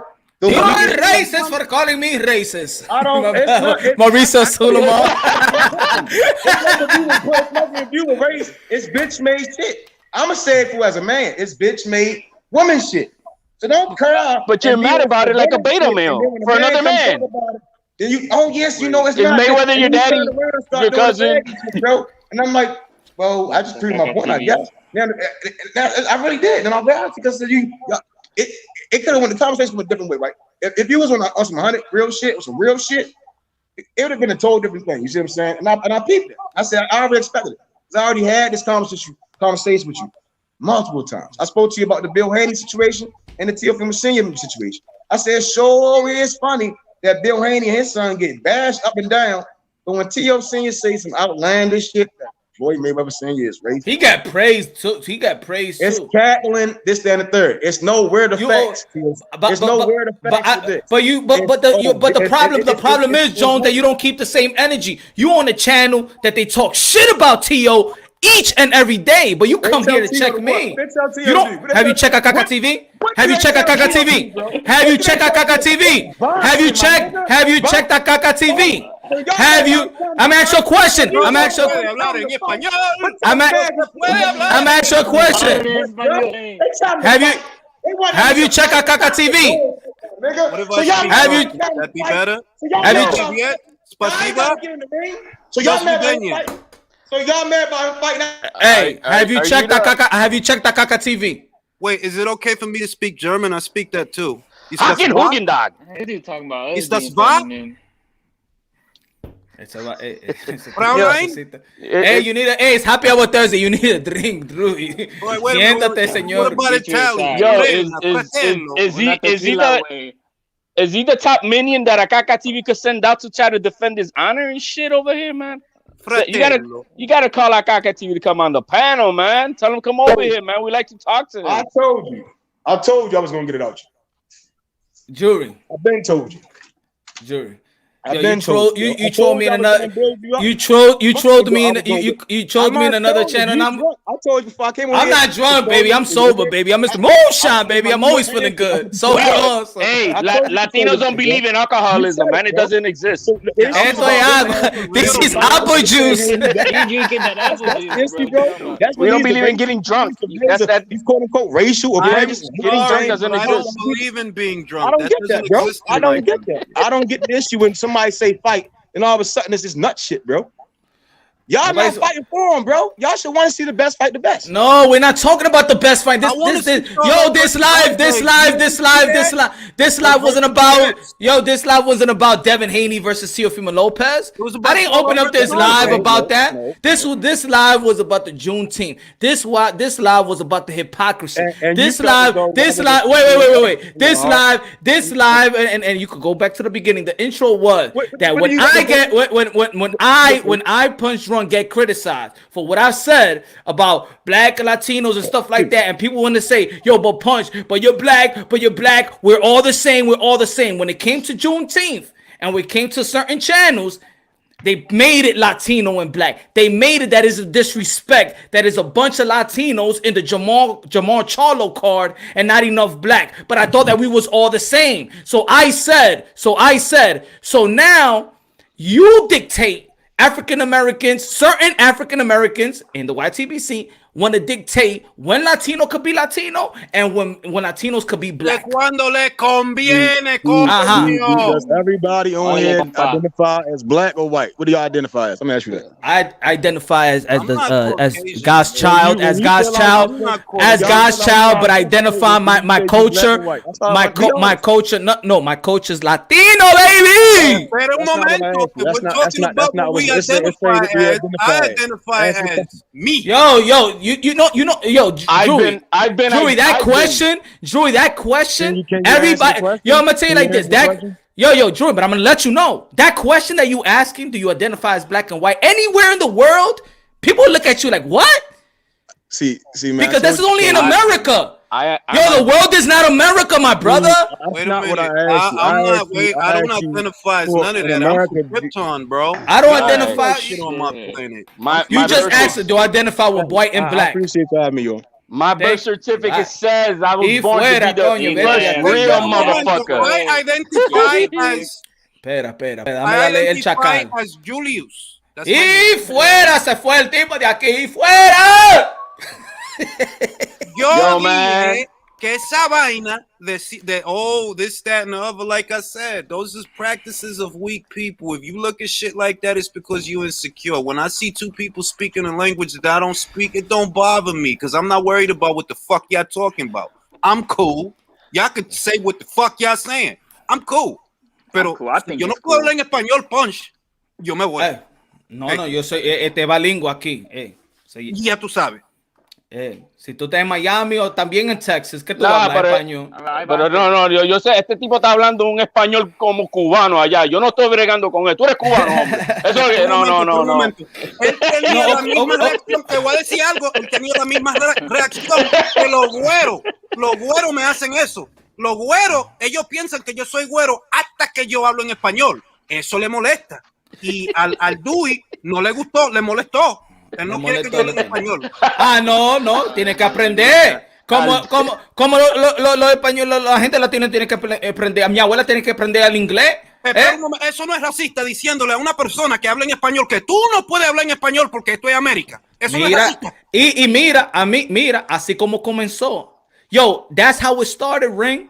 When there was people in the channel trying to be like, yo, my man, stop talking fucking Spanish. Stop talking fucking Spanish. Who the fuck you think you are? That's how it started. So then it led up. Yo, I was eating that shit up for a year and a half, bro. For a year and a half, I didn't want to talk about it. For a year and a half. I'm glad you're talking about it, Punch, because I be telling Ring when he on Twitter, like, nah, drop that shit in Spanish too, baby. That shit's fire. My thing is but even if he drops something, in Spanish, and they're gonna be like, yo, but Ring, stop talking Spanish. What do you mean he can stop talking Spanish? Te voy a decir algo. I'm gonna say this. I'm gonna do whatever the fuck I feel like doing, really, regardless of what anybody says or requests, because like I said, certain shit has to do with the insecurity or security level of the person. If I see two people speaking a language that I don't speak, I don't even pay attention to what the fuck they saying. That's me. I'm not worried about what the fuck y'all talking about, because if it was for me, or if you had the heart to tell me, you would have told me. So I'm gonna just let y'all do what the fuck y'all doing. That's me. What I noticed where I live, because I don't live in New York no more. Mm-hmm. When some folk hear me speak Spanish, because I don't look like the other Spanish people that's around here, right? I'm Caribbean Spanish. It's different types of Hispanic people. Mm-hmm. Where I'm at, it's a lot of Central Americans and South Americans, and they don't like. I guess some of the white folk, they don't know what I am. So when they hear me speak Spanish, they give me a nasty motherfucking look, and I just speak more Spanish because that's me. I'm gonna do that. If you don't like my Spanish, that's a tough fucking titty, because I'm gonna keep speaking it. And I don't fucking care if you don't like it. And if you want me to stop, guess what that makes you? Makes you bigot, makes you racist, makes you prejudiced. Mm-hmm. Now, I noticed that our friend Dewey had the same reaction to my Espanol that these other motherfuckers out here have. So what does that tell you? Why are you having an adverse reaction to me being able to speak more than one language? It's not my fault. English is my second language. I had to learn that shit. Spanish is my first language. I can't help that. Now back to the but if we go back to what old boy was saying. Hold on, HLD. Let me get this. HLD. Sergio. Gracias. Thank you. I appreciate that, my brother. Wepa. Gracias. Wepa. Yo, but I mean, back to what that this guy was offended because Senor Lopez said that Mayweather's a racist. No, he was offended. No, he was mad that I didn't check him. Oh, you didn't check him.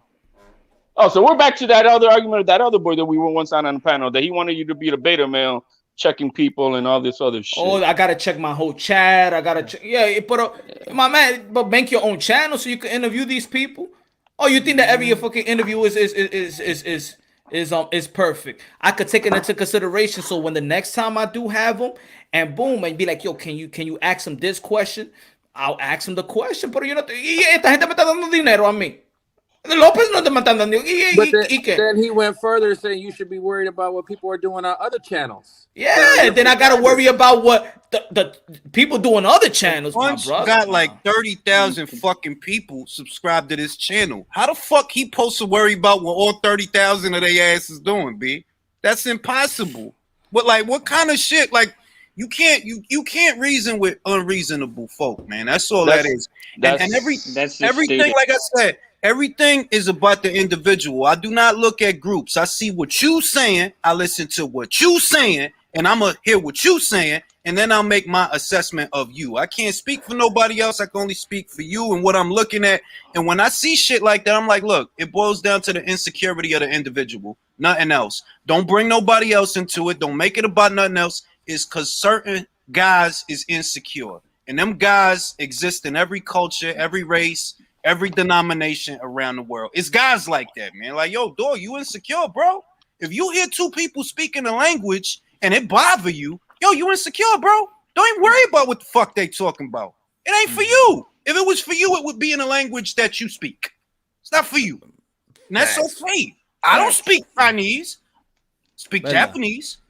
Mm-hmm.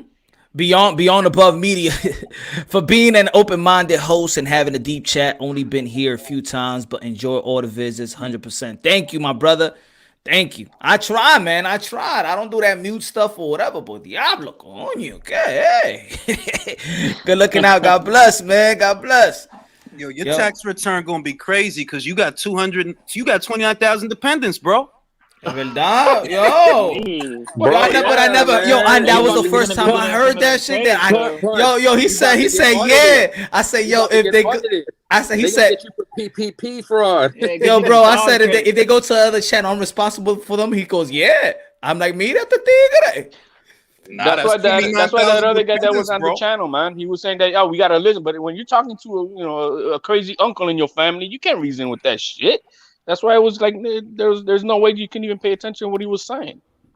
Yo, man, I'm at an age, man, that I like to be checked, bro. I like to spend my mind. I always say it, man. I like to educate. I want to be educated, bro. I can't go one day without learning something, bro. I read books, man. I can't go one day. It's just my mind. I need some information, bro. I need some information. I like to enlighten, but I like to be enlightened. And I understand that maybe I may say I got in it before. Yo, what you saying is I get what you're saying, but the delivery, bro, is just you're gonna turn, and I'm like, you know what? I gotta fix that up too. It's all right, bro. I don't got this ego. That's why I tell people I don't got this ego. I'm good. Check me, whatever, blah, blah, blah. Hit me up in the email. Try to clarify certain things because at the end of the day, I want to grow, bro. I don't want to send a bad message out there. I don't want to send him bad messages out there. My son is 13 years old. He got his kid. The basketball team looking at sometimes the channel. You know what I'm saying? There's a responsibility. There is the youth looking at it. I don't want to send a bad message. Yeah, we can have all fun and games and stuff like that, but I don't want to send a bad message. So we have a dialogue. I said it before. I'm not a debate dude. I don't like to debate. You know what I'm saying? Because I feel like I could say, yo, I could know that a fighter is not gonna win a fight, but because of the debate, I gotta convince you to win a debate. So a debate for me doesn't feel for me is not a right or wrong thing. You know what I'm saying? If I could beat you in a debate, but a dialogue for me is we could come with a solution. I could debate. I'm saying I could debate, but I'm just saying a dialogue, especially about this situation. This topic. It's to have a dialogue. You know, it's to understand each other because we all come from different type of backgrounds. You know, I've been in, like I said earlier, I've been in Cali. They don't know what the hell Dominican is. I've been there before. I'm like, Dominican, what's that? Because a different type of Latino is just a different type of thing. So, no me ve. Hey, Victor, good looking out. He says, saludos, sazón. Sí, Yeah, I like to debate about like everything except politics or race because you're never just gonna make the other person understand. Yo, my brother, I used to. Never gonna happen. Yo, Dave, I used to have a website before I started even doing the boxing shit. I used to have a website called thetruthhurtsouch.com, and it was like politics and stuff like that. Man, I got shut down, bro. I got like 4 Twitter account terminated. I got Facebook terminated because I got a conservative, you know, more of a conservative value and stuff like that. So I got terminated. So I said, yo, I'm going to boxing. I'm going to keep that shit out the window. I ain't going to talk about it. But when you come to boxing, everything is race and politics. It's like you can't run away from it. Boxing is a microcosm of America in terms of race, tribalism, all these things. And just thrown in there with a bunch of men, like Ring says, that are either insecure or vicariously living through their favorite fighter and can't take no pressure, can't take no honor, just factual criticism offends them. I want to ask y'all a question because I did a video earlier about it. Let me get this super chat. Victor Court says, saludos a son Latinos que potentially have 3 undisputed champions by the end of the year. Latinos unidos jamás serán vencidos. Vamos. Good looking out, Victor. Good looking out. I appreciate that. Yeah, man, we could have it. What do you feel about, it's just briefly, what do you feel about the Team USA, man? We only got 2 fighters in the male. We got Johnson and we got Torres Jr. I mean, they good. They great amateurs, you know. I do believe they're gonna do well. But what do you think about Team USA? What do you think about America? Like, where is boxing? Where the hell is our infrastructure in boxing? What do you think about that, Ring? I want to champ that shit. Tough times breed tough people. These is not really tough times. Everybody think these is tough times. These is not tough times. Right. Tough times breed, like, go back to Foreman, to Frazier, to motherfucking when Ray Mercer and Riddick Bowe and Roy Jones was on the same Olympic team. Those was tough times because look at the climate at that time. It was different. Right now, you got cats showing you they underwear and all of that, and wearing their jeans up to their knees and all of that, taking selfies and smiling and shit. It's like these is not, and that's not a bad. The other thing is it's not a bad thing. It's like when they asked me about what happened to Harlem. That if you've been in Harlem recently, you know that shit gentrified. Yeah. And if you go to Washington Heights right now, it's the same shit. And it's like somebody asked me about that. I'm like, what do you think about that? And I'm like, well, it's got pros and cons. If you've been living there the whole time, right? Yo, you on prime real estate right now, so it's good for you. Your building facade is getting fixed, your streets is getting paved and all of that, so it's good. Some people view it as bad, like, oh, they trying to run people out. Nah, dog, you just wasn't holding it down, so you got ran out. That's what that is. You got ran out, bro. If you was on your square doing you, that can't happen. They can't run you out if you on your square. But if you're not doing what you need to do for your life, forget about all this other shit. If you can't afford to pay your rent, to hold down your apartment, or hold down your brownstone, or whatever the fuck you got, if you can't do that, that ain't them, bro. That's you. That's your problem. You should have handled that. You put yourself in a position where somebody could get you up out of here. That's all that is. And it's always going to be that way. So I don't view it as a bad thing. How that relates to boxing and the Olympic team is like, yo, these is not really tough times where you breeding them kind of tough people. It's not. You're not going to see a Riddick Bowe out this crop of fighters. You're not. You're not going to see a Jones Jr. Not out of these guys. You're not going to see a Ray Mercer. Ray Mercer was a journeyman in his era. In this era, he'll probably beat a whole heavyweight division. In this era, because these are different times. Absolutely. All those points are major part of but that comes to the toughness of the type of toughness guys that we have. I mean, all these fighters nowadays, they do not compare to the old school hard time fighters. But as far as what's going on with boxing as a whole, why is there not so many? It's like you said in your video, Punch. It is a dying sport. It is a dying sport, just like football is a dying sport, and you see that. Well, I'm sorry. Let me. I said it's not a growing sport, but it's not a dying sport. It's not right. But it's not growing, which means it's You know, it's the opposite. It's just like in football. You go to a lot of the high schools, and you go, football's dying too. And I say that it's dying because people are not putting their kids in that type of sports because they already know the serious injuries that comes with it. You know what I mean? CTE is a real thing, and people are less and less are putting them in these type of sports. I want to say this, HLD. It's not that it's not growing, because the way you know it's growing is before Gennady Golovkin, right? He's an example of how the sport is growing. You did not see fighters coming from that part of the world in the 80s, the 70s, and you didn't. You didn't like that. I don't even know if that was still a fucking country. It wasn't independent at that time. Let's put it that way. Okay. Now you're seeing fighters coming from parts of the world that you didn't used to see before because the curtain came down. There's no Soviet Union. So you're seeing different fighters from different parts of the world coming out. You're seeing fighters from fucking Uzbekistan. I can't remember. Super poor countries. It's super poor countries. Now, what's the constant? Hard times breed hard people. They need that opportunity. So right now, those opportunities to change their life, they are going. It's still the same dynamic. Poor countries, boxing is a poor man's sport. So that's where the boxers is going to come from the poor countries. You know what I mean? It's not that the sport's not growing. It's that in America. In America, in America. In America, the modern athlete is spoiled. He has access to other things. He's not starving. He can go out and steal something from Subway, as opposed to Uzbekistan. There is no Subway to steal from. No, but I also said, where's our infrastructure? But when I'm talking about, I said Team USA, I'm talking about in America, because it make a great point. Worldwide, yes, it is growing. It's hitting certain spots. It's almost like hip hop, right? Like when we felt like, hip hop is dead, hip hop is dying. But around the world, it's not. It's becoming it became a major, music category, But for us, like that, I come from the 90s, you know what I'm saying? So I come from that type of essence and shit like that. I felt like, hip hop is dying too, man. This bubblegum rap shit. But overall, it's grown so big, So is that what you're trying to imply, Ring? Like, like, I don't hate, I congratulate. Like, for example, when I was young, right? And Doc, shout out to Doc and shout out to Beats. They say this all the time. If you was watching boxing in like the late 80s and the 90s, especially the 90s, you didn't see a lot of guys coming from the UK that was world class, right? Not from the UK. You didn't see that a lot, especially in the heavyweight division. Now it's a situation where, like, they got good fighters coming through there. They got Joe Joyce, Tyson Fury, Anthony Joshua. I still think Daniel Dubois is a good fighter, all this shit.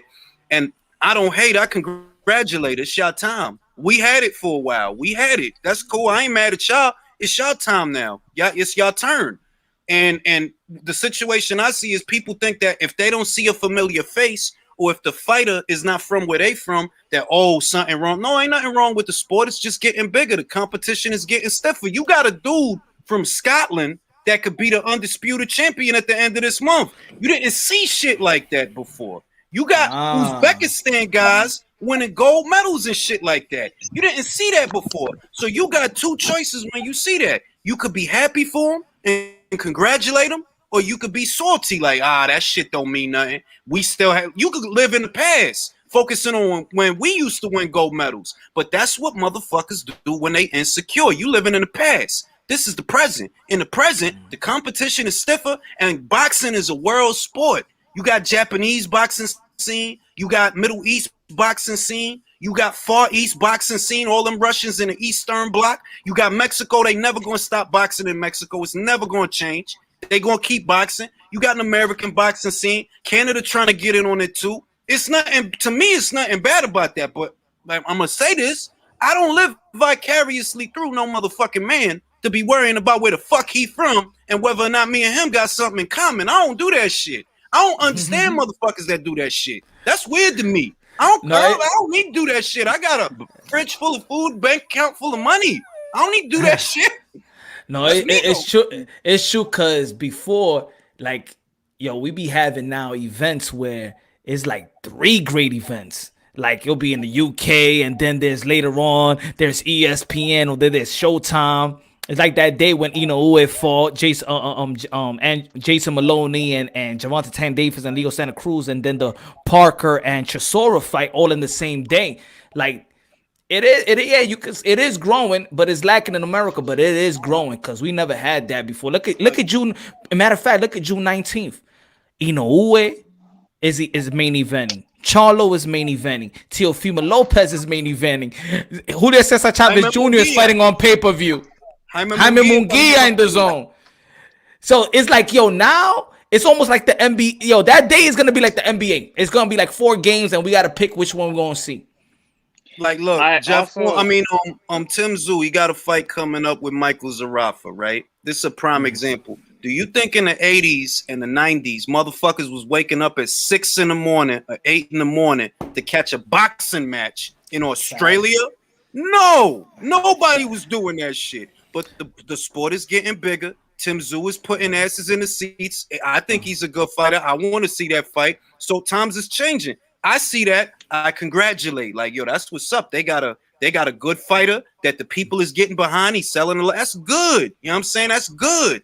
And the African that was like Tanaka and Ioka at 6 o'clock in the morning out here. Look, before, the only boxer of that, let's say that he was born in an African country, right? The only one that you could name off the top of your head mostly was Azuma Nelson, right? Mostly. Now you could say you had Julius Ndongo of Namibia. You have Richard Comey of Ghana. I forgot where Isaac Dogbo was from. I can't remember where he's from, but it's growing. That's what I see. Joshua Buatsi is from Guyana también. Joshua Buatsi. You got Efe Ajagba of Nigeria. Anthony Joshua, also Nigerian. It's like, it's not that it's not growing. It's definitely growing. It's just not growing what certain motherfuckers wanted to. And I'm like, well, that's some insecure shit. That's the point of the thing, though.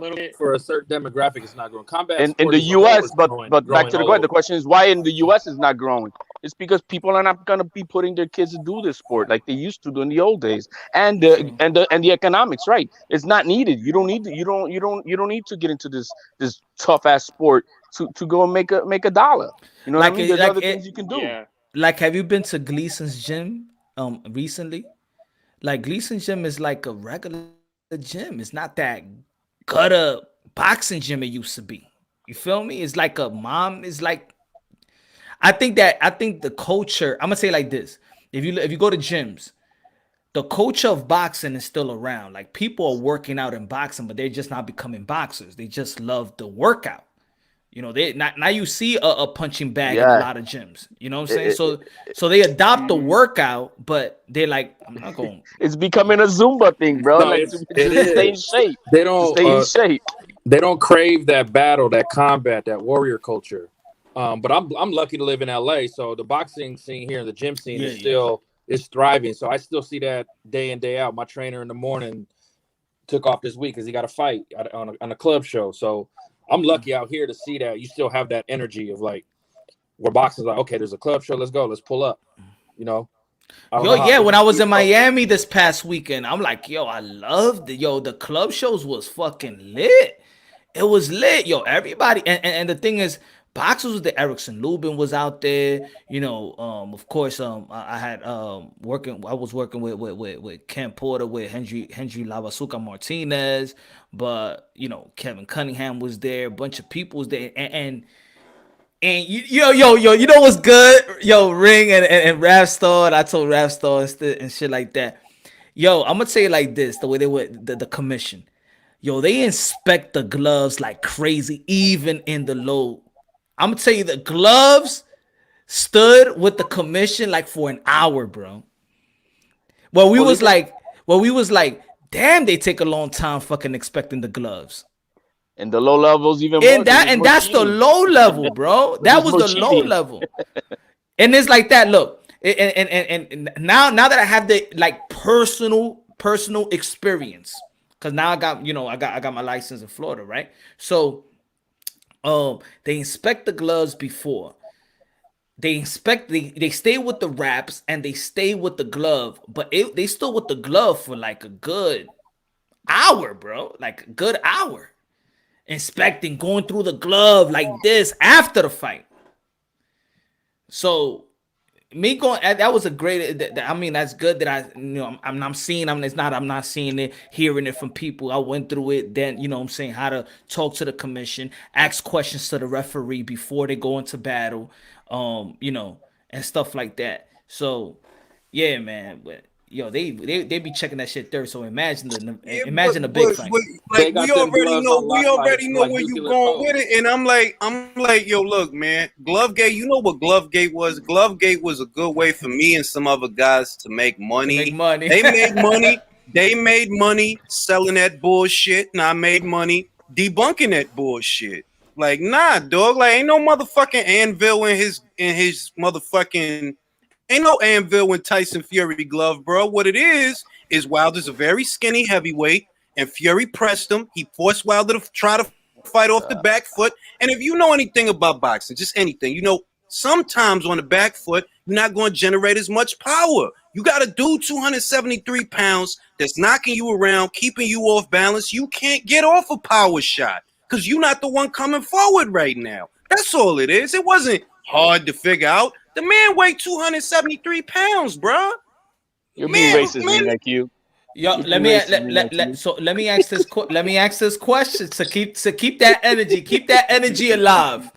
So Ben Davison is working with Devin Haney. Yeah. Y'all want to speak on that? Cause ain't nobody. Listen, I want to speak on that. Go ahead, Ramstar. Go ahead, Ramstar. I'm going to speak on that. Go ahead. At the end of the day, Ben Davison. At the end of the day, he does have a lot of experience, but he worked with Tyson Fury. That's where he got his whole. That's where he's got himself in the boxing fraternity. Tyson Fury brought him in the game. Billy Joe Saunders used to work with Ben Davison, but I'm sure Devin Haney did say that I'm not going to lose against any white boy. He said that openly anyway. But isn't Ben Davison the same guy who works with Josh Taylor, right? So, I mean, this is a good collaboration, maybe through Eddie Hearn and Ben Davison. Maybe it's a good thing for Devin Haney, but at the end of the day, nobody expected Devin Haney to be working with Ben Davison. Nobody did.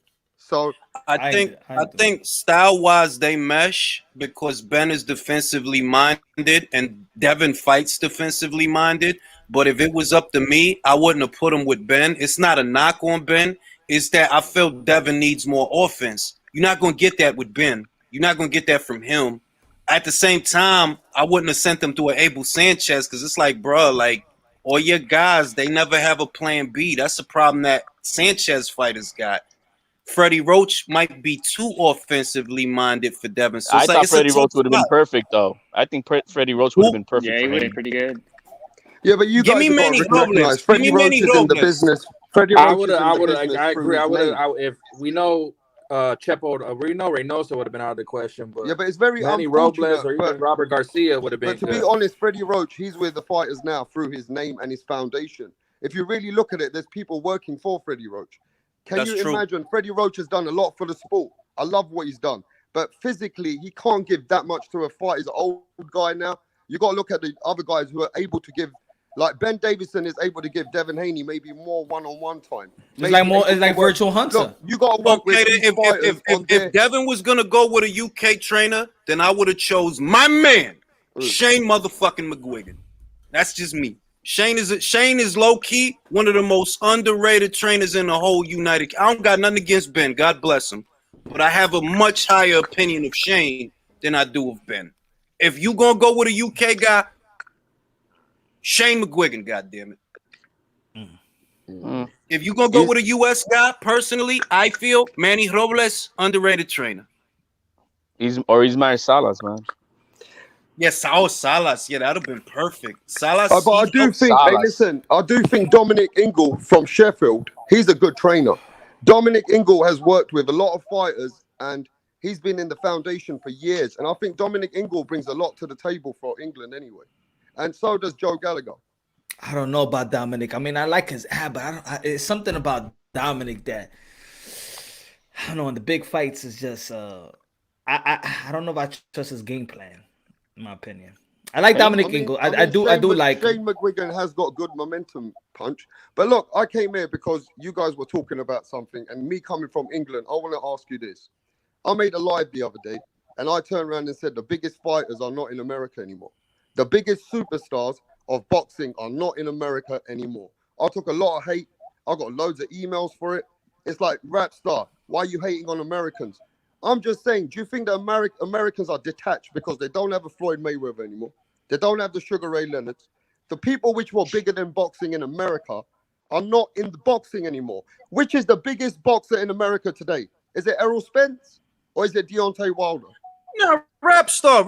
I'm gonna tell you what, bro. I've been saying that shit for 4 years, bro. Like you're not off base. It's reality. And the biggest names in boxing, guess what? They're not American, bro. They're not American. Anthony Joshua's one of the can't take it, Ring IQ. The Americans are But getting no, really see, angry. that's what I'm gonna tell you, rap star. This is what I mean. You cannot let a couple of people on social media convince you that that's how everybody feel, because a lot of us right here is American, and I don't got no problem with that. Right now, if AJ got it, that's cool with me. If Canelo got it, that's cool with me. I ain't worried about that shit. Well, and then Ring somebody IQ, else, you must know your boxing, right? I got the biggest 5 boxers who are giving the biggest numbers and the biggest global stars. Do you know who they are? I would say it's Anthony Joshua, Canelo Alvarez, Tyson Fury. Right.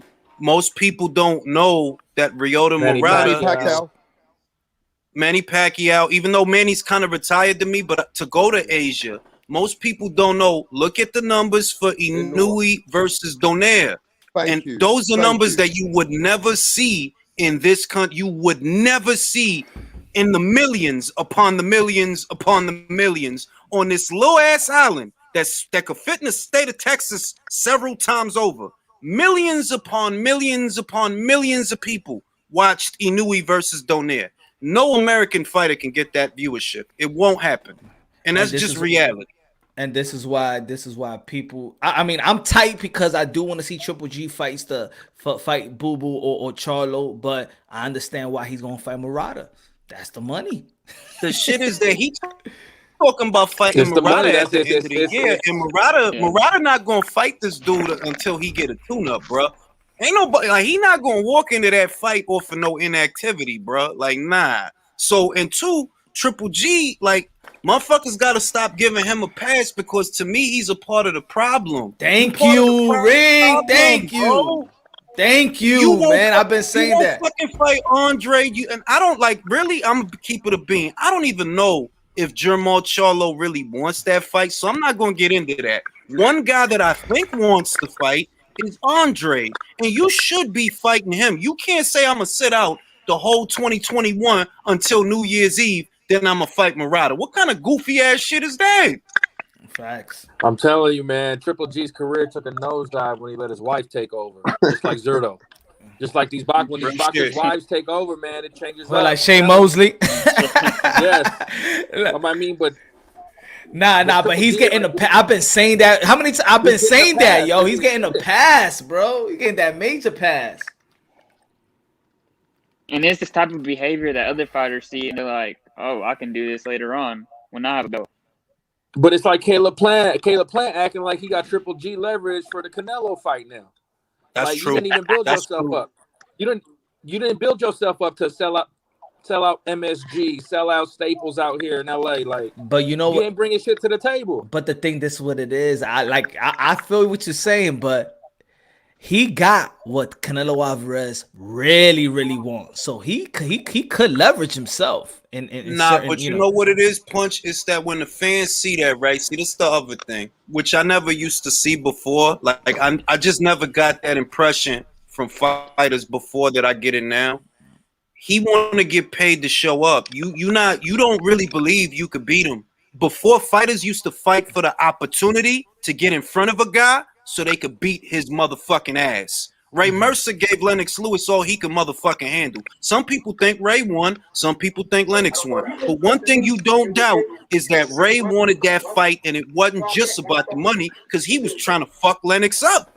Now what you got is guys that like, yo, they don't really want the fight. Like, I don't feel like Caleb want that fight. I feel like, well, you know what? If you gonna force me to have that fight, then I want $15 million. Yeah, because I don't really want that fight. I think he don't want the glory. He don't want to be at the fights when he's 60 years old and be like, damn, the fans love me. You guys went toe to toe with Canelo 20 years ago. I just want to get paid, man. I don't care about He's the gonna glory. I want. don't care about He's gonna want that $12 million that Danny Jacobs got, right? It was 12, right? It was like 12 and it was 14 for Kovalev. But you know what the other shit is? They signed the Matchroom. It wasn't just a purse and a one-off. They signed a promotional deal. Feel me? Like when Kovalev got the money for the Canelo fight, he got signed to Golden Boy as a result of losing the fight. That was in the contract. That if you lose, you got to fight on Golden Boy for 2 fights after that.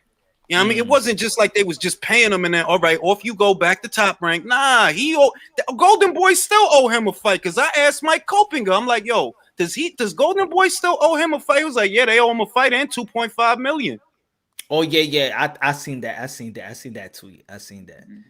I didn't know they was owing. They still owe that money. I'm saying well, do they owe the money or the fight, right? They owe the fight, right? The way it is they did it in a package for the Canelo fight. It wasn't a one-off. Like Eddie Hearn offered Charlo a one-off where you just get in the purse and it's just a fight, and we can't, we ain't gonna do nothing with you after that. It's just for the fight. Whereas what Kovalev signed was a package. It's like, yo, if you lose, you on Golden Boy for 2 fights. So that's part of your overall package. That you're going to get X amount of dollars for the Canelo fight plus the other money for the other fight. So they owe him that 2.5 as a result of the contract he signed. They're like, yo, we got options on you and all of that, but yo, low key, you a Golden Boy fighter now. That's why he probably going to come back, and he probably, if either he going to fight Zerto, which I'm okay with because Zerto don't be fucking fighting nobody. Either he going to fight Zerto after the Barrera fight, or they gonna put him in there with Bivol on a Matchroom card or something like that, because they got to get rid of him. They still owe him that money. That's one move I couldn't understand is that Michael Hunter versus Philip Hergovich. I understand it. He would, like I said, bro. I said it, and look for it. That dude is what you said. What you said? Because I haven't heard. I haven't like time. Now Pete game. The fight with Philippe was for the IBF. The fight that he about to have is for the WBA. It's a WBA sanctioned fight. Who love WBA baby belts? Who Which PBC. All right. Now Mark told me he caught a live with Hunter, right? And he asked Hunter, yo, is you with Al Heyman now? And he said, yo, when I looked, it looked like Michael saw the question and chose not to say nothing. This was weeks ago. He's like, yo, that dude is signed to the PBC, bro. That's what's going on. Like, yeah, this fight right here is with Triller. But after that, this dude gonna go to the PBC. And I'm like, yo, it makes sense. Because look, you fighting in the WBA Eliminator. Why? You was in a final eliminator for the IBF. All you got to do is beat Philippe, and you're going to get a title shot. Win or lose, you're going to get a title shot. How much was the purse? How much? The purse was something light. It was like 300,000. 340. It was something light. It wasn't like $1 million purse for Hergovic. I ain't gonna lie, it's dangerous, but it's like, yo, risks rewards, bro. On the other side of this fight, you might make $8-9 million. You might. My boy Boxing Wave in the building. So just supporting this. Good looking out, my brother. Harlem in the building. Boxing Wave. Everybody subscribe to Boxing Wave. Great dude, man. Unbiasedly, logically, objectively. Boxing Wave. Good looking at. Yo, jump on the panel if you can, my brother. So who's Hergovic fighting now, Punch? Well, he might fight Park. The guys that's beneath Hergovic right now, right? It's 2 guys that I think is possibilities. Joseph Parker right now is right under Hergovic, and under Parker is the German guy that Fury was going to fight last year, Agit Caballel. I don't think it's going to be Agit because he already got a fight for June on the 5th. I don't think it's going to be Agit. It might be Parker because, Hergovic is co-promoted by Matchroom. So is Parker. So that might be the fight.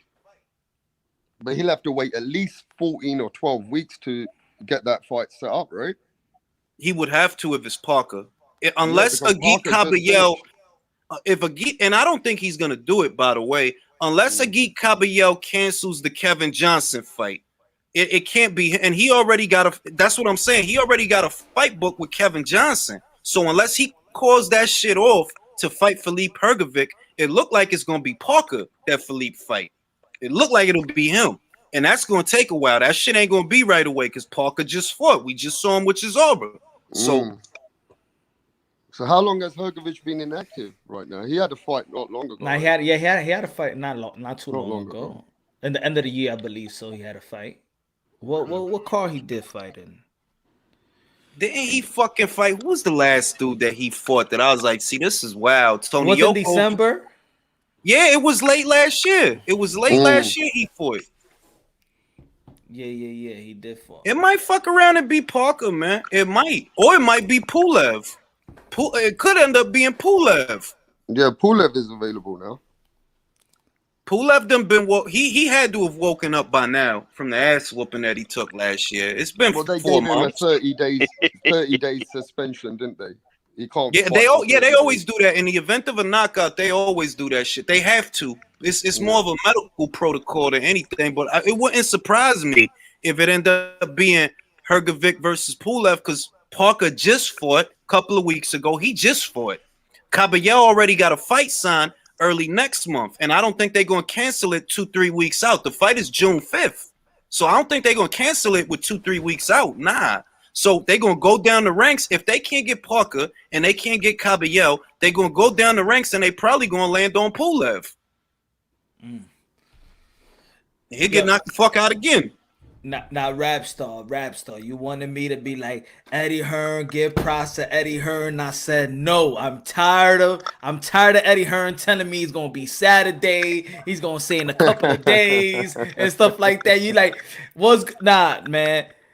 I'm not gonna say shit about Tyson Fury and Anthony Joshua till it's officially done.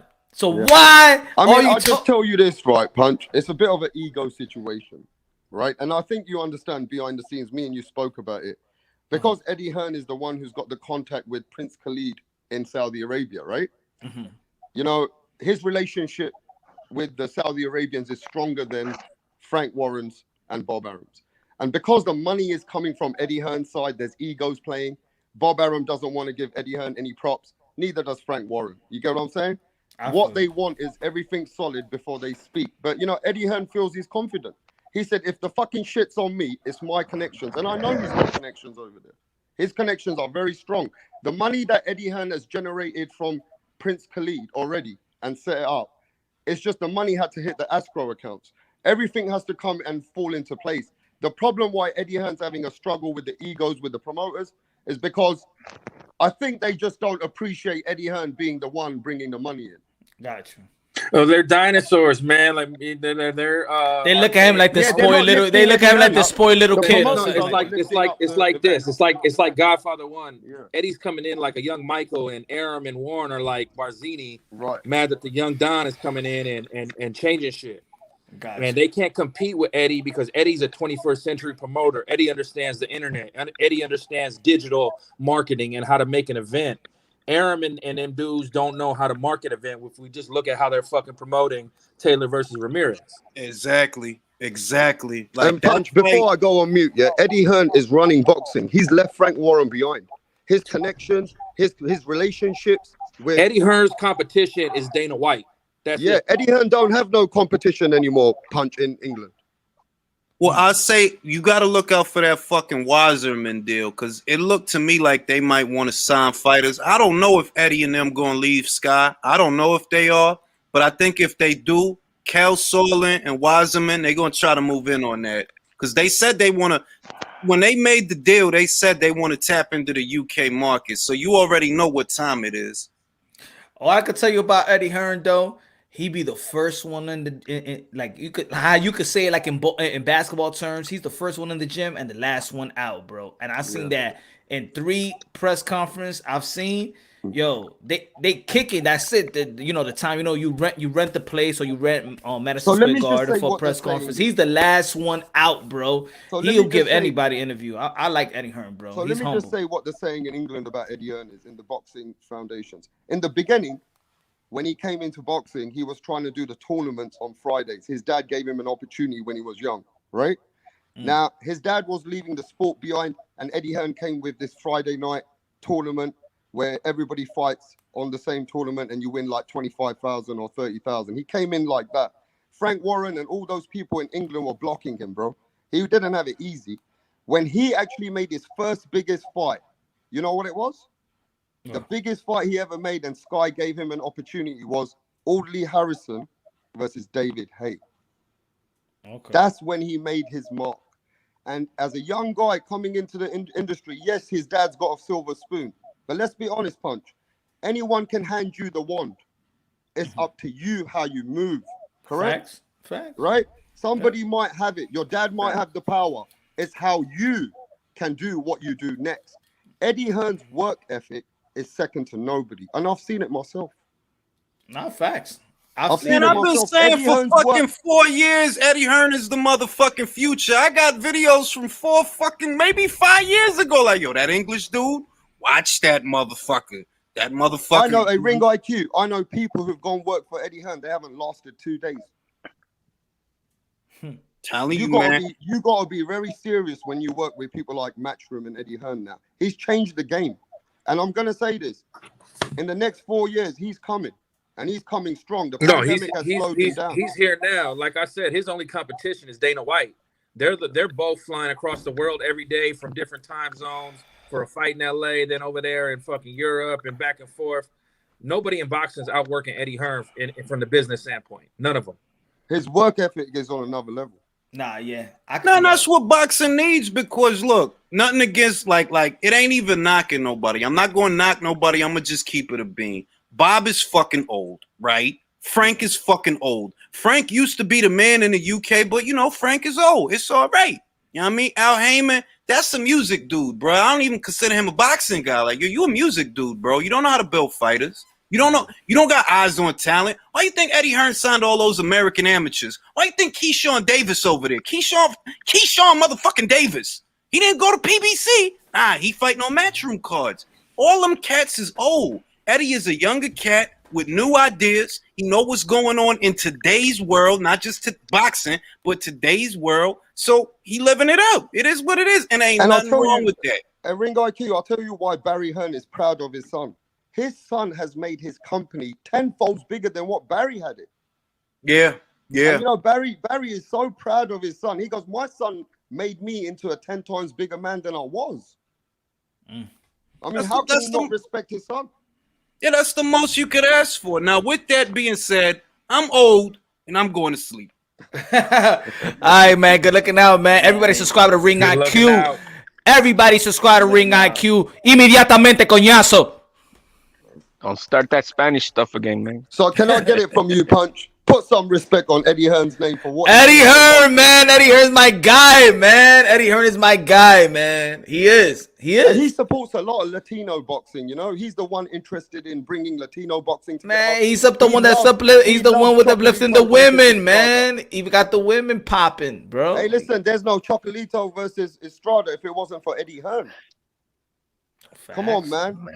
You know what I like about Eddie Hearn? You know what I like about Eddie Hearn? That he's valuing partnership. He's valuing partnership. You see, he's partnering up with Anthony Joshua. He's partnering up with Canelo Alvarez. He don't want you under him.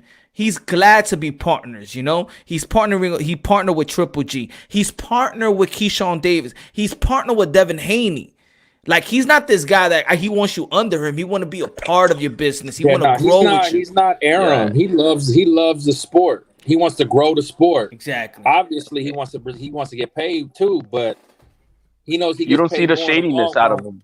But he's going to work. Did you see what he said on the TV the other day with Punch's friend Fino Boxing? He said to Fino Boxing, I know Punch like Fino Boxing, but he said to Fino Boxing, right? He says, I understand the Latino market of boxing. They're passionate. He said, these fans, Latino fans, are more passionate, just as passionate as my fans in England. And he understands the brand. He understands the push behind Mexico boxing, Puerto Rican boxing, Dominican Republic. The man he understands the market. You get what I'm saying, Punch? Mm-hmm. He thinks outside the box. Yeah. And that's where he's a very creative businessman. Now, let me tell you this, Punch. Frank Warren's got 2 sons. They can't do what Eddie Hearn's doing. They got the brand. Mm-hmm. It's the work ethic. It's a work ethic, but he's also gained their respect and trust, and that's something that's hard to earn, and it has nothing to do with the word. It's just that when he's dealing with these fighters, there seems to be like a very strong mutual respect, and confidence that he's not gonna fuck him over either. Yeah, you know no, come on, look at. Let me say what's up. Let me say what's up to Nas. Keep doing your thing, Punch. Thank you very much, man. I appreciate you, my brother. You keep doing your thing, and God bless. Yeah, look at how Canelo was walking out. He had like a bright eyes, like he was his first time in a main event. He ain't never been that happy with Oscar. Never been that happy as a fighter, just to see the whole bright eyes, and that's Eddie Hearn. He puts a lot of work into each fighter, detail with the show. But I can see in Bob too. Arum's eyes, I can see some jealousy in Bob Arum's eyes. Yeah, yeah. You know what I see in Bob Arum? He knows that he can't stop Eddie Hearn one day. Like, you know, you know what I see in Bob Arum. This is why he can't just lay back. He don't have trust in his predecessor. He don't.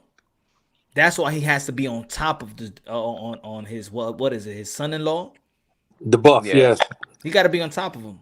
Because look at the mistake he made with the damn email to DAZN and Teofimo. Like Bob wouldn't make that mistake, leaving paper trails like that. Mm-hmm.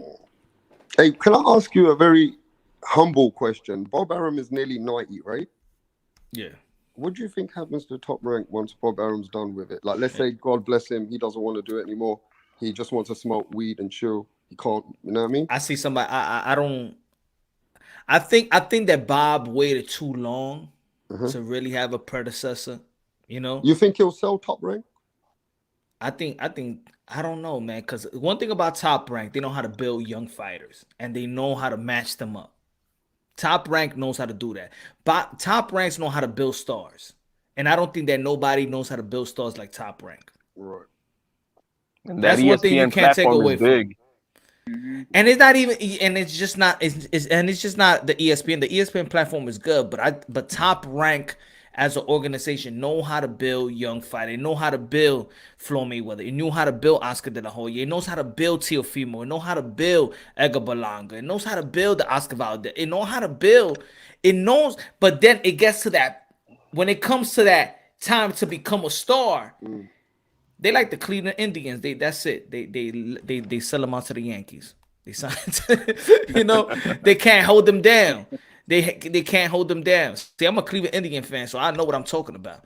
We're about to get a star. We get a star, and that's it. We don't shortstop. He mad about his shortstop, huh? Yeah. I'm mad about my shortstop, son. He's with the Mets. The Indians. I'm a Rangers fan over here. Yo, I'm telling you, it's true. We couldn't pay Manny Ramirez. We couldn't pay Jim Tomey. We couldn't pay. They leave. So I'm just saying that's like once he don't keep them. You know, he don't want to become partners with them. You see, Eddie Hearn is like that. Eddie's got the money to buy Top Rank. Or he could get the connections to build up the money to buy it. You know what I mean? I don't think Eddie Hearn want to be a snake. That's what it is. Punch. I mean, who just said that? Was that HOD? Yeah. I mean, let's just be honest, Punch. In this day and environment, Bob Arum's going to hit 90 soon, bro. And he ain't going to be able to run that company the way he's doing it soon. You know, God bless him. He's, you know, one thing to Bob Arum, he's one of the most powerful men who started in boxing, and he's still in there. He overtook Don King. Let's be honest. When it was Bob Arum and Don King, Bob Arum overtook him, bro. He stayed in the game. He kept his connection. Who? When it came to Bob Arum, he's been in the game long as Don King, right? I think, in my opinion, I think that it went from Don King, Bob Arum, Oscar De La Hoya, Golden Boy. Big fights with Don King, bro. Yeah, and Golden Boy, and then Eddie Hearn came along. So who's the biggest promotion in world boxing today? You know what? To be honest, you still gotta have Top Rank there. So Top Rank's the biggest promotional boxing company in the world right now, right? Yeah, I still put Top Rank. You know why? Yeah. Because they're gonna be they was a part of Mayweather Pacquiao. They was a part of Wilder Fury. They're gonna be part of Anthony Joshua and Fury. They're gonna be part of Vasily Lomachenko, Tio. They're gonna be part of the undisputed May 22nd between Josh Taylor and you know Jose Ramirez. They got their hands in all the pies. They still there, man. So yeah, I think it's still Top Rank. So HLD is making sense in it. If Bob Arum's getting too old, the biggest person who's gonna buy out of his competition is Eddie Hearn. If he could buy Bob Arum out, and Bob Arum can take all that money and go and chill and relax in Hawaii somewhere. At the end of the day, to buy out your competition would be a good move, right? I don't think Top Rank is always going to be for sale, and maybe this is why he wanted to keep it in the family. You know. Yeah, what's his son-in-law? He never comes out on the media. We don't know nothing to do with his son-in-law. You know what I'm saying? We don't even know how vocal Bob Arum's son-in-law. Nobody knows. Nobody only knows Bob Arum. The whole top because he rank is oversee Bob everything. Even if you want to make a decision, Bob Arum says it has the last say. Who does? Like he's running shit. Yeah, he micromanages at the end. He Yeah. needs to see everything. Mm-hmm. I don't know, man. I think at the end of the Boxing wave in the building. What's good? Boxing wave in the building. What's good? Yo, what's good, man? I just wanted to jump on real quick, man, for a minute, because the conversation was just so damn good with this Eddie Hearn talk. Y'all brought up so many good points.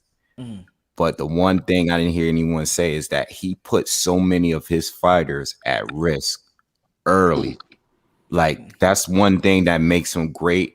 And that's one thing that's made me respect him over the last couple of years, because in order for us to get some of these great fights, you have to put the fighters at risk. And a lot of these other promoters are not willing to do it so soon. They're like, listen, you're undefeated.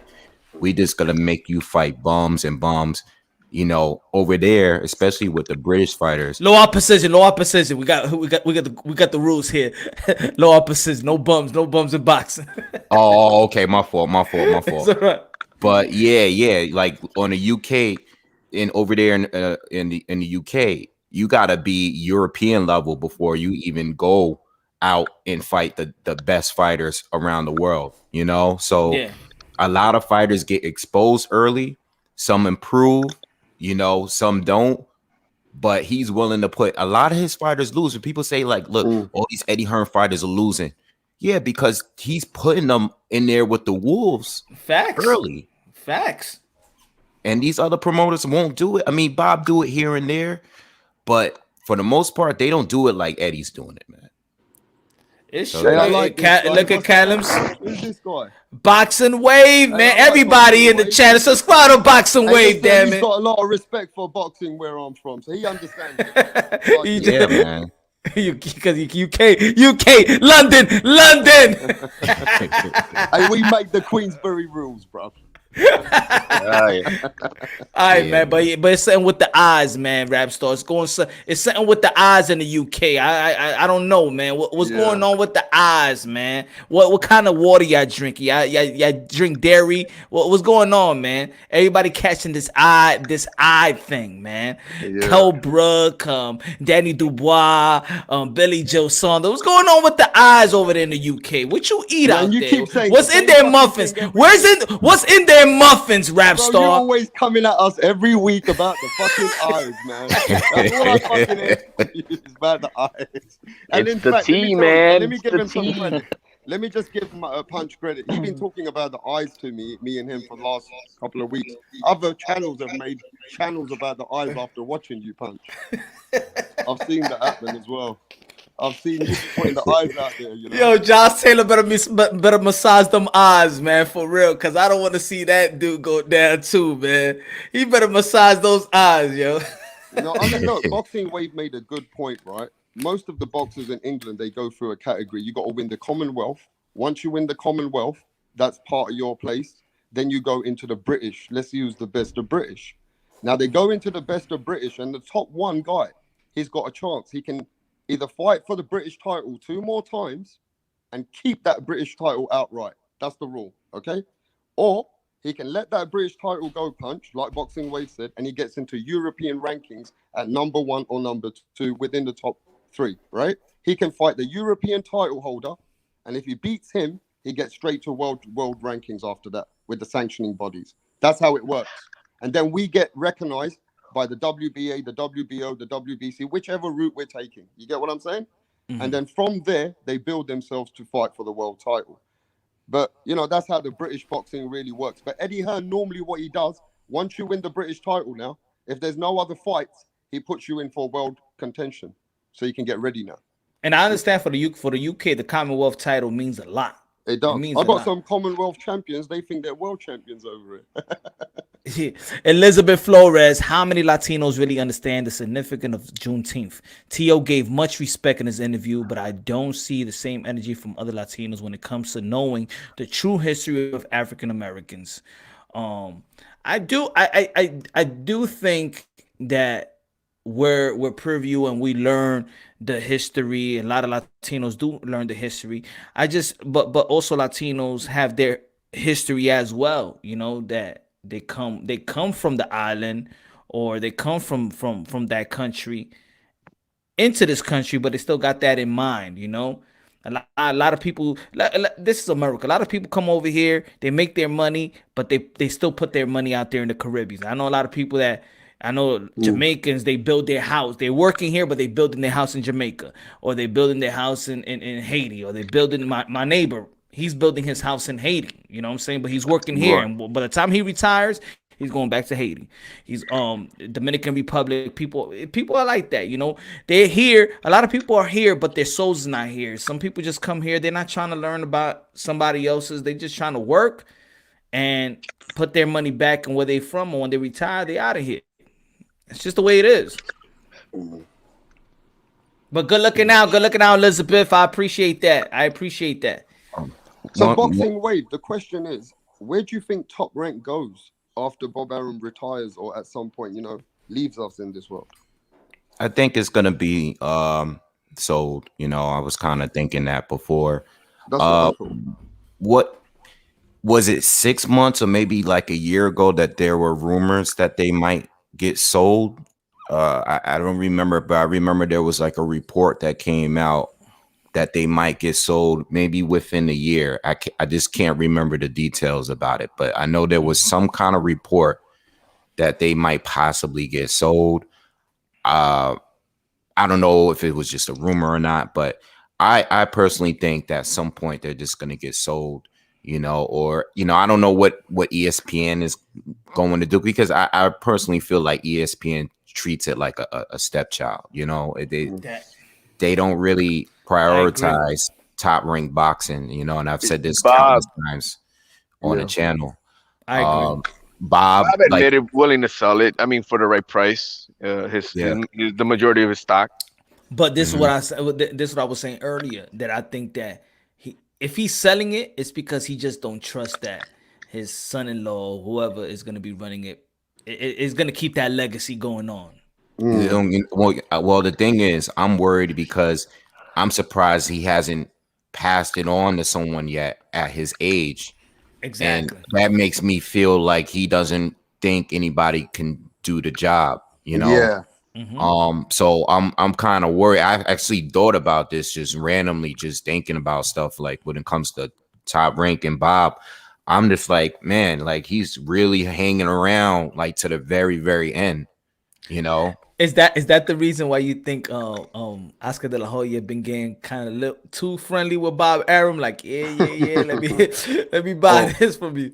I think it has to do with that, and I think it has to do with, you know, he's seeing Eddie, and Eddie's a real threat because Bob is Oscar is young, but Oscar he kind of started promoted in the old school way of promoting. He's not Eddie. Eddie, like everything you guys were saying, I was listening to it all.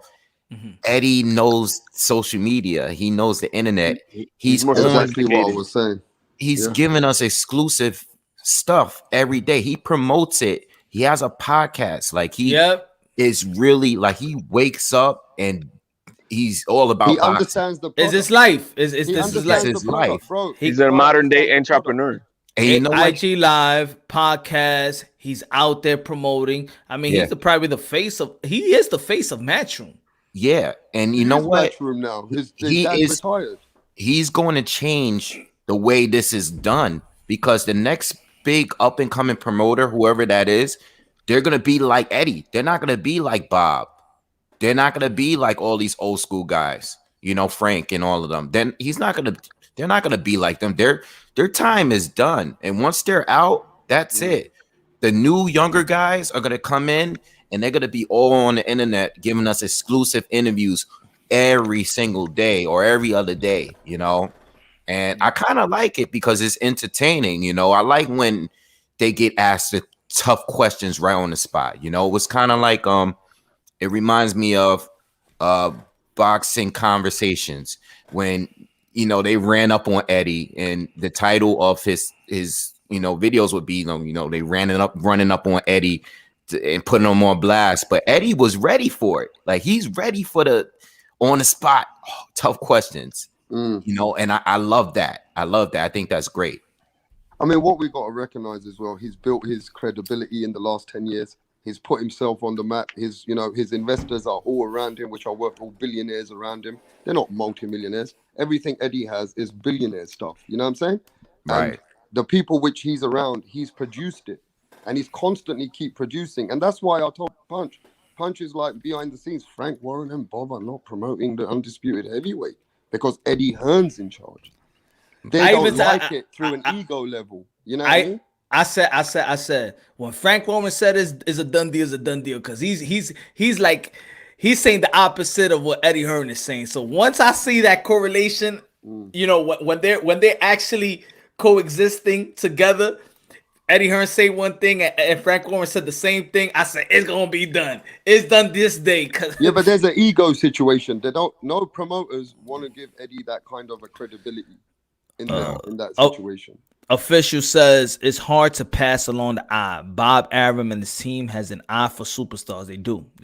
He doesn't want to leave that up to just anyone. Also, cash out. The other thing you can't forget about these old cats, man. They you know, they stingy, man. You know, he thinks he's gonna take it with him to the grave. And that's the type of mentality that they got, man. And you got to really remember how he is. That's the type of attitude that he is. Yeah, so it's not about not wanting to sell it or anything. He's got everything he wants. You know, more money he needs. He just thinks he can't share it. He can't give it away. Yeah, so you remember you remember the movie Wall Street when the guy, I think the second movie, not the one in the 80s, and he says, "You think it's about money? It's not about money. It's numbers. It's about numbers." Yeah, it's like. You know, who's in the building? Train of the year. Teofimo Lopez. See what you got? You got a crowd. You got a crowd.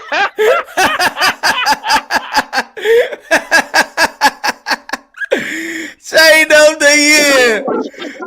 What's good? What's up, guys? How's everything going? Everything good? What's going on, bro? I cannot believe you guys are still on air. Listen, I'm having a birthday party over here for my daughter. It's just fucking amazing. She just turned 29, bro. Look at my face, baby. I look like 20, baby.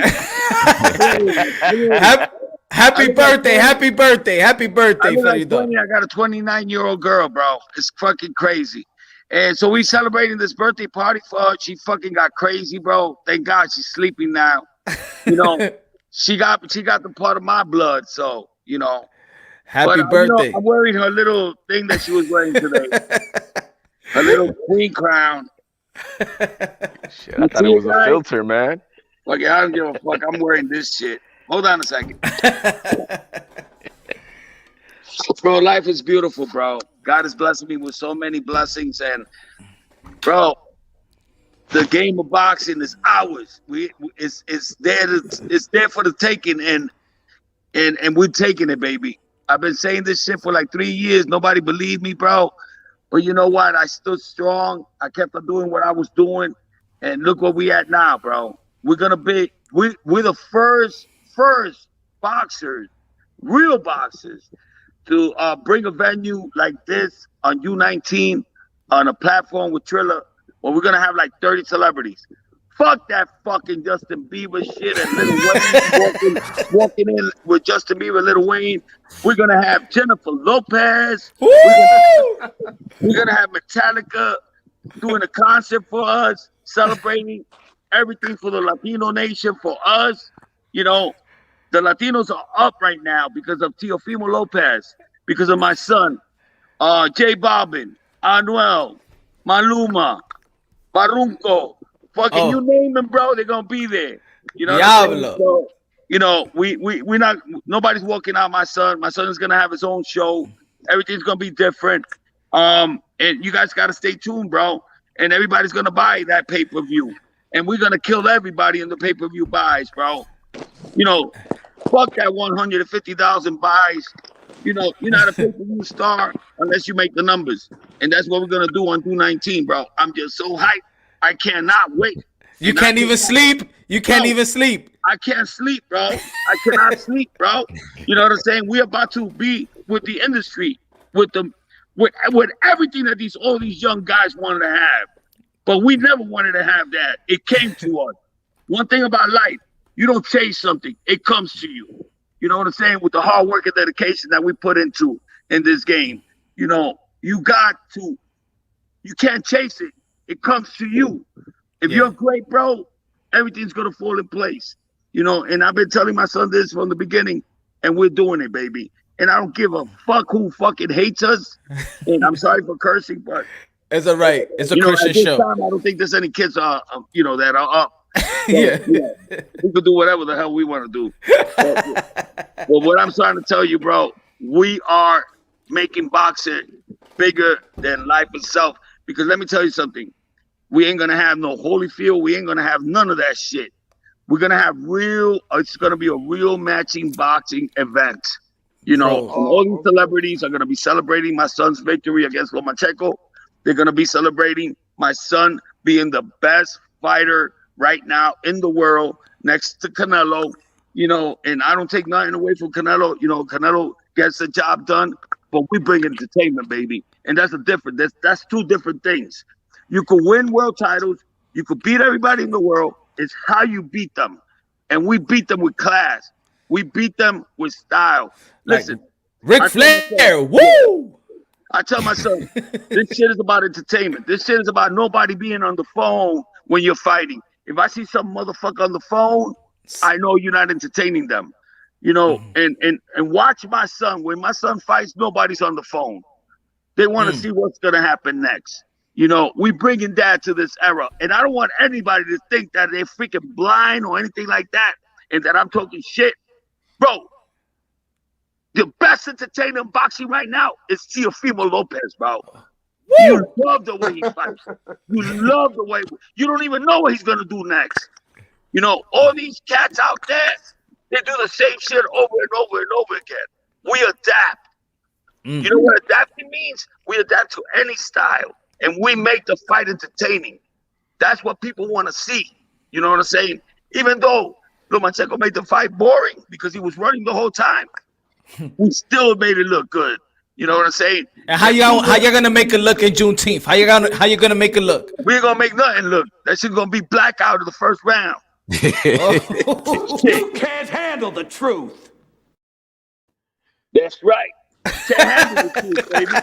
I love that. I love it, baby. I love it. You know, and the only person I give props to is my boy Moonshine, because he's been real with me from the beginning. You know what I'm saying? I give him props because he tells the truth to everybody, and that's the way you got to keep it.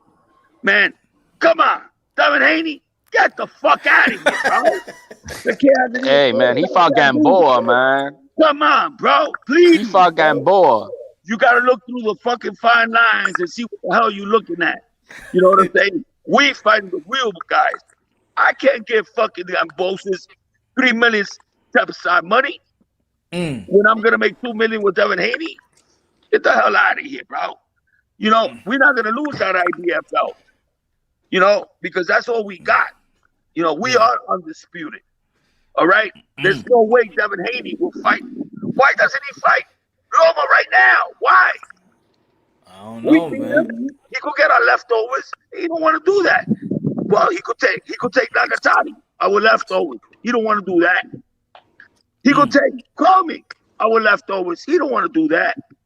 Who you think? He doesn't even want to fight the guy that Fortuna. This guy that Javier Fortuna.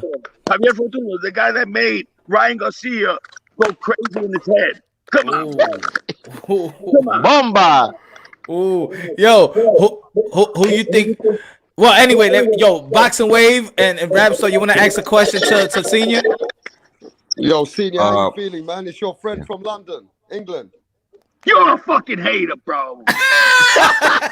You're a fucking hater. Get him. Okay, so no, listen. No disrespect to you, bro. You're a lover, but really deep inside, you want my son to get his ass whooped. Now, where have you ever seen that, bro? Because That's I've been keeping it real. You can fucking dream all you want to dream. Senior, let me just say this, bro. I've been keeping it real from England. Let me just say this, Senior. I've been keeping it real with your son, and I've been supporting your son No, you're not. for a long time. No, you're not. You don't know shit about boxing, brother. So what the fuck? Where have you fucking seen for you to say You don't know shit about boxing, Why brother. would you say that I'm a hate? I would want to know. Because you always fucking respect the Devin Haney's, the Tanks, and all these fucking bumps, bro. Hey, Punch, if you listening to this guy, because he never watches my show, have you mistaken me from somewhere? I'm the guy from England. I'm Rap Star. I don't know who you're talking about, Teofimo Senior. You always backing up these Devin Haney's and these Tanks. The only thing I think you're confused. You're confused. Let me just tell you where you got it wrong. Can't wait till I shut everybody. Let me just tell you what. The only reason that you got a little bit against me is you said that your son's gonna come I heard to you, England. bro. Listen, let me just say this, my brother. Look, I appreciate you, but let me say this. I'm from the fucking hood, bro. I'm from White Coat Projects, from fucking Bay Ridge. I'm from Park Slope. I'm from Sunset, baby. I know a real motherfucker when I hear a motherfucker. All right, well, let me just say this. Please don't get too excited. Don't get me wrong. You like my son. Don't get too excited. I just said this to you. And I think the reason why you don't like it is last time you came on, you said that your son's going to come to my country and beat Josh Taylor.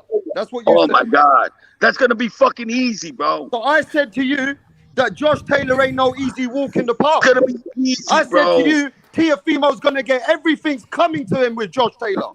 Josh Taylor is a better boxer than your son, I said. Are you out of your mind? And My son is dead. Josh Taylor will keep your son at reach. Listen he to can me. fight in the inside. I said to you, that Regis Prograis, whatever he did with Regis Prograis, that got him ready for Teofimo Lopez. Bro, let me tell you something. Let me talk. In this game, you got to know how to adapt. Your fucking boy Josh Taylor doesn't know how to adapt to shit. Hey, Josh Taylor, look, I told Punch Drunk this. I said I support Teofimo Lopez. But when it comes to Josh Taylor, I say Josh Taylor might have Teofimo's number. That's all I said.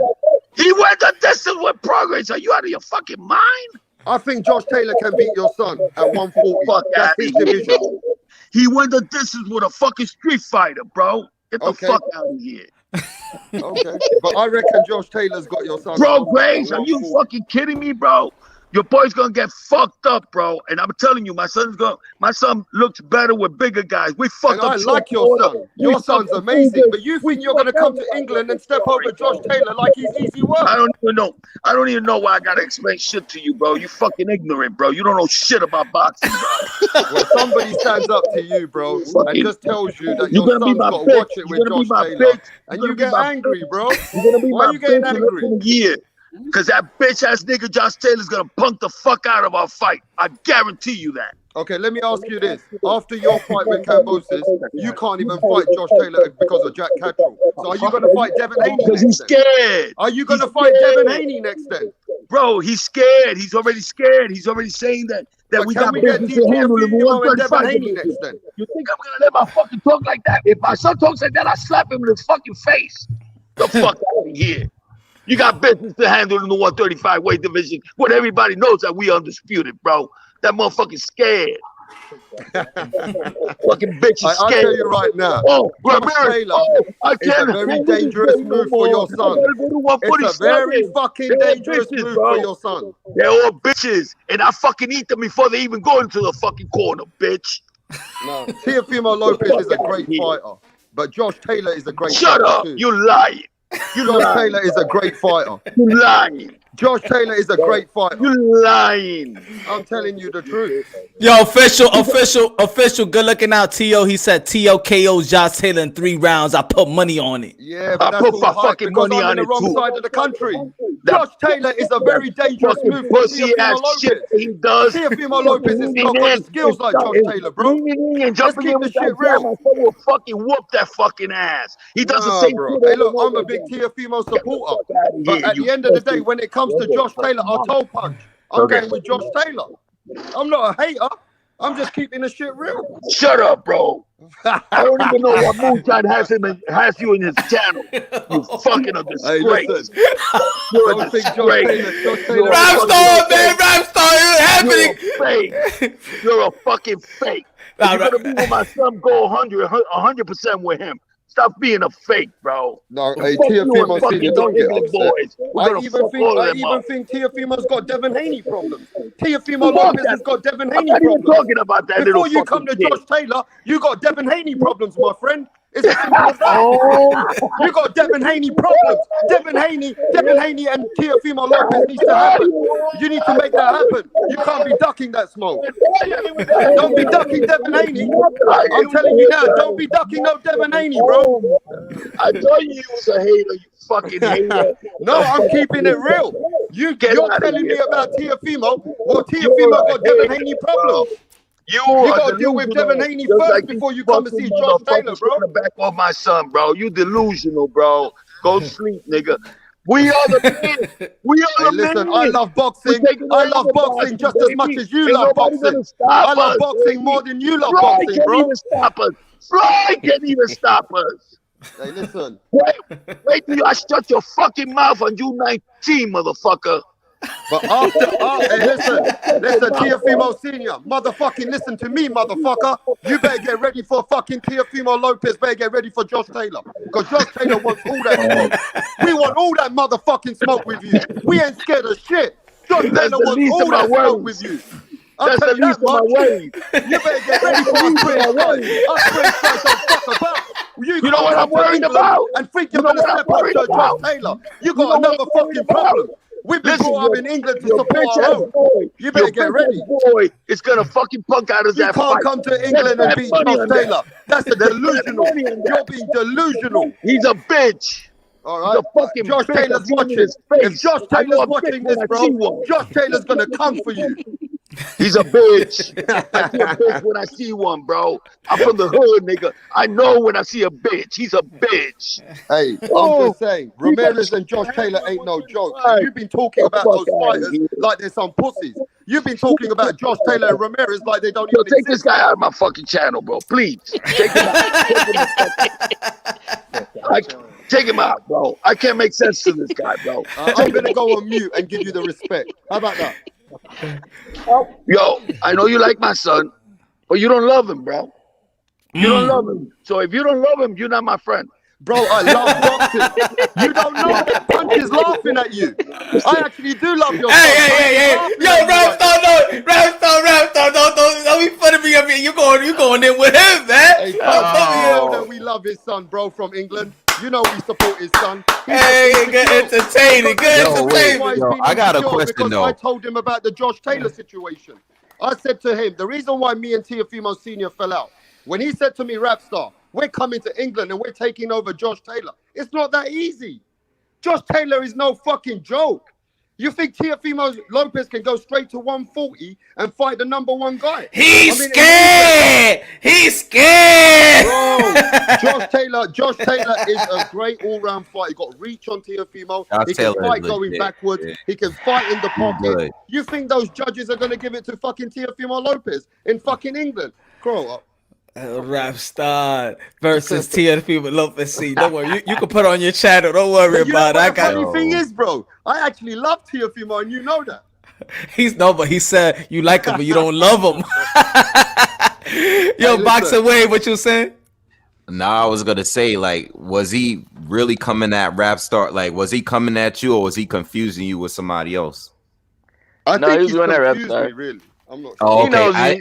I didn't know what he previously said about Tio, so that's why I was asking. Because at first he was like, "Yo, you talking about me?" I didn't know if he was like, I didn't know if he was really directly talking at you. No, I got listen. They got a beef. They got a good beef that goes back and forth. It's not the first time. Okay. Nah, he's really cool though, man. I like Teofimo Senior. He's fucking cool as fuck. Nah, I like Josh Taylor though. Josh Taylor is good, man, and Reach's program is good everybody too. in the chat. Nah, Reach's program is not like the walk in the park, man. I don't know. No, Let me just say this. I understand Teofimo hype is big. He's big at 135. But Senior goes that Ramirez and Josh Taylor are pussies. They're easy work, and I think that's a big statement. You say see, but this is what I was saying. But this is what I was saying early on the channel. Let's keep it real, bro. Yo, but this problems. Yo, Teofimo Lopez had Lomachenko problems. Yo, Rapstar, but this is what I was saying early. This is what I was saying early in the channel with Jones.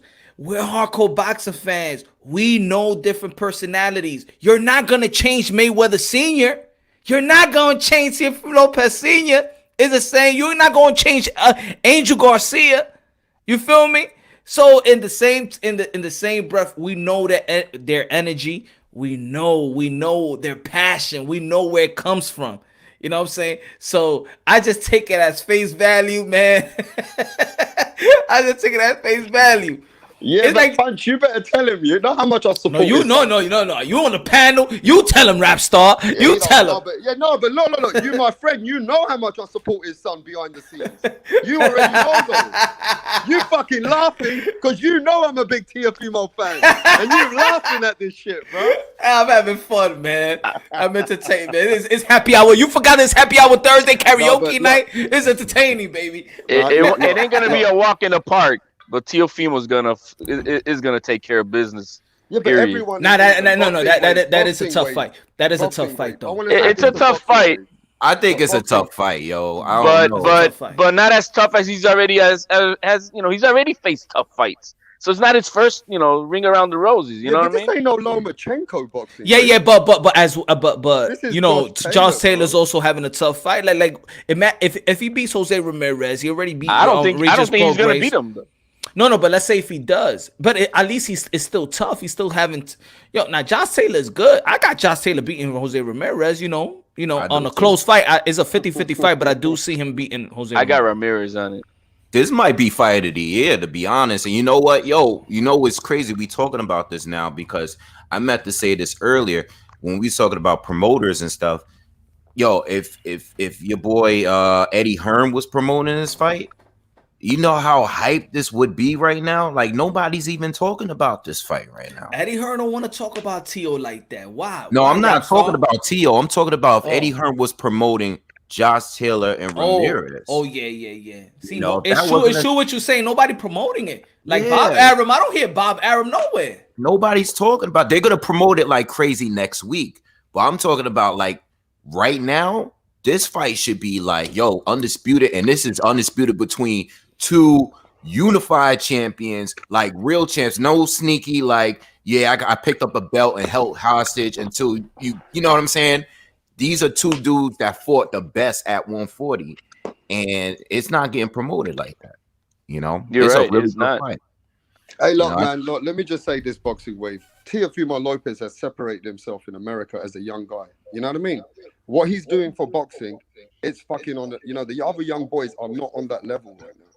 He's chased the legacy, and now the money's chasing him, and he deserves all the fucking credit. He does. You know what I mean? Teofimo Lopez is known all over the world now because of what he's achieved. But I'm just going to say this. He still is coming up in the game. You get what I'm saying? And we can't just be saying that he's going to start dominating every weight division and going to go through him. You know that 5 pounds is a lot of weight.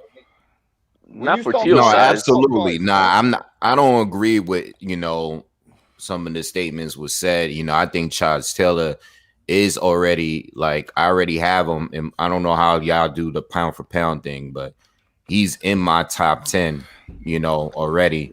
But this is what I say before on the channel. He got Josh Taylor beating Jose Ramirez, Teofimo Lopez Sr. So so this is what I'm saying, like. But that's his son, though. He gonna go hard. Exactly. So this when people be exactly. So when people be like, you ain't check Senior on this. I understand them. It's almost like me. Am I going to check Mayweather Senior? Right? Mayweather Senior is always going to be like Flo Mayweather's the best. He's called Broner a bum, Tank a bum, everybody. Right? That's Senior though. Devin Haney, and Bill Haney. Like Bill Haney. That's that he don't think no one's gonna be his son. Like that's the way they're supposed to think. Like that's his son. Even Robert Guerrero and his father, You know, they were the same way. Sean Like Porter Angel and King Garza, Porter. that's what I'm all saying. of Like these it, dudes, they yeah. same But way. I just think that the game's changed. You know, boxing wave is a father. Don't forget, he's a professional. England people are watching, and whenever you say, "Oh, Josh Taylor's a pussy," he ain't shit. He ain't this. I think it kind of discredits the other champion too, because when your son goes against him, you're putting him against someone who ain't shit. You're saying. No, You get this what I mean? is no. This is what I feel But like. you get where I'm coming from. I feel like this is the disrespect, in my opinion, rap star. When unboxers says that these guys are pussies and things of that nature. But when it's boxing trainers and boxers, this is their business. They're gonna have to say it. They're gonna say it. They're gonna say it. It's us. We shouldn't say it. Really, we shouldn't. The value or the derogatory shit. No, we shouldn't say it, man. But they gonna do what they do. This is their business. They're gonna push a fight. They're gonna promote a fight. Yeah, it's true. And to be really honest with you, it's true. When you're it's your son, like my son, my 11-year-old. I think once he, deals with what he does with football, which is soccer in your country, I think he's going to be the best. That's my son. Yeah. You get what I'm saying? With my son, it's a different level. And look, let's be honest. When you come on panels, you don't come as a professional. You do have that emotion with your son. You get what I'm saying? It's hard to be professional. You get what I mean? Well, I mean, it's not even about being like that's his son, but we talking direct, like we're not talking about Josh Taylor versus somebody else. We're not talking about Ramirez. He's saying like he's this and that because you talking about my son. So if we comparing him to my son, he ain't shit. Now, if we comparing Josh Taylor to all these other fighters, it's a very good fight. I bet you if the conversation was shifted and he's lit right now. You seen it. He's lit. You can't talk sense and rationale right now. He is fired up. And once you bring up his son, like he said, I love my son. So I'm going at anyone that don't love my son. So boxing. I'm not taking what he say. Like, and I get where he's coming from. He has a passionate way with people. He said to me, "Look, Rapstar, I know you like my son, and I know you support him, but you don't love my son." Now that's a deep comment. Like he's trying to say that he's seen me push his son, but he don't think I fully heartedly support him, and he's wrong because I actually think Teofimo Lopez is bring boxing back. I'm actually a big supporter of boxing. Otherwise, I wouldn't be in the sport. I always speak about his son because he's part of the sport. So Rapstar, you don't love him though. Rapstar, you don't love him though. But you don't love us. You love Josh Taylor. He know it. You love Josh Taylor. No, bro, I love both of them. But you can't tell me you're coming to England and you're gonna put Josh Taylor to sleep in a couple of rounds. You're talking about the wrong fighter. And in fact, openly right now. Just think about it though. Openly right now. Teofimo Senior knows I might not have the money that he has, and I know he's watching. I put 5 stacks on it. I put 5 motherfucking stacks on my hard-earned money on it. If and the fight gets close, and he Josh Taylor beating Teofimo. Listen, if he's coming to England, remember my words. What you said to me. He's coming to England, and he's gonna knock Josh Taylor out in a couple of rounds. I'll put 5 stacks on it. £5,000 is about $7,000, 7,500. I wouldn't put 2 rounds, but I would put that he's gonna beat him. But I'll tell you this much on that comment, I'll put $5,000 on it. It might not be a lot of money, but it's still money, isn't it? No, two rounds is a little bit frivolous, but beating him, I see Teofimo beating him. It's gonna be tough, bro. It's not happening in England. Ramirez has got more rounds in him. That's why I'm gonna go with Ramirez in this fight. Because I see he's got more. He's been a pro. He's been fighting a lot more. Yo, if Jose Ramirez beats Charles Taylor, I think you're gonna like. I think he's gonna Rapstar. We're gonna have to find. We have to find Rapstar. Rapstar's gonna go missing. You gonna go missing. I'm easy to find. If Josh Taylor losing and he got a busted eye, I think. Yeah, that's what I'm saying. There's a line. There's a line, bro. He has to beat Ramirez, and Teofimo needs to beat Cambosis. But to be honest, right, it's all talk. Let me tell you why it's talk. Jack Catterall has to fight the winner of Jose Ramirez and Josh Taylor. It's not going to be Teofimo. Jack Catterall's already stepped aside. So that's true. Yeah. You get what I mean? Mm-hmm. That's So why. that's- That's why he there's could a have the Vegas Devin side, Haney though. fight. That's why he could have the Devin Haney fight. So really and truly, Teofimo Lopez, if Devin Haney does good against Linares, he should fight Devin Haney next. Yeah. It all depends on what happens with Lomachenko and Nakatani too. What type of fight comes out of that? Yeah, that's Yeah, a but good fight. June Teofimo showed 26th. everyone that he ain't Is got that fight on interest. June 26th Teofimo too? Lopez has showed everyone, HLD, that he doesn't want to give Lomachenko a rematch. Is the Nakatani versus Lomachenko June 26th? I think so. You know what? Let me look that up right now. Hold on. Because is it the same day with Javante Tank Davis? I'm watching Lomachenko. I ain't gonna be paying for the. If Lomachenko beats the brakes out of Nakatani, because we all know that Devin Haney's not gonna beat the brakes out of Linares. Yeah, Lomachenko's on the 26th, y'all. the same day as Javante Tank Davis? Yeah. Oh, I'm Yeah. sorry. I'm ESPN. Sorry, Tank. I'm not. Oh, you know what? I kind of want to see the Barrios fight, though. I do kind of want to see it, but I don't want to see it over the Lomachenko fight, though. You're right. Yeah. Well, they do got a good call because they got Jason Rosario versus Erickson. Yeah, but I see it both. is this gonna be like a catch weight thing with this 140 thing? Nah, it's official. No, it's official 140. Really? Yeah.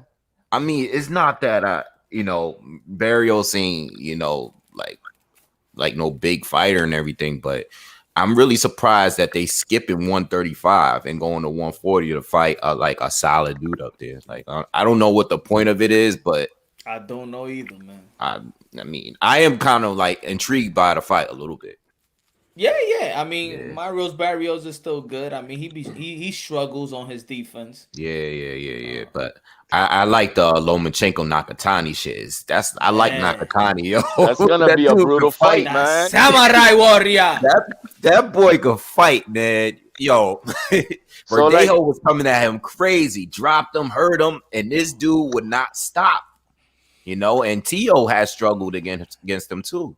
That dude could fight, man. I can't wait to see that fight. That's why I'm saying that if Lomachenko beats the brakes out of Nakatani, and then we're gonna see Linares and Haney. I don't see that fight to be anything but a sleeper, man. It's gonna be a sleeper to the 12th round.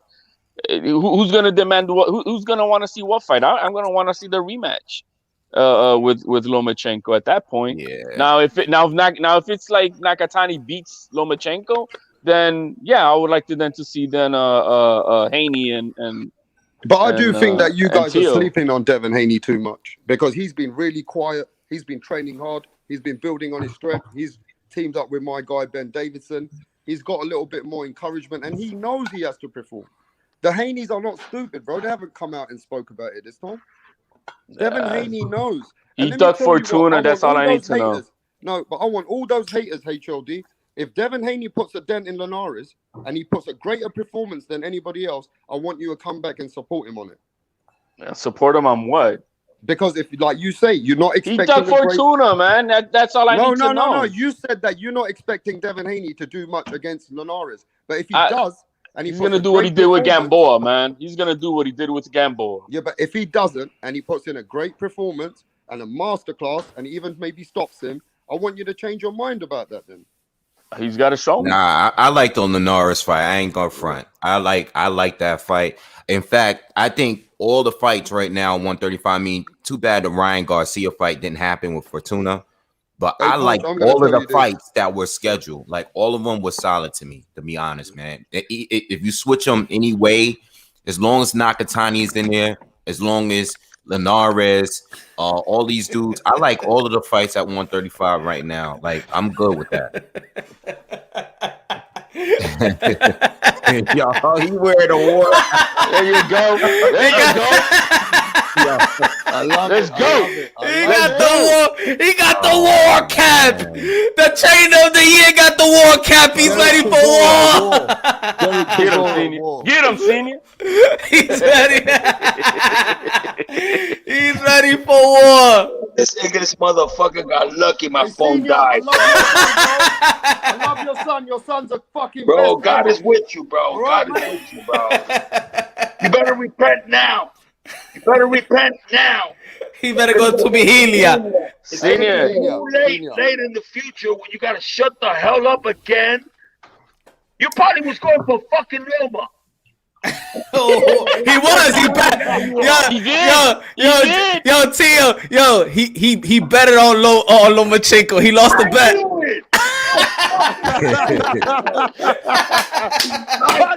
Stop taking fucking sides, Punch. Bro, I knew it, bro. Come on, you know I'm talking the truth, bro. Come on. Okay, Senior, look. You know I became a big fan of your son when I lost $1,500 in front of Punch. I lost $1,500 in front of Punch, and I became a big fan of your son. The fuck goes in the ring. That's what you gotta believe, bro. And you gotta wake the fuck up because you don't know shit about boxing. I do support your son, and I know a lot of fucking shit about boxing. I know a lot of shit about boxing, and I support your son. And I support your son. He's a fucking pussy. Okay, so why are you getting funny again? He's a pussy, and he's not gonna fight us, you pussy. Okay, you see? Watch this. Josh Taylor, you better watch what you ask for. Say the name Josh Taylor again. told everybody. Say Josh the name Taylor again. told everybody Say the last name month. again. He told everybody that your son ain't ready for him, and your son better stay at 135. He better not come to 140, bro. That's what Josh Taylor said. So don't need to tell me. I'm reporting what Josh Taylor said. Josh Taylor said that to everybody. Pussy. He's a fucking pussy. He said your son won't be able to handle him at 140. Bro, that's what he my said. son is sacrificing himself at 135. That's the worst you're gonna see my son at. And we just beat the best fucking fighter in the world at 135. My son has been at 8 years at that weight division, you fucking idiot. Yeah, but Josh Taylor would knock Lomachenko the fuck out. How about that? You out of your fucking mind. Josh Taylor will beat the fuck out of You Lomachenko, out of your bro. fucking mind. Josh Taylor would slap Lomachenko the fuck out. Break down. That's all I'm telling you, bro. Josh Taylor will slap that little guy up like crazy. That's Break all I'm that saying to pussy you. down to 135, Lomachenko will fucking break his fucking ass down. I will guarantee I love your energy, Senior. I love it. But you're talking a rap star. And Josh Taylor already told us that your son ain't ready for him. That's what he told us, bro. Bro, that pussy, Josh Taylor, goes down to 135 to fight Lomachenko. Lomachenko will fucking eat him alive. Okay, let me ask you this. Are you ready to come to England to fight our Josh Taylor? I'm gonna fuck your boy up in England, you fucking idiot. That's what I said. You're in trouble. You in trouble, bro. You're in trouble. You're in trouble if you're coming to England. I'm gonna buy you fucking front stage tickets so you can see it live, you fucking idiot. And I'll have fish and chips ready for you. I'll have fish and chips ready for you. I'm Just gonna get buy over you to front- England. I promise you. Josh, you ain't beating Josh Taylor in England, bro. You ain't doing that. I'm gonna buy you front tickets to watch that fucking fight. If you beat Josh Taylor in England, Teofimo Lopez becomes the #1 pound for pound. Teofimo Lopez is going to be one of the best ever. I will be not only a supporter, I will be part of the takeover. I want to be part of the takeover if he beats Josh Taylor. That's a pussy talking. Let me talk, man. Go ahead. But I'm letting you know. Go ahead, Rapstar. Let him talk, Rapstar. Oh, I wanted to hear that. That's what I wanted to hear. Oh, Teofimo still gotta handle shit at 135. That's all I gotta hear. When I know I got you by the throat, bitch. He's done. He's a pussy. Pussy convulsions with a fucking high heels, you fucking idiot. Yeah, but he said that your son's a pussy. That's what he said. He goes, your son should stay at 135. You guys are idiots, bro. You're a fucking idiot. You should learn a little bit more from Moonshine, bro. That motherfucker tells the truth. He keeps it real, bro.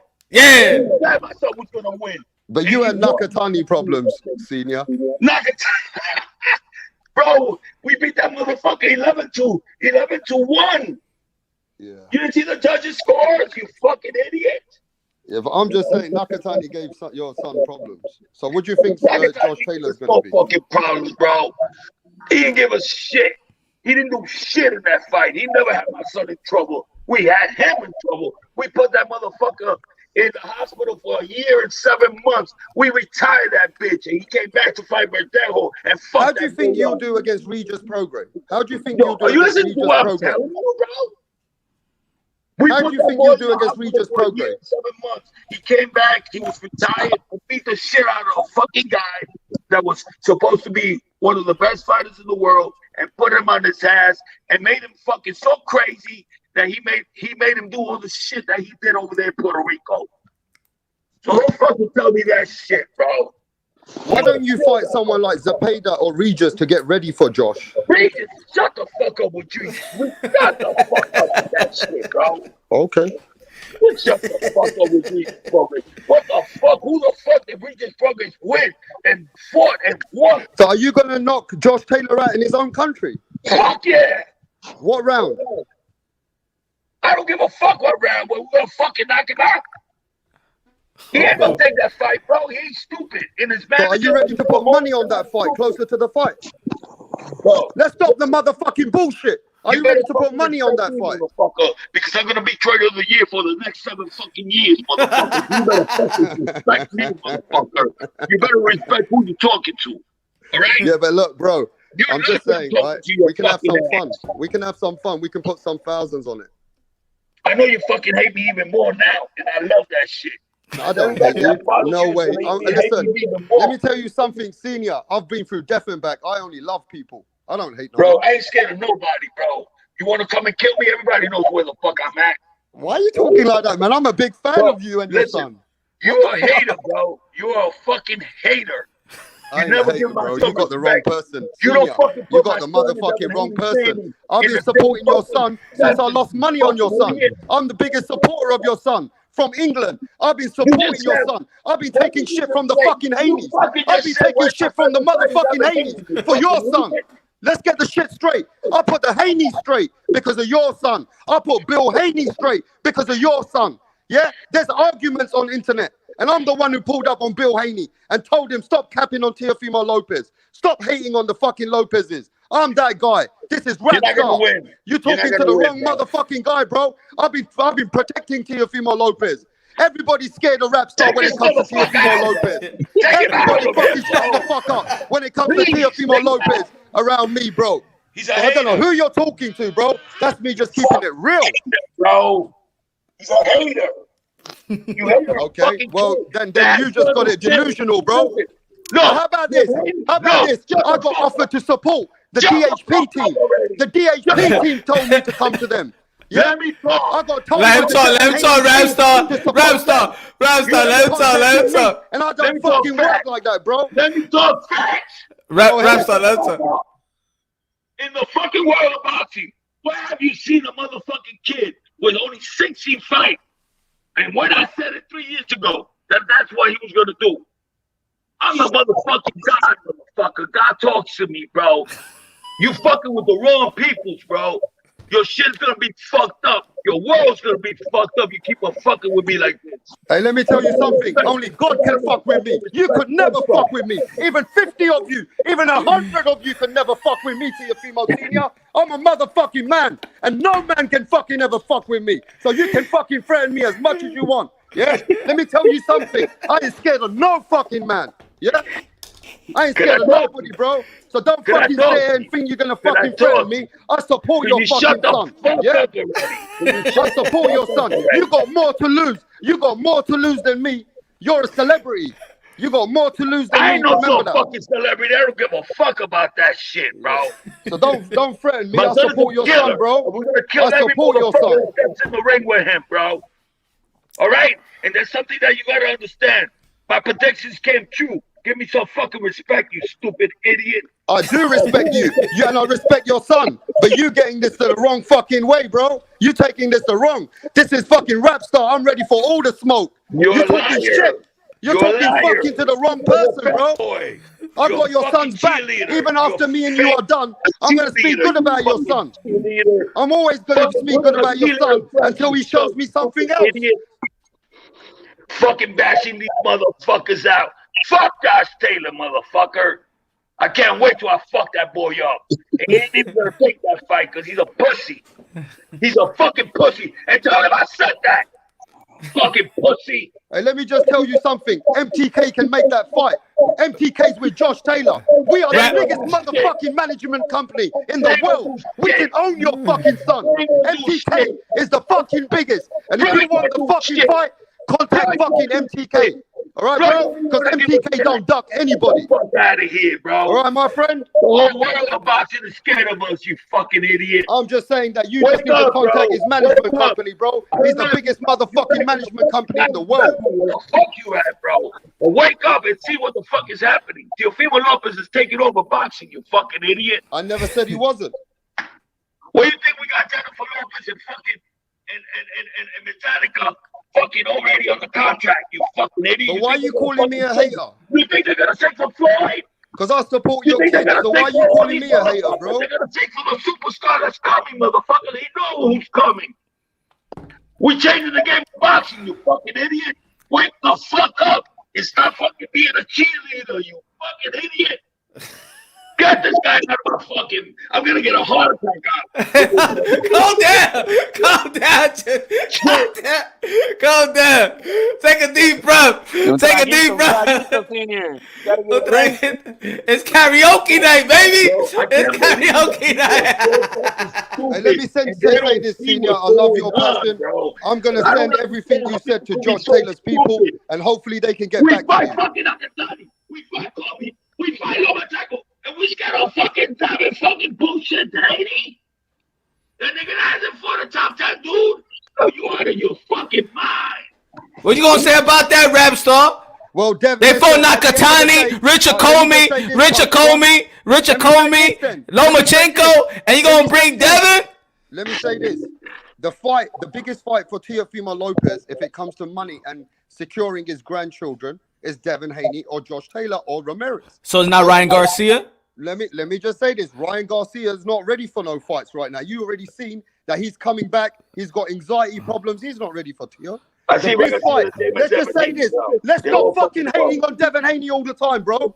The truth is, the biggest money fight. Wait, Rapstar. Wait, Rapstar. Ain't nobody hating on Devin Haney, but Devin Haney still have yet for Jorge Linares. Let's wait after he finished that fight, though. What I'm saying is, isn't it all about money?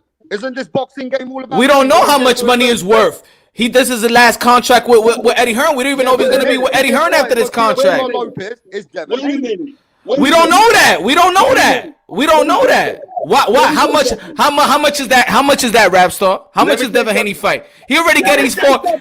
Go ahead, Junior. Go ahead. Who's the weakest link at the 135 weight division right now to make a name for? What's that, bro? Answer the fucking question, you idiot. I can't hear you. Say that again. Say it again. Who is the weakest link right now to fight to get a name?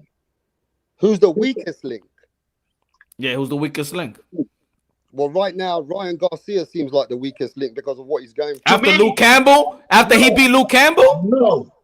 To me, it's Linares. Oh, what you're saying as an opponent? Thank you. Oh. And who are they fucking fighting? Yeah, I agree with that. I already spoke to the. Thank you. Yeah, I've been saying that. Motherfucker. Smart, like I am. They fighting Linares because he's the weakest link, and it's the only guy that they think that they could be safe with. You understand? Because Linares did beat Luke Campbell, and Luke Campbell fought Ryan Garcia. Get the fuck out of here, bro. You think I'm stupid, bro? Fight fucking Nakatani, call me, or fucking Lomachenko, and then I can respect you, you fucking idiot. Yeah, but I'm saying the business side. What do you think about that? What do you answer that, Rapstar? $1 million that you can make is Devin Haney. Rapstar, answer that because you said that Jorge Linares is not the fighter that you want to fight. That he should have fought Lomachenko, right, Rapstar?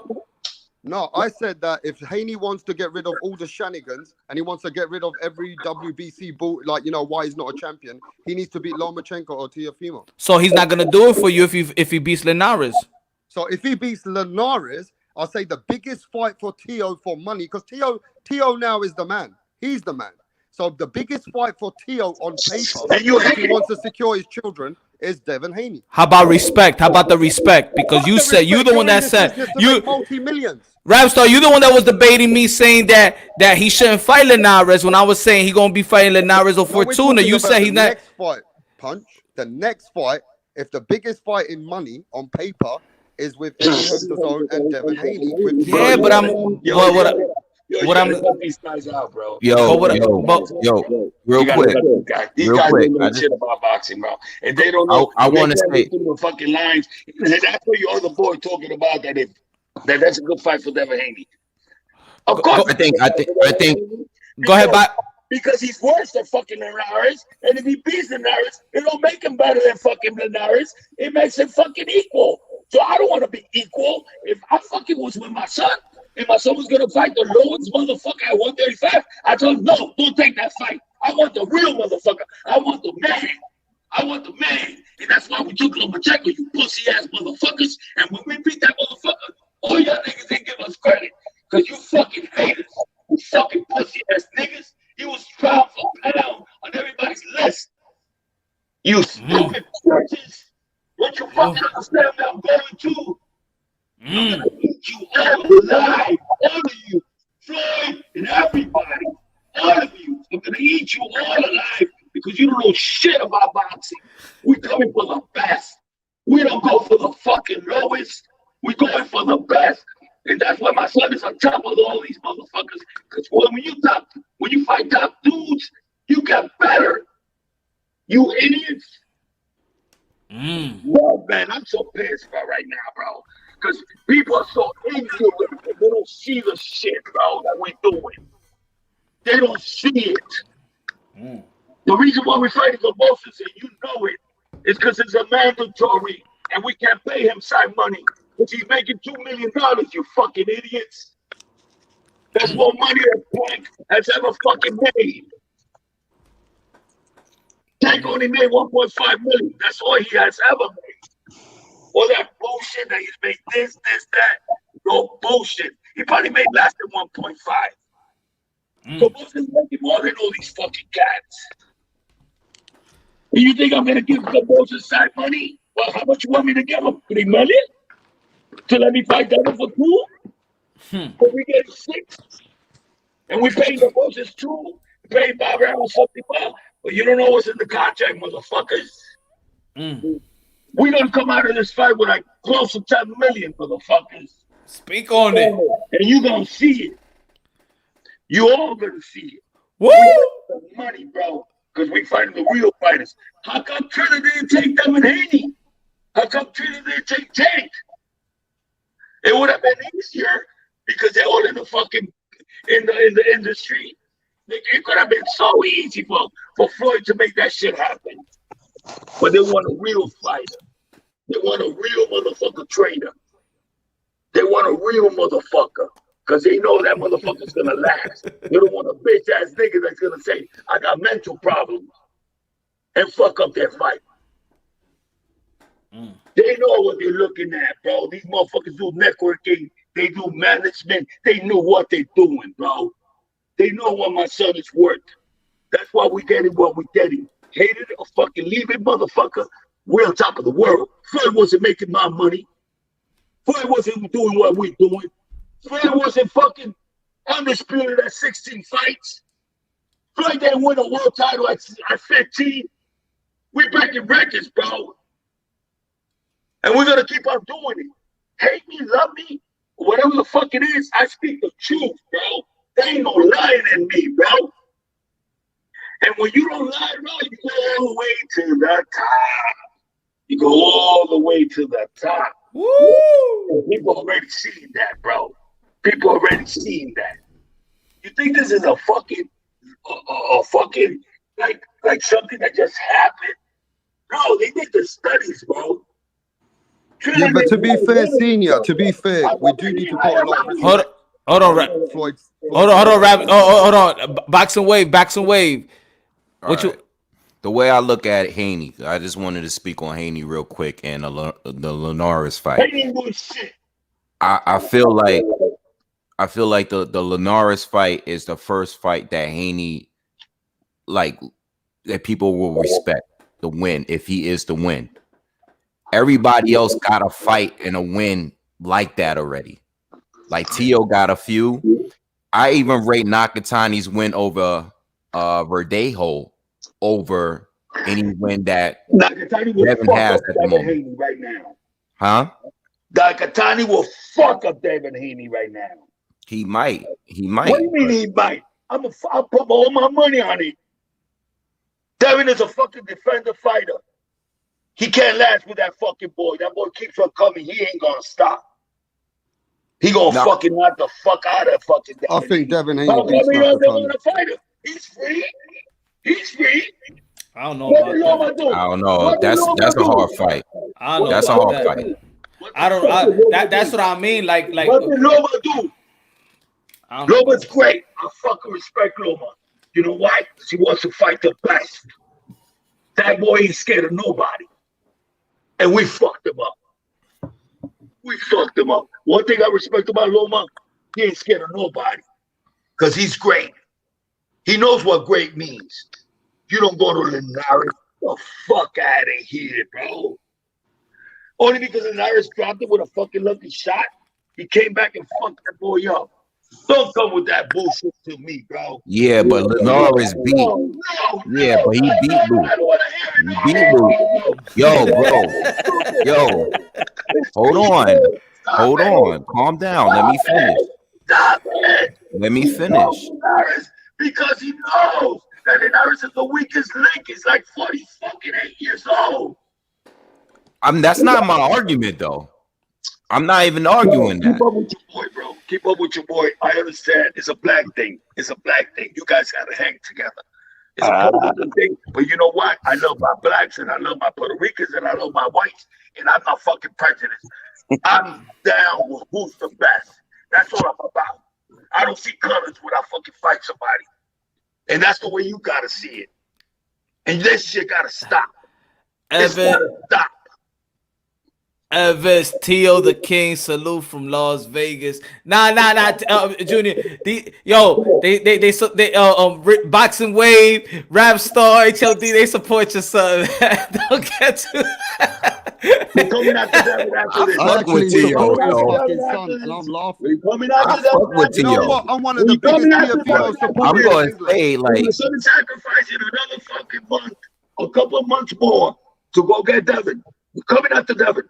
And if we don't get Devin, you know he's a bullshitter. So let me ask you this, Senior. Are you going to change your mind now that you know Rapstar's the biggest fan of your son in England? Why don't you ever watch my motherfucking channel before you come at me, bro? I don't know, bro. You got to do a fucking big ass fucking. You got to do a 360 or 90 degrees. Bro, I've made some big fucking videos about your son. Go on my channel and give me a motherfucking chance. Your fucking voice tells me you don't like my son. You fucking No, bro, it's early hours in the morning. Junior, he like Junior. No, Junior, he support your son. He supports your son. He doesn't support my son, bro. He doesn't. He likes him. He just doesn't love him. He just fucking said we still have fucking our handle business to do. He just bet against. He just bet against. You're a fucking idiot. You're a fucking Hey, I'll cheerleader. put my hands up. I'm an idiot to bet against your son. You better fucking tell my fucking. You Are better you say happy it now? right now. Are you better say fucking it right happy? now. Can you be I'm friends never with gonna this talk to you English again. guy? You Or better you gonna want to be fucking enemies? say it's undisputed right now, motherfucker. Say it. Hey, Josh Taylor's got your son's ticket though. You better not come to England. You better to try and fight Josh Taylor. You better not do that. I'm telling you. Say it. I'm gonna give you a chance. Say it, because you're gonna suffer in the future, bro. Hey, look, I want you to check my channel and look, Tio. Say it, Rapstar. Wait. Tio, just give me a chance. Check my channel. Have a look how I've spoke about you and your son. Fuck your channel. I want you to say my son is undisputed right here in front of everybody. I've already motherfucking made a channel out of that. You know I made a show out of that. You know he is. I told everybody about that already, bro. Say it. What do you mean say it? I ain't no fucking dog. I've already told everybody. Who the fuck you speaking to, bro? I ain't no fucking dog out here, bro. You scared? Everybody already knows that fucking Rapstar knows that your son is the man. No, fuck you. Well, go look at my channel, and if you go and see that I said to everybody your son's undisputed, then I want you to come and show me some respect. I'm giving you one fucking chance, motherfucker. Because if 6 months from now, I'm not going to talk to you ever again. Say my son is undisputed right now. Listen, My friend. Say his son is undisputed right now, rap star. You see that? I think Okay, look, I'm gonna say the hanging's a chance. Your son is the man. He beat the man, and that's why he gets the respect, because he beat the fucking. Say that he's undisputed. He beat the undisputed champion. Yeah, say what the you fuck does hater. that make him, bro? You fucking hater. Right? So let me ask you this: are you willing to come to my? Say he's undisputed, rap star. Say he's undisputed. I hope I see the. Come to me in person, bro. Come to me in person, bro. Because I don't like to talk. Okay, to look, people. hey, yo, I might have to. Look, and listen, I might have to travel to Miami to come and see you. Cheerleader, you fucking pussy. Say it, you fucking pussy. Say it, my son is undisputed. Say it. Say it, rap star. Bro, don't fucking speak to me like that. I ain't saying shit. Fuck you, and I ain't saying shit. All right? Don't speak to me like no fucking dog, because I ain't no motherfucking dog. All right? Everybody motherfucking knows that your son is a fucking champion. He beat the motherfucking man. Let me speak to you like that. You fucking say it, bitch. You fucking say it, pussy. How about you fucking like it? Be banned hey, listen, man, I ain't no fanboy, bro. I don't want to be spoken to like a bitch. Look, I got a relationship with Moonshine. I'm just going to respect you, and I'm going to shut the fuck up. I guarantee you that. Keep on fucking hating on my son, motherfucker. Hey, you ain't never give me a chance. You never check my channel. So fuck you then. I can't say no more. Man. Fuck you too. You fucking a hater. You better not come to England and try and fight Josh Taylor. That's all I'm telling you, bro. What? Hey, I got respect. I'm gonna put respect on your name, but you trying to be a bitch to me. You don't respect nothing. I ain't gonna be your bitch. You don't respect your fucking self, bro. Because you know what? You know inside your heart, you know who the fuck is the man. And you don't want to say it. Said that. I've said it fucking 100 times. But rap star, you ain't say he's undisputed, rap star. You ain't say he's undisputed, rap star. To my fucking channel. He's not gonna say it because they're gonna eat him alive for that. No, bro, because you know what it is, Teofimo. He's with all the haters. Teofimo, let me tell you something. I got a lot of love for your son, and I'm never gonna change Shut the the respect for fuck your up. son. I ain't never gonna change the respect for your Don't son. say that, bro. But you speak to people and you belittle us. Why should I be belittled? Why should I let you speak to me like I'm a dog? You think I'm your fucking dog? I ain't no fucking dog. You're not my dog, bro. You just a fucking fake ass motherfucker. So you shouldn't speak to people like that. Let me ask you something. You get respect when you earn respect. God is You gonna ain't giving punish me no you, bro. respect. So God why is the gonna fuck would you punish want me to you. do? God is gonna punish you, bro, for being a Hey, liar. listen, karma's a bitch. For being a You liar. speaking to me like a For small hating bitch. on a fucking kid So that's listen, doing karma's a big bitch. things. For hating on Remember somebody this. who shouldn't even Remember be- this. When you speak You to somebody shouldn't like a even bitch, be putting karma's a them in bitch. hate. Listen, you shouldn't even be putting them in hating on none of these motherfuckers in front of my son. You should be saying my son is the best fucking fighter in the world. Your son is the best. You fucking idiot. Your son is the fucking best. Fucking idiot. You went against him. You thought Lobo's gonna beat him, you fucking idiot. Hey, listen, man, you don't need to get hateful about it. I'm not hateful. You are like I already told you, Josh Taylor is a hard test for Teofimo. Why are you hating on me? Oh my god. You know why? You're the guys that keep the fucking alive. All right, let's put $10,000 on it. Fuck it. Josh Taylor, Teofimo, I'll get 10 grand on it. $100,000, you stupid motherfucker. Let's go 100. Listen. You the big boy out there. You're the big man out there. I'm an average man who works hard for his money. What's the problem? Pussy. He does the same shit over and over again. My son gonna figure him out in the first round and knock the fuck out of shit with that pussy ass shit that he does. Okay, if it's not a knockout, you give me 10,000. That's it. All right, I bet 100,000 for your 10,000, you pussy. Okay, you heard that, Punch? We got it right here. 100,000 against my 10,000. The fucking bet's on. That's all I'm saying to you. The bet's on. Well, you can't say they're gonna fight my son because he gonna pussy out, you fucking idiot. I'm gonna come looking for you. I'm gonna come with the money. So, oh my god, bro, these people listen, don't even Senior. understand what's happening, bro. They Senior, your son is one of the best. They talk about boxing and they don't even watch boxing because they don't know what my son is doing, bro. It's called adapting, you fucking idiot. But my chico thought it was fucking luck. Look what happened to him. Rap star. Is Teofimo Lopez undisputed?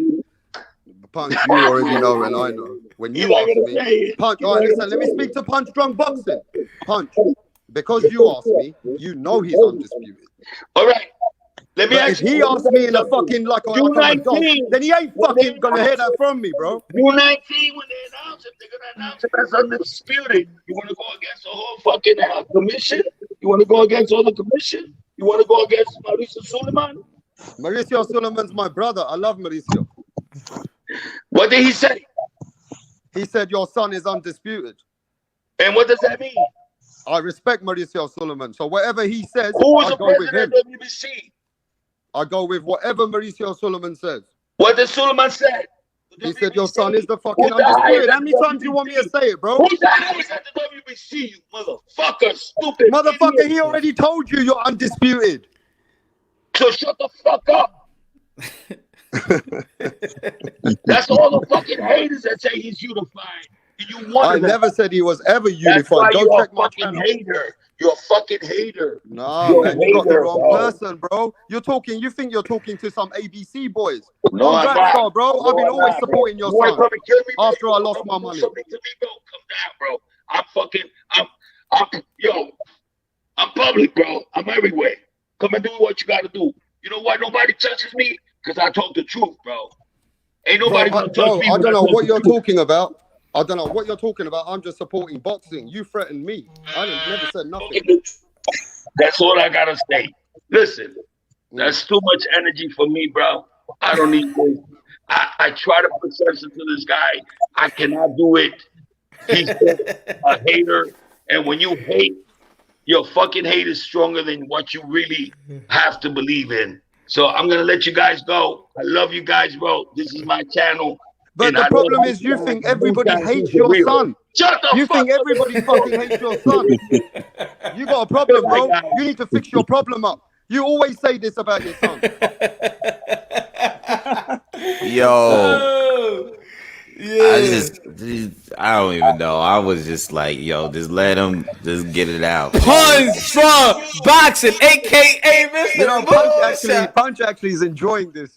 I'm Between enjoying me and this, yeah. Senior, he's enjoying this shit. It's funny, man. It was funny. He's just bringing out. Yo, all the Rapstar is video. funny because Rapstar, I don't know, like you was getting crazy too. It was funny when you get crazy because you're so proper, but you are like going at them at the same time. Yeah, but boxing wave. Look, boxing wave. I don't like a man speaking to me, belittling me because of things, bro. Yeah, I know. I feel you. You know what I mean? Let me tell you, I wouldn't let my older brother speak to me like that. I can't have somebody trying to be that emotionally passionate and trying to treat me to belittle me so I can be his fanboy. I can't do Tell that. him he's undisputed. He is undisputed. But ask me the fucking right way, bro.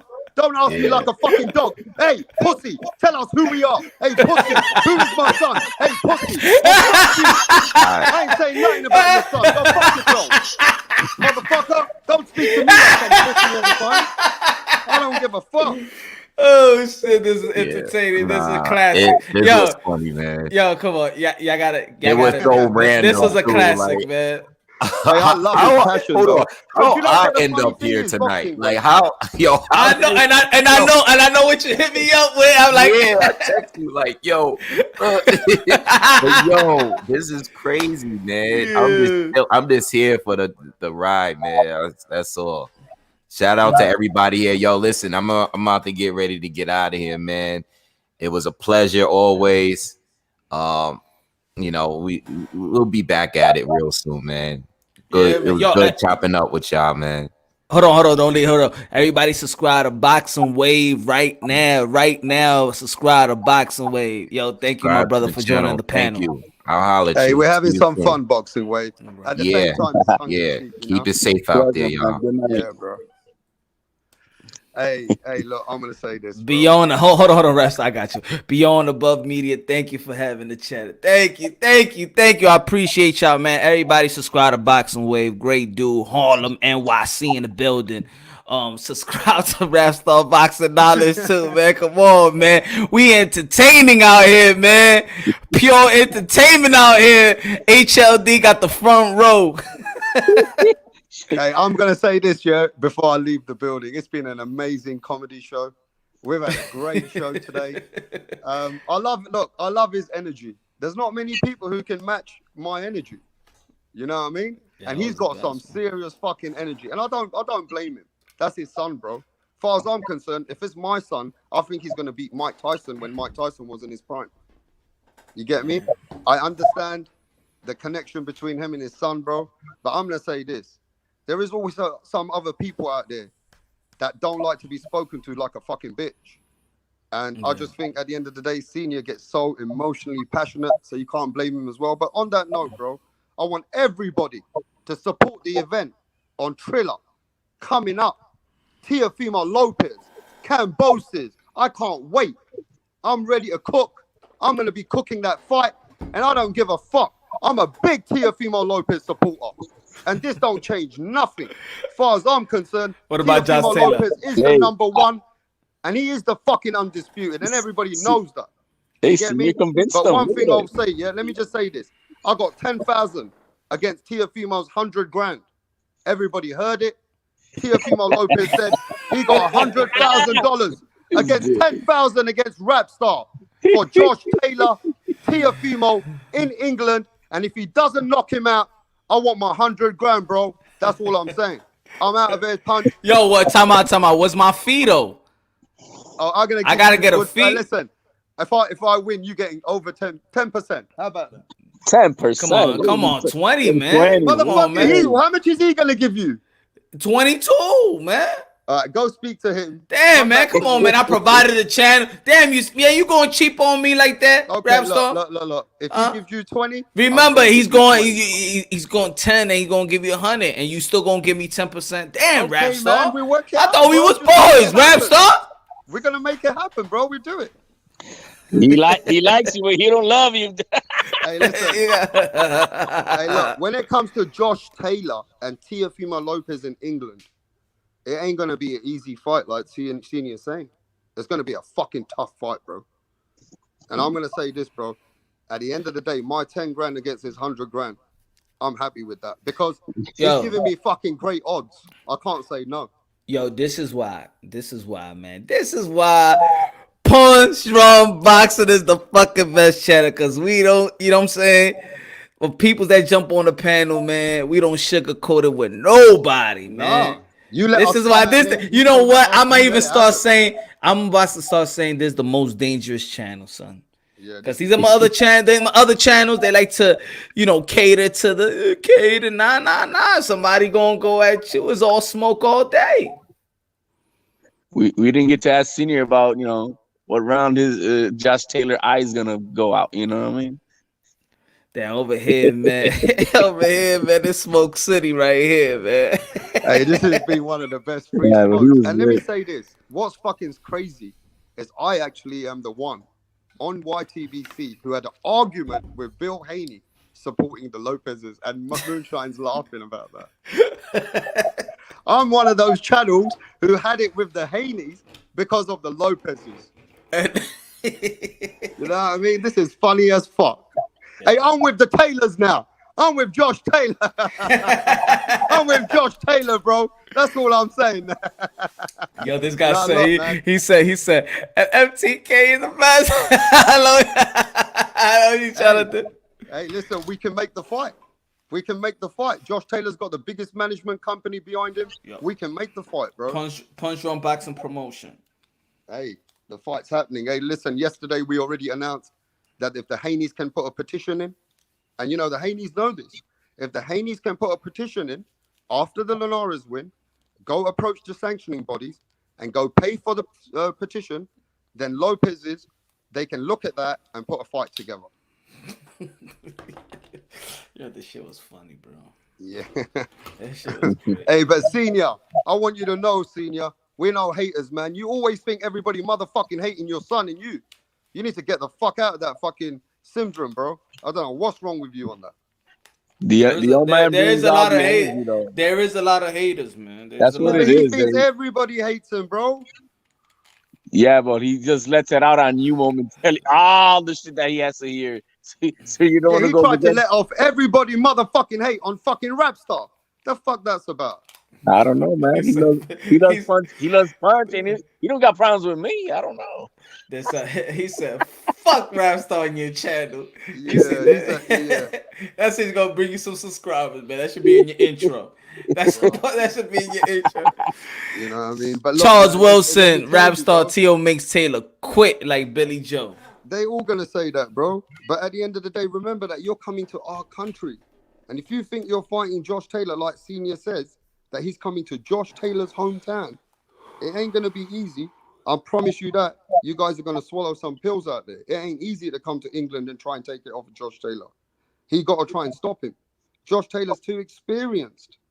As far as I'm concerned, we'll have to see what happens soon. But I got 10,000 against 100,000 with Teofimo Senior. The bet's on. We on.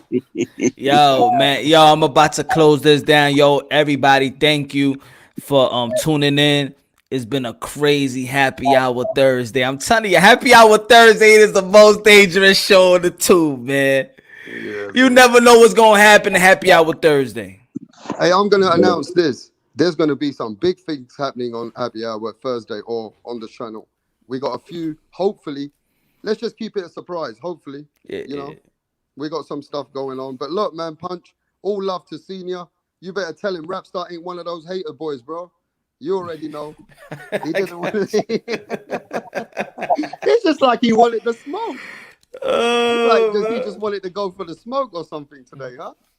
Yo, man, it is what it is. He got frustrated, bro. Yeah, he was lit though, man.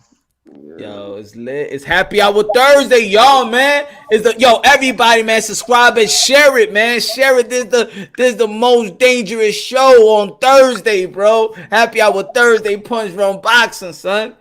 Hey, listen, in the chat they're saying Rapstar deep down inside he loves you. Yeah, I love them too, man. They're good people, man. I like the Lopez's. Honestly, I do. And I don't want anyone to think I got any hate on the Lopez's. They're my people, but they're fucking acting like weird right now. He is. You know what I mean? Nah. Yo, they remember they ain't game mode right now, man. They ain't warrior mode right now. Remember, they got a fight coming up. Now he just doesn't like it when it comes to Josh Taylor. He don't like it that I'm going with Josh Taylor. That's what it is. He's saying, "Fuck you, Rapstar. You don't go for Josh Taylor. You stay with my fucking son. My son's the real undisputed pussy." He said, "Yo, he called you every day with the fuck." Oh shit, man. He said, "You a pussy." Anyway, man, yo. Hey, we had a great night. I'm out of it. Everybody, Rapstar Boxing Knowledge. We brang it. We did it. There's nothing. This channel's free smoke always. I'm out of here, Punch. All right, bro. God bless everyone. Yeah, God bless. God bless. Yo, God bless HLD. Yo, God bless everybody on the chat. Y'all already know I might go live tomorrow, but y'all already know Black and Brown Boxing is going live. Free Smoke Friday tomorrow. Probably go live before that, probably 8:30 Eastern time, just so we could go and talk about the Luis Neri and Brandon Figueroa fight. And y'all already know, man. God bless each and every one of y'all, yo.